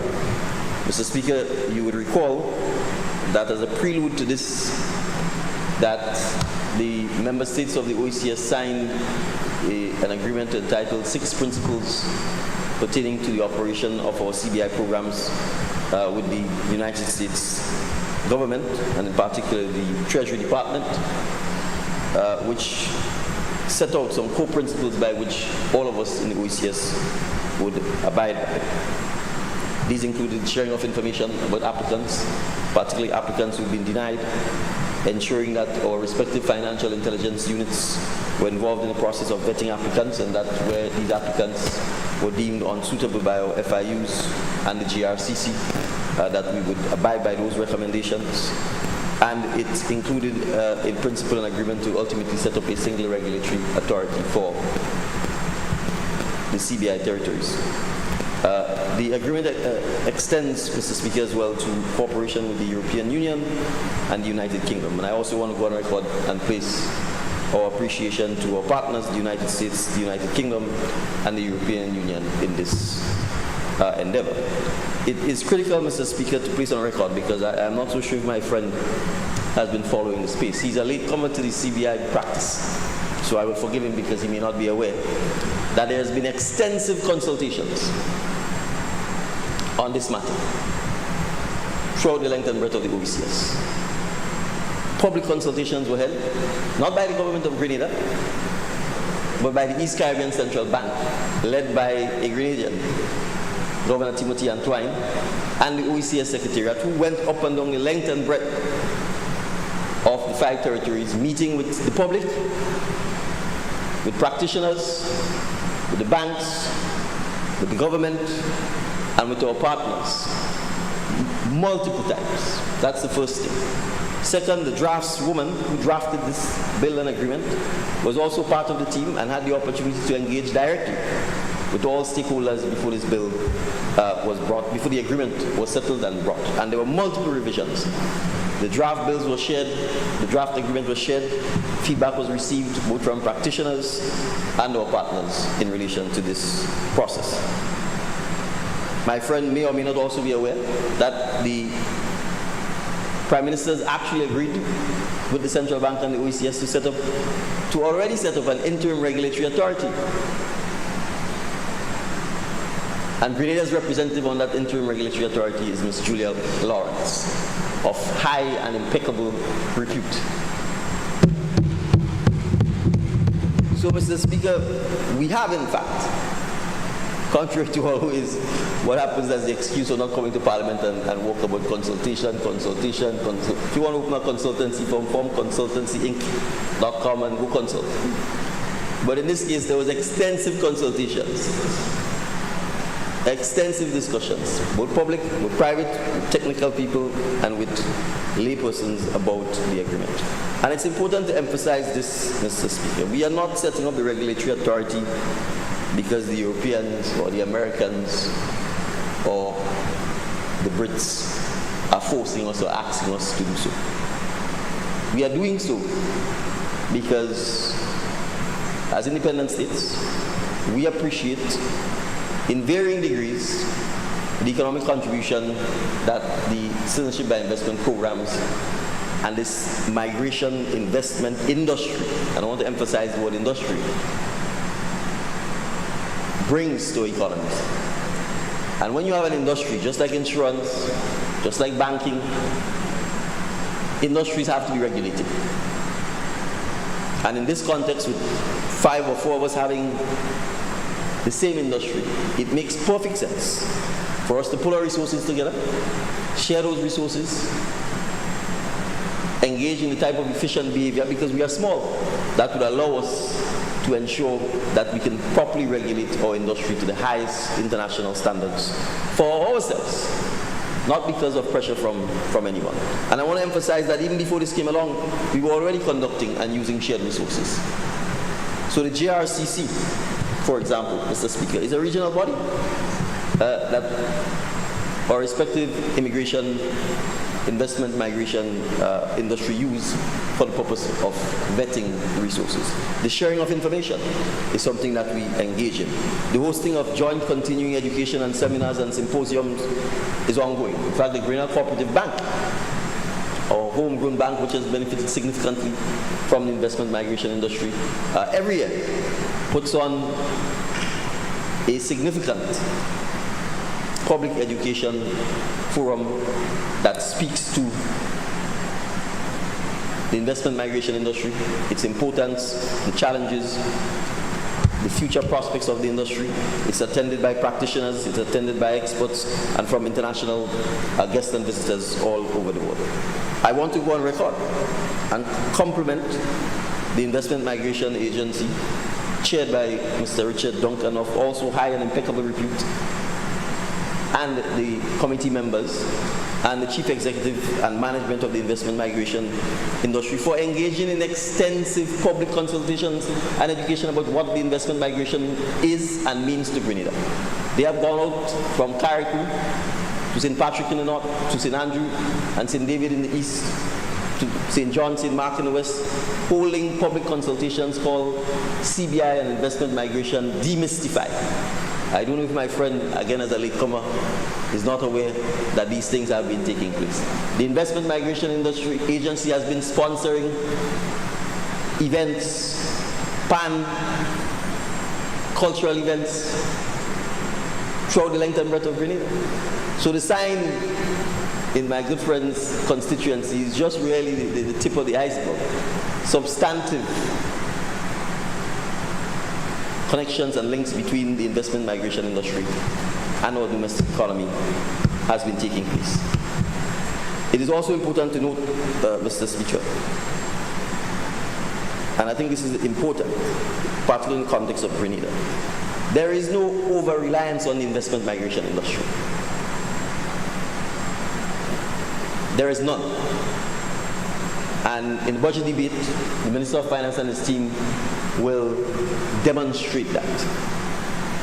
The revenues obtained, save for the period where you had the outbreak of the Russian-Ukraine conflict, and in light of the impending imposition of sanctions on Russian citizens, there would have been a rush, I call it the Russian rush, of applicants.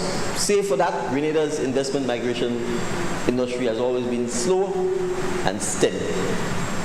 And that pattern remains. So the IMA revenues do not amount to more than 10 or 11% of the government's total revenue base. So Grenada's economy is not going to collapse or all of a sudden doomsday if there were declines in the revenue from the investment migration industry. We obviously do not wish that to happen, and that is why we are going over and above in ensuring that we protect and strengthen the regulatory oversight of the investment migration industry, because I want my friend from the town of St. George to be able to earn some additional income when he retires from the house, whenever the next election is called.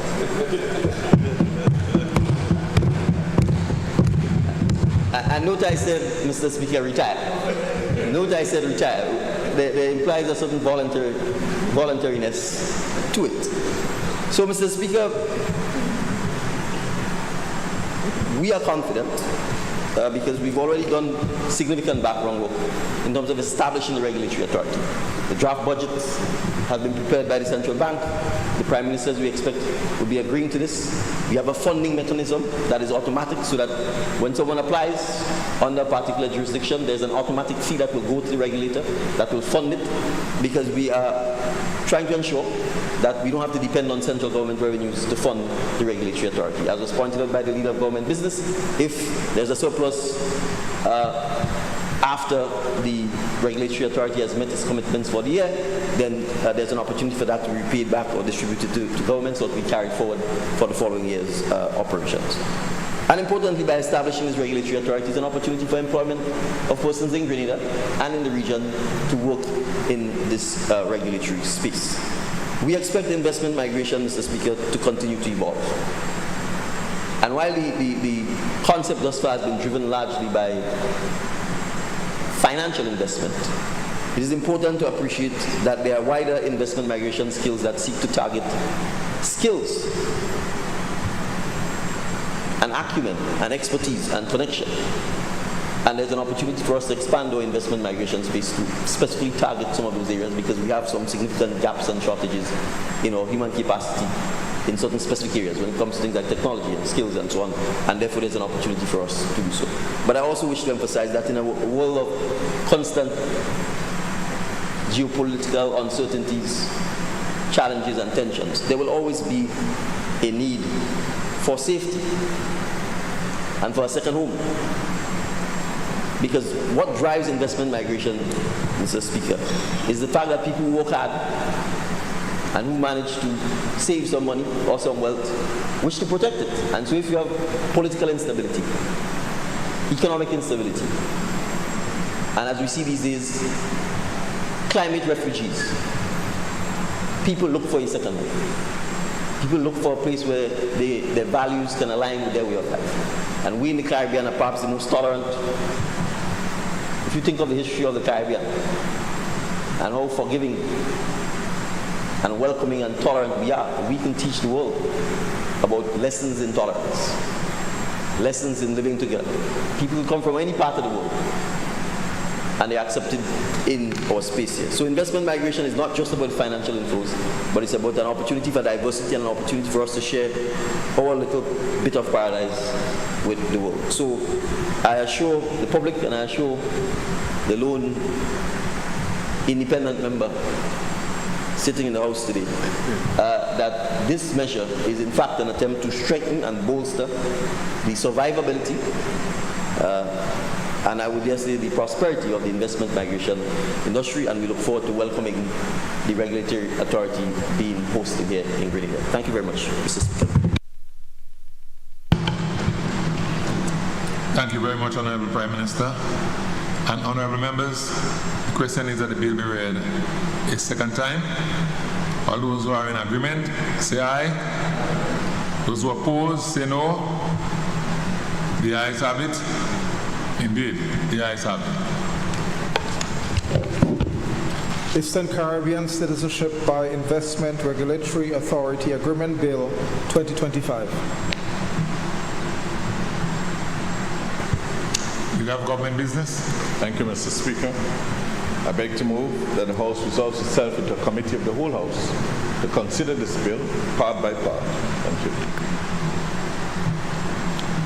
Honorable members, the question is that this Honorable House resolved itself into a committee of the whole House to consider the bill clause by clause.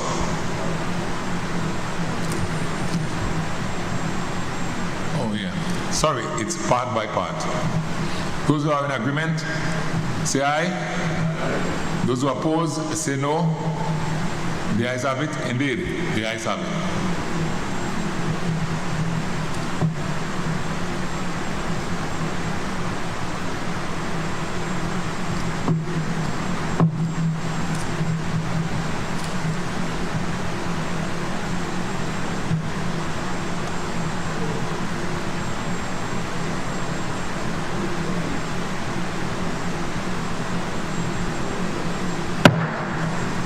House is now in committee. Part 2, enforcement of the agreement. Honorable members, the question is that Part 2 forms part of the bill. Those who are in agreement, say aye. Those who oppose, say no. The ayes have it. I think the ayes have it. Part 3, offenses and penalties, including administrative fines. Honorable members, the question is that Part 3 forms part of the bill. All those who are in agreement, say aye. Those who oppose, say no. The ayes have it. Indeed, the ayes have it. Part 4, miscellaneous. Honorable members, the question is that Part 4 forms part of the bill. Those who are in agreement, say aye. Those who oppose, say no. The ayes have it. I think the ayes have it. Part 5, transitional arrangements. Honorable members, the question is that Part 5 forms part of the bill. Those who are in agreement, say aye. Say aye. Those who oppose, say no. The ayes have it. Indeed, the ayes have it. Schedule 1, Eastern Caribbean Citizenship by Investment Regulatory Authority Agreement 2025. Honorable members, the question is that Schedule 1 forms part of the bill. Those who are in agreement, say aye.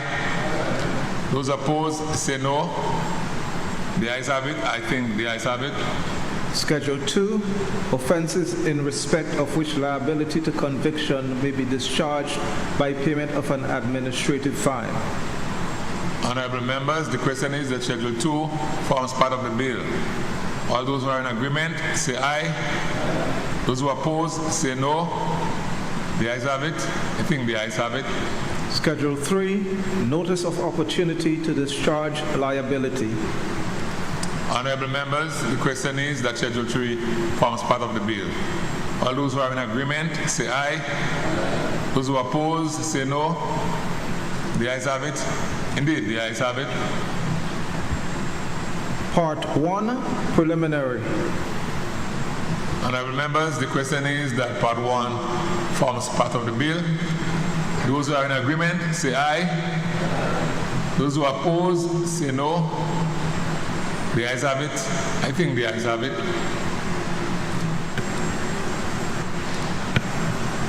Leader of Government Business. Thank you, Mr. Chairman. I beg to move that the House resumes and the Chairman of the committee reports progress on the bill. Thank you. Honourable members, the question is that the House resumes and the Chairman of the committee reports progress on the bill. All those who are in agreement, say aye. All those who oppose, say no. The ayes have it. Indeed, the ayes have it.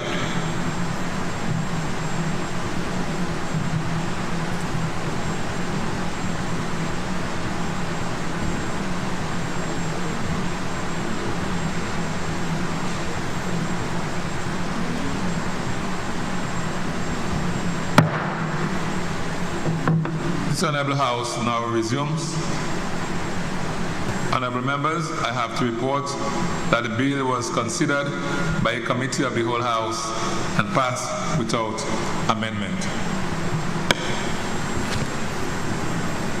The Leader of Government Business. Thank you, Mr. Speaker. I beg to move that the Chairman's report be adopted. Honourable members, the question is that the Chairman's report be adopted. Those who are in agreement, say aye. Those opposed, say no. I think the ayes have it. The ayes have it. Leader of Government Business. Thank you, Mr. Speaker. I beg to move the third reading of the bill.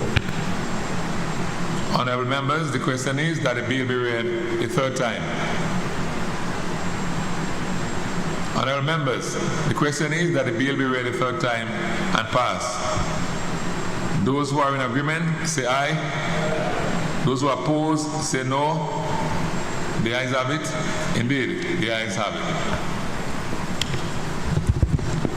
Bill for an act shortly entitled Eastern Caribbean Citizenship by Investment Regulatory Authority Agreement Bill 2025. Item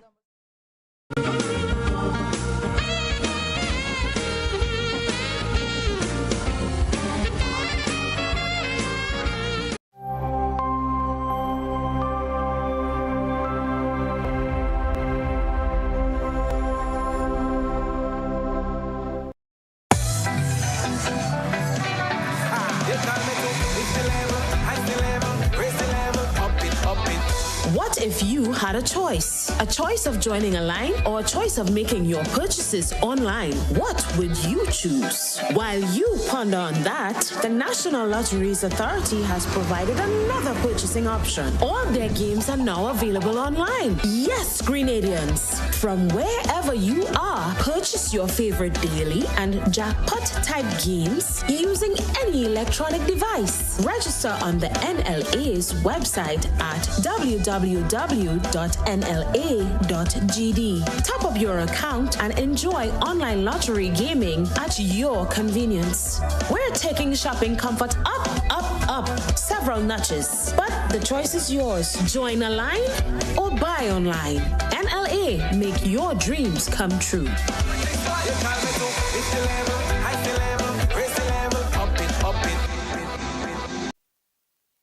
Well, good day, players, and welcome. It's time for the NLA's Daily Pick 3 with Multi-X Midday Draw for today, Tuesday, the 4th of November, 2025. I'm Lexan Fletcher, your draw hostess for the midday round. And joining me is Miss Makiba Bain. She's representing RSO and Company Limited Accountants and Advisors. Miss Bain is here to ensure the games are conducted in a fair and accountable manner, that the game balls have not been tampered with and are within industry standards. Now, don't forget, with a Pick 3 game, you can bet as little as $1 on inline, mix, and pair tickets, and for $2 on backup tickets. Before I jump into it, just to let you know, You Must Win is back. It's already got started, and it ends December 20th, Saturday, December 20th, 2025. There's so much to win with this promotion. You stand a chance to win from Instacash tickets to cash and the grand prize of a brand new Hyundai Creta. All you need to do is spend $15 or more on a single ticket purchase on Pick 3, the daily cash for and playway games with the exclusion of Multi-X, of course. And if your ticket is not a winner, you simply write your name, address, and your contact number at the back of the ticket and drop off in the boxes provided at the NLA outlets. So that's You Must Win. It's back. Great way to close off 2025. Don't forget to spend $15 or more today. And let's find out now what the winning Pick 3 numbers will be. It pays to play. Good luck to you.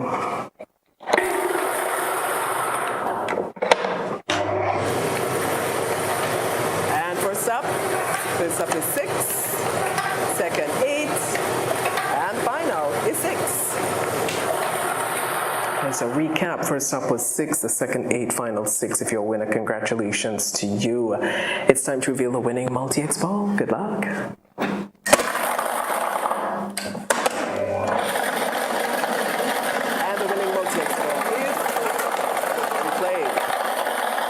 So we're getting things started with FP or free play. If you're a winner, congrats all the same to you. And to our mid-morning winners, congratulations to you all. We had a total of 49 winners with a total payout of $4,405. Up next, Playway with Multi-X. We'll see you then. And welcome back. It's a midday draw for Playway with Multi-X for today, Tuesday, the 4th of November, 2025. I've got Ms. Makiba Bain joining me once again. She's representing RSO and Company Limited accountants and advisors. When playing the Playway game, all you got to do is bet as little as $1 up to $10 or in increments on any number or dream symbol of your choice and get to win 24 times the amount you bet. That's $24 for every dollar spent. Let's find out now what the winning Playway number will be. Value your dreams, win your way with Playway. Good luck to you. And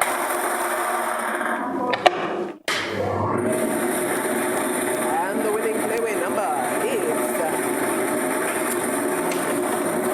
yes, that number is 25. 2525 dream symbol is fire. If you're a winner, congrats to you. If you got your tickets for Multi-X, let's see what's going to happen next. Good luck to you.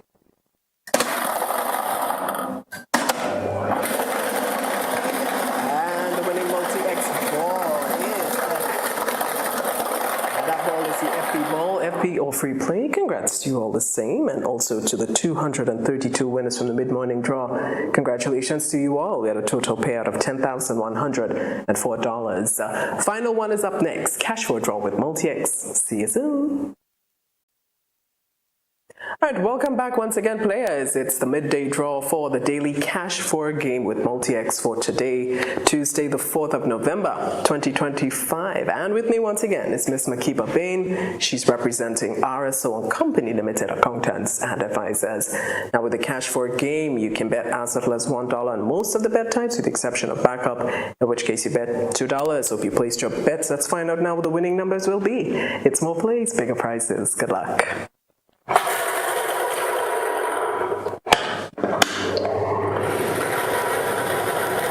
Ball up is first up is 0, second 7, third 8, final 6. All right, if you have your tickets, double check them. I'll recap. First up was 0, the second 7, third 8, and the final 6. If you're a winner, congrats to you. And let's move on to Multi-X. Good luck to you if you placed your bets.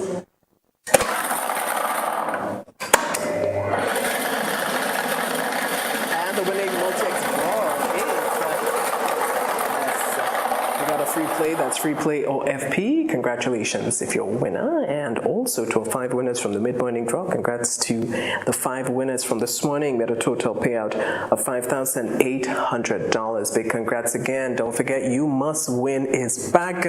All you need to do is spend $15 or more on a single ticket purchase on Pick 3 Playway and the cash for games with the exclusion of Multi-X. Here's what's up for grabs. You have a chance to win Instacash tickets, cash, and the grand grand prize of a brand new Hyundai Creta. Don't forget, this promotion runs up until Saturday, the 20th December 2025. Don't forget to get your tickets for the afternoon round. Do continue to support sports, culture, and nation building. Enjoy the rest of your day.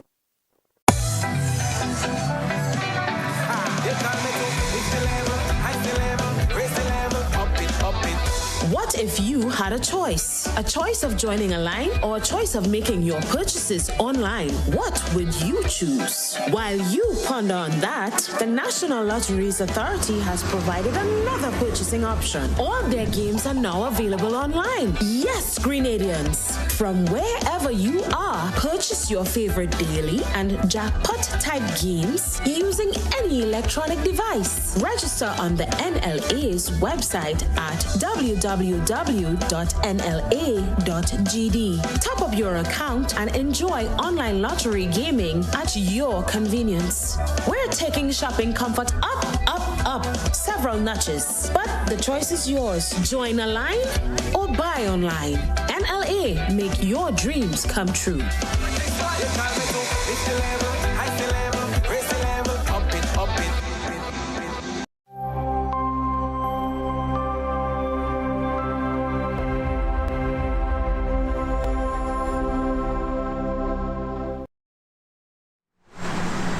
You have to move that. When you move it, I speak. Okay, I thought it was something else. You didn't have government business? Thank you, Mr. Speaker. Mr. Speaker, I beg to move that the House be adjourned, sine die. Thank you.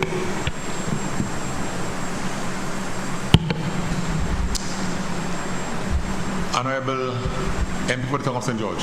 Thank you, Mr. Speaker. Mr. Speaker, I'd like to make some brief comments on the adjournment.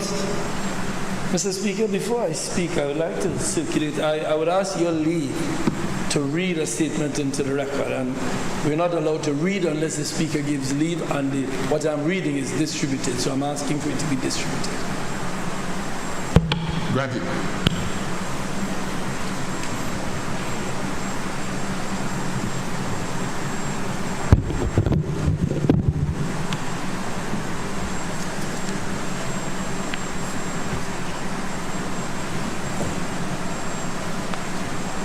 But yes, it is. Oh, he's coming back.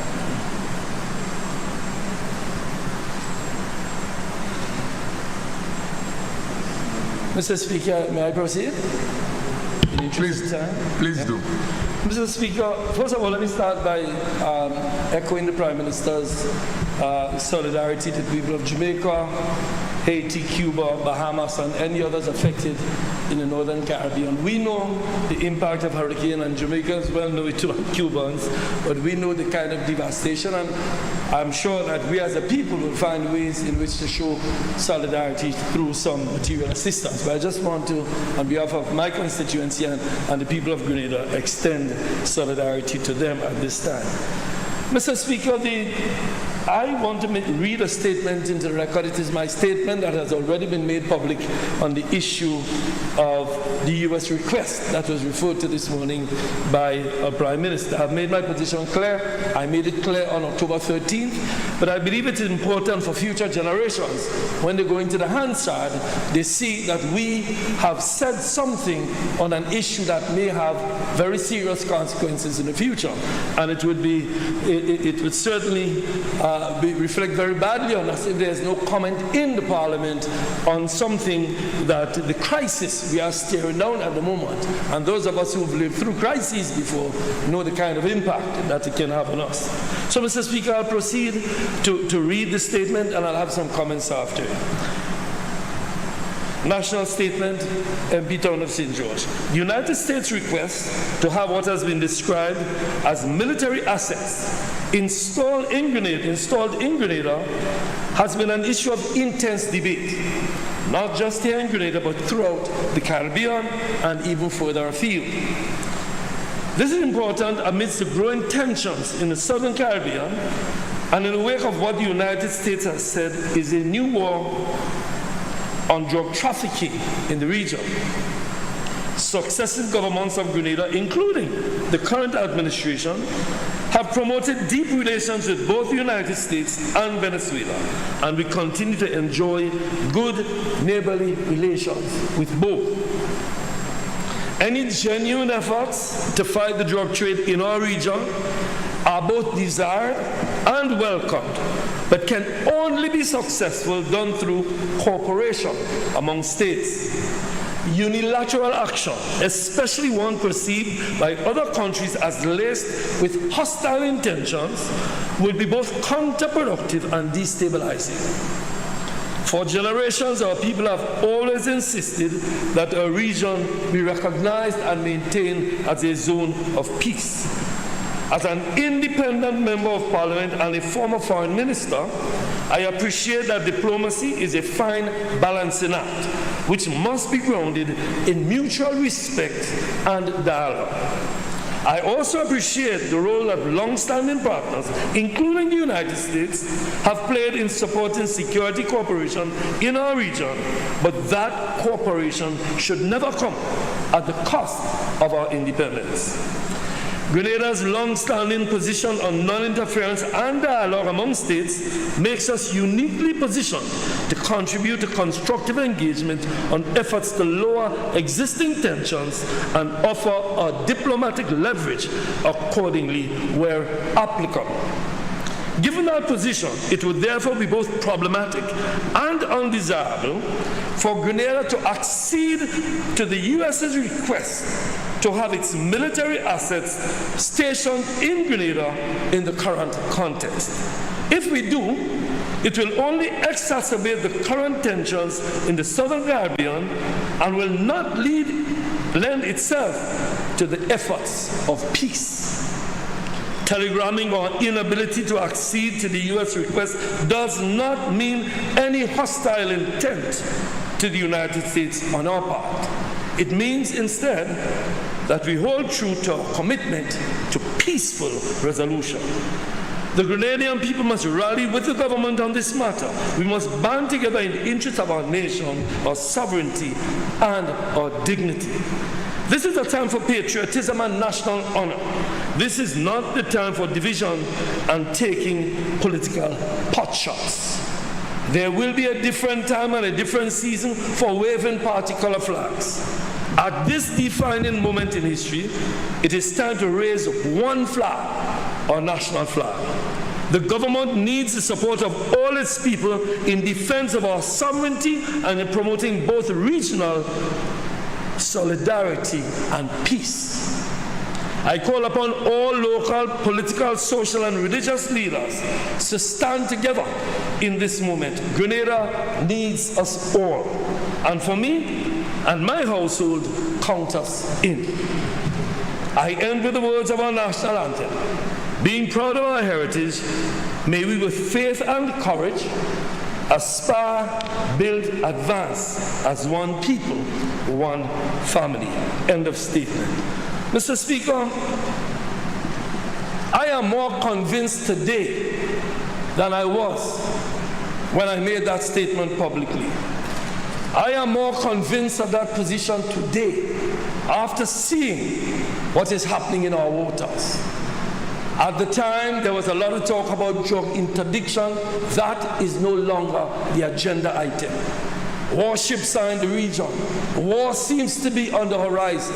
Mr. Speaker, when two elephants start fighting, the mouse has to find cover. We must not, I repeat, we must not take a side on that issue.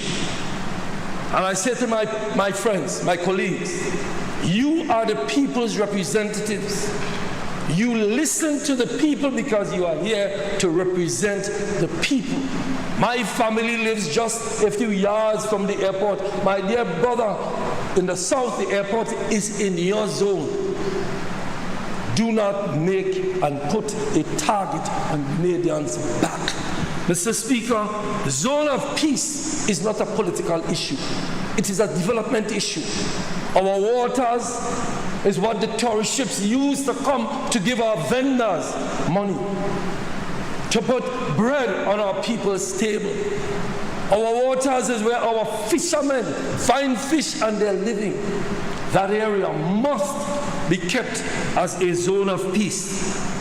Mr. Speaker, the architects of CARICOM that we spoke of a while ago, people like Michael Manley and Eric Williams and Forbes Burnham and Chetty Jagan, Gary and Bishop and all of the leaders since, and recently former prime ministers have said it, all have endorsed what I'm saying. We are the people's house, expected to express the views of the people. Some people say their country first, I say Grenada first. Who comes second and third is not our business. We come first. Mia Mottley said recently, we need to negotiate on these issues, and I commend our Prime Minister for offering his position as mediator. And as she so eloquently repeated what has been said by leaders way back, we are friends of all, but satellites of none. Friends of all, but satellites of none. My dear brothers, I urge us to speak up. I urge us to say very respectfully that we have friends, but we also have our interests. And every government, every people pursue their interests. Our interest is peace. And I want to say to my colleagues, as you have discussions with the US, and this is another issue I raise in closing, Mr. Speaker, another related but vexing issue. I know there's a drug trade heading north. And I know we need to curb that, and we have worked, as the Prime Minister indicated, we have worked with the US on curbing the flow of drugs north. But we have a flow of something south, don't we? We have a flow of guns into the Southern Caribbean. I know not of a single Caribbean country that produces guns. As you have discussions with your colleagues, I urge you, Mr. Prime Minister, to raise that vexing issue. Raise the vexing issue of guns coming into our region. We don't produce guns, nor do we have a Second Amendment. We don't. What we have is a younger generation that seems to be very much attracted to guns, and you sat here, all of us, legislation was passed to deal with the issue. That is only one side. That legislation kicks in much long after the guns have arrived on our ports. I urge you, my brother Prime Minister, to raise with our friends to the north that our cooperation on drug interdiction going north must be reciprocated by gun interdiction on the way south, because we want a peaceful nation. Peace is not a political issue for us. Peace, Mr. Speaker, is a development issue. Were we to move away from a peaceful Southern Caribbean, I dare say that our economy and our people will suffer tremendously. So, Mr. Speaker, in closing, I just want to thank you for the time for me to make these remarks and to say to my colleagues, when you speak, speak on behalf of the people you represent, who all agree that we need to keep this area as a zone of peace. I thank you, Mr. Speaker. Thank you, MP, for the tongue of St. George. And the motion is before us that this Parliament be adjourned, sine die. All those in agreement, say aye. Those opposed, say no. This House now stands adjourned, sine die.